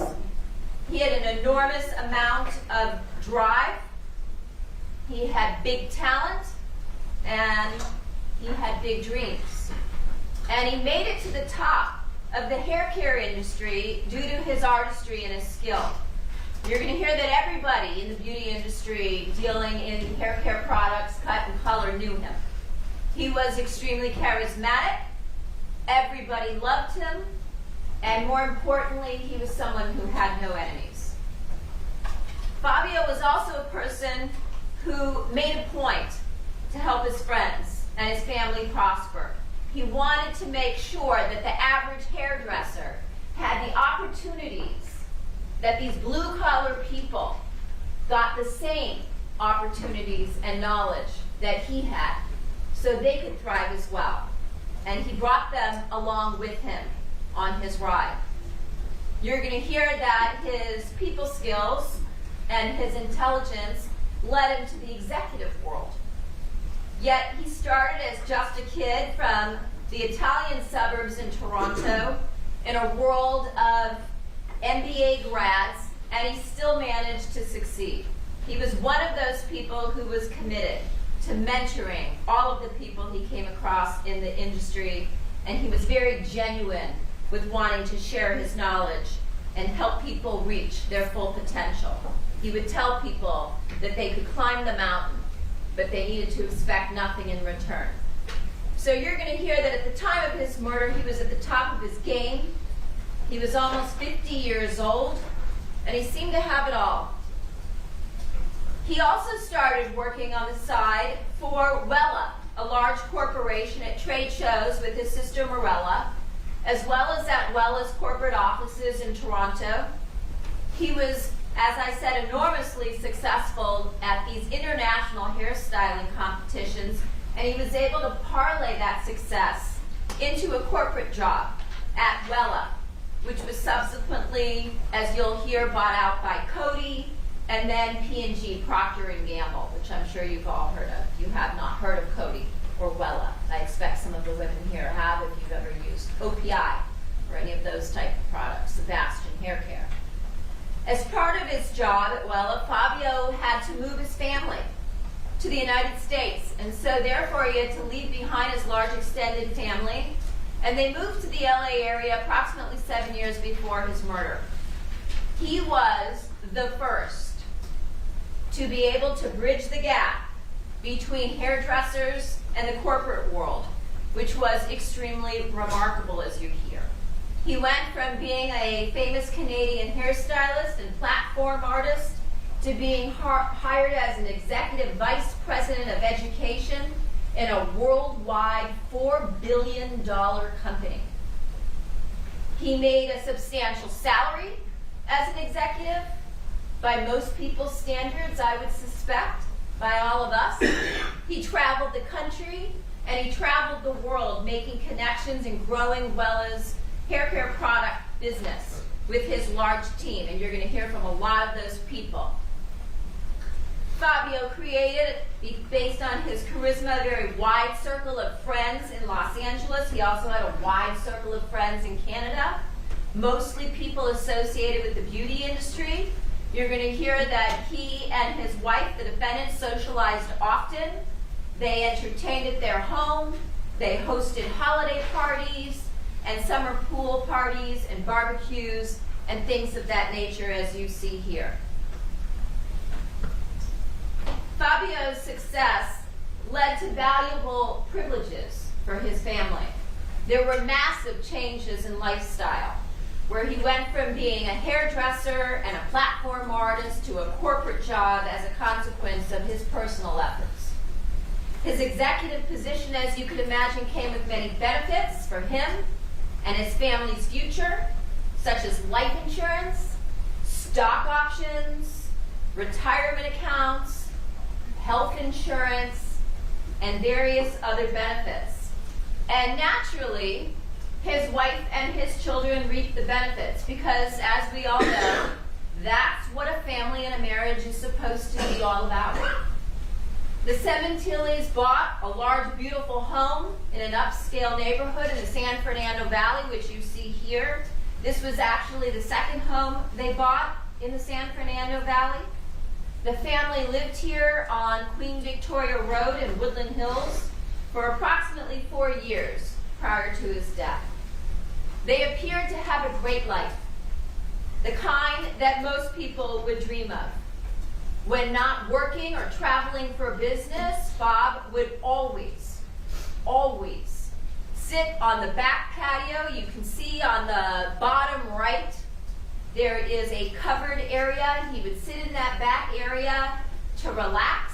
He had a TV out there, he had a fire pit, he worked out there, he held meetings out there, he posted to his professional social media posts to the industry out there. He would sit back there and he would relax. And one thing that Fabio loved to do when he sat back there, whether he was taking meetings or working, was he would love to sit back there and smoke cigars. And this is where he eventually was murdered. In February of 2017, he was going to celebrate his 20th wedding anniversary to the woman that he referred to as his queen. He often called her Pootsie. He talked about her all the time, and their date nights to his friends and colleagues. He often would try to sneak out of the office early on times when he was not traveling on business so he could take her out to dinner. And he constantly called her during the day to check in with her, also when he was traveling for work. His 50th birthday was coming up. It was on the horizon, and he bought himself his dream car, a used Porsche Turbo.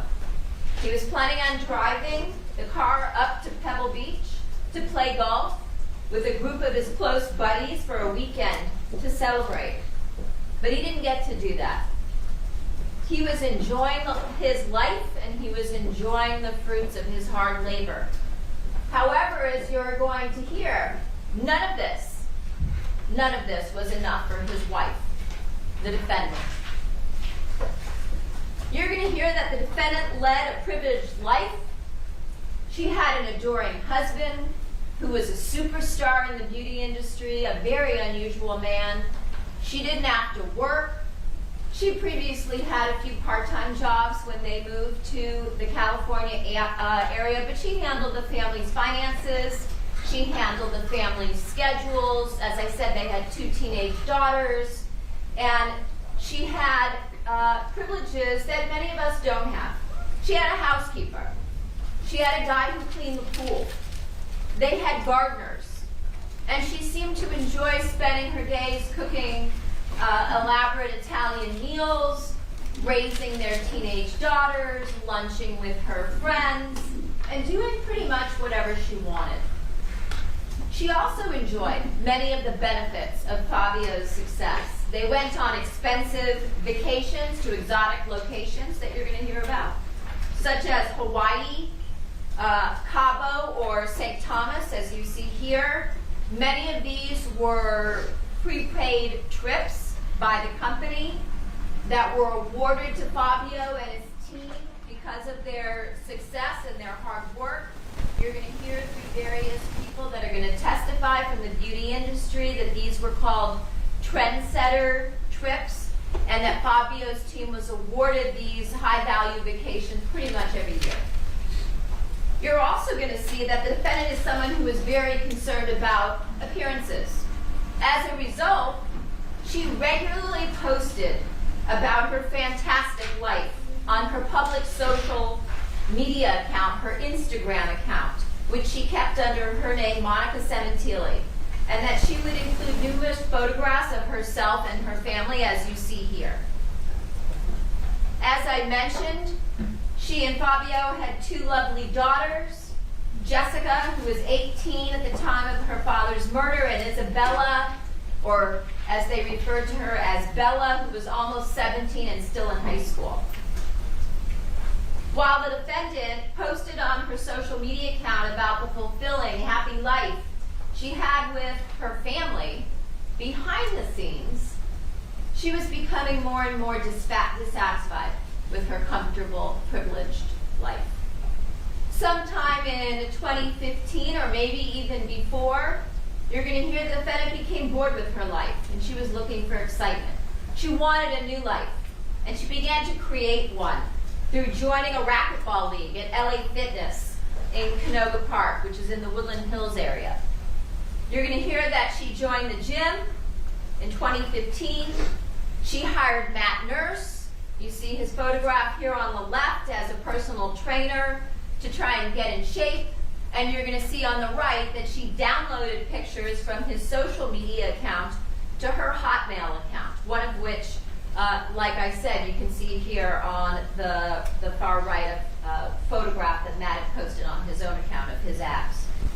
Sometime in approximately maybe June of 2015, the defendant began flirting with Matt Nurse, her trainer. She invited him to go out for drinks. You're going to hear they eventually went out for lunch in the Calabasas area, and you're going to hear that the defendant propositioned him for sex.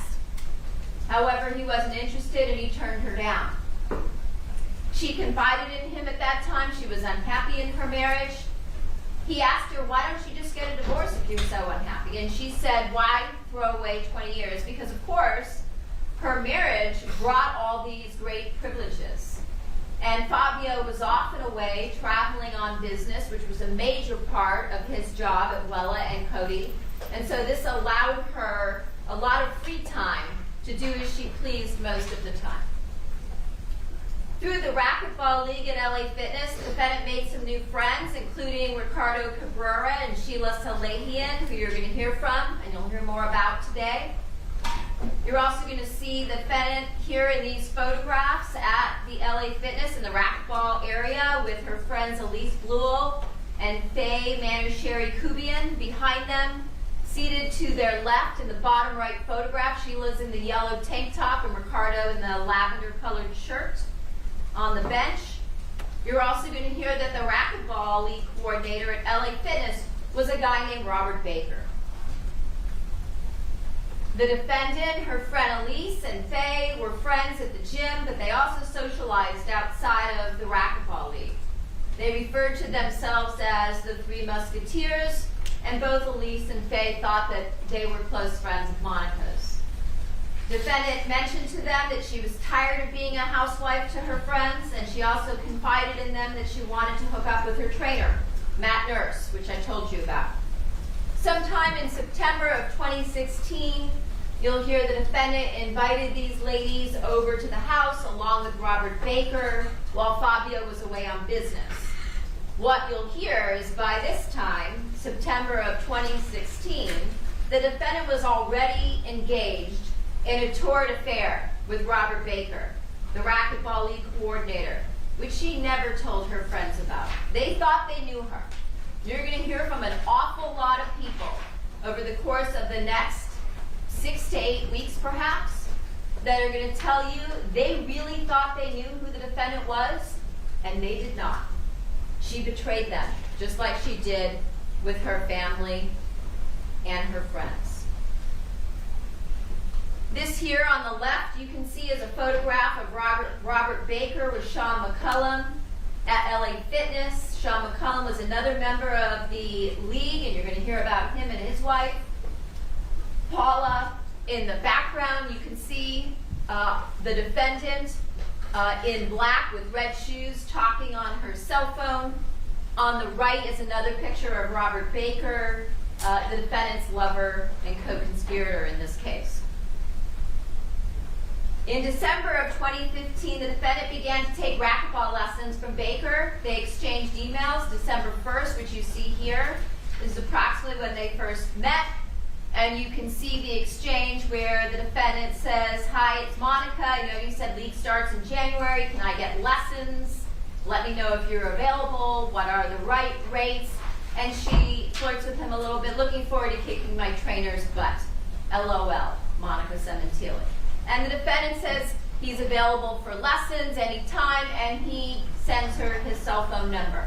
This is a cell phone number you're going to hear about over and over again. You may want to jot it down.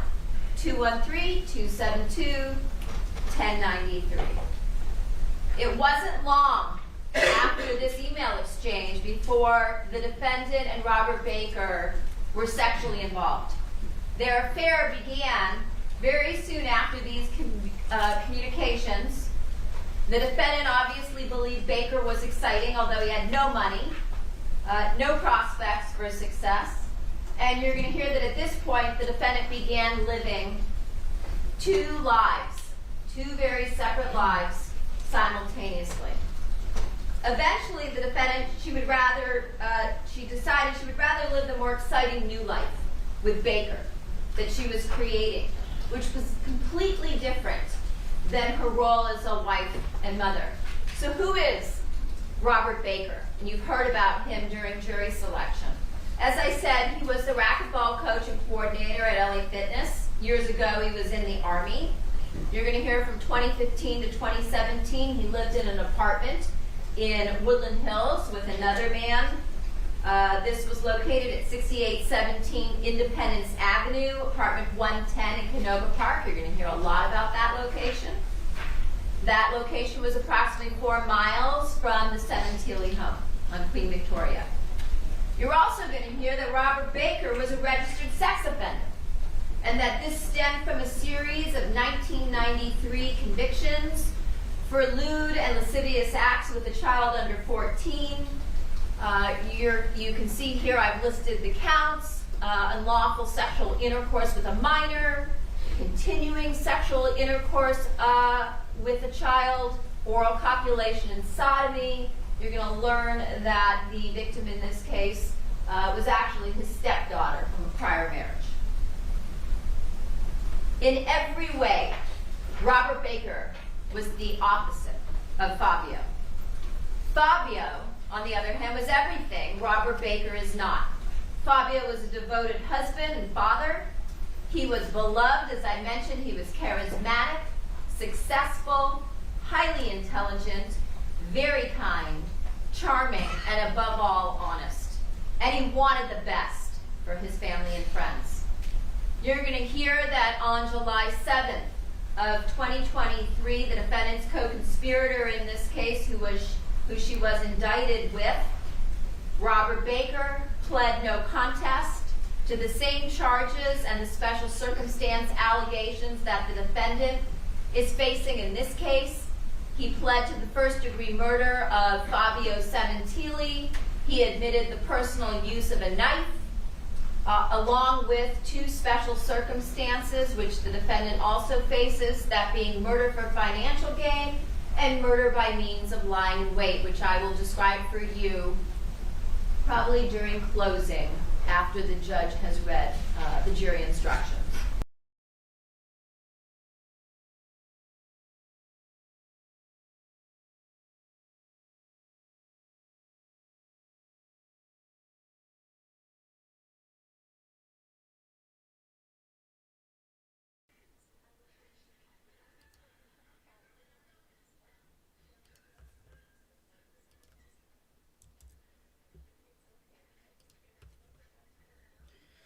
Alright, chat, that will be all for tonight. We'll pick up on this at some point tomorrow, probably.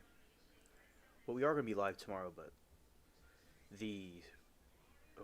most likely we'll do this tomorrow at some point, or if not, we'll do it another time. Thank you all for watching. I'm glad that you all take an interest in these, in the Sementili case, because it's similar to the case that we're dealing with now.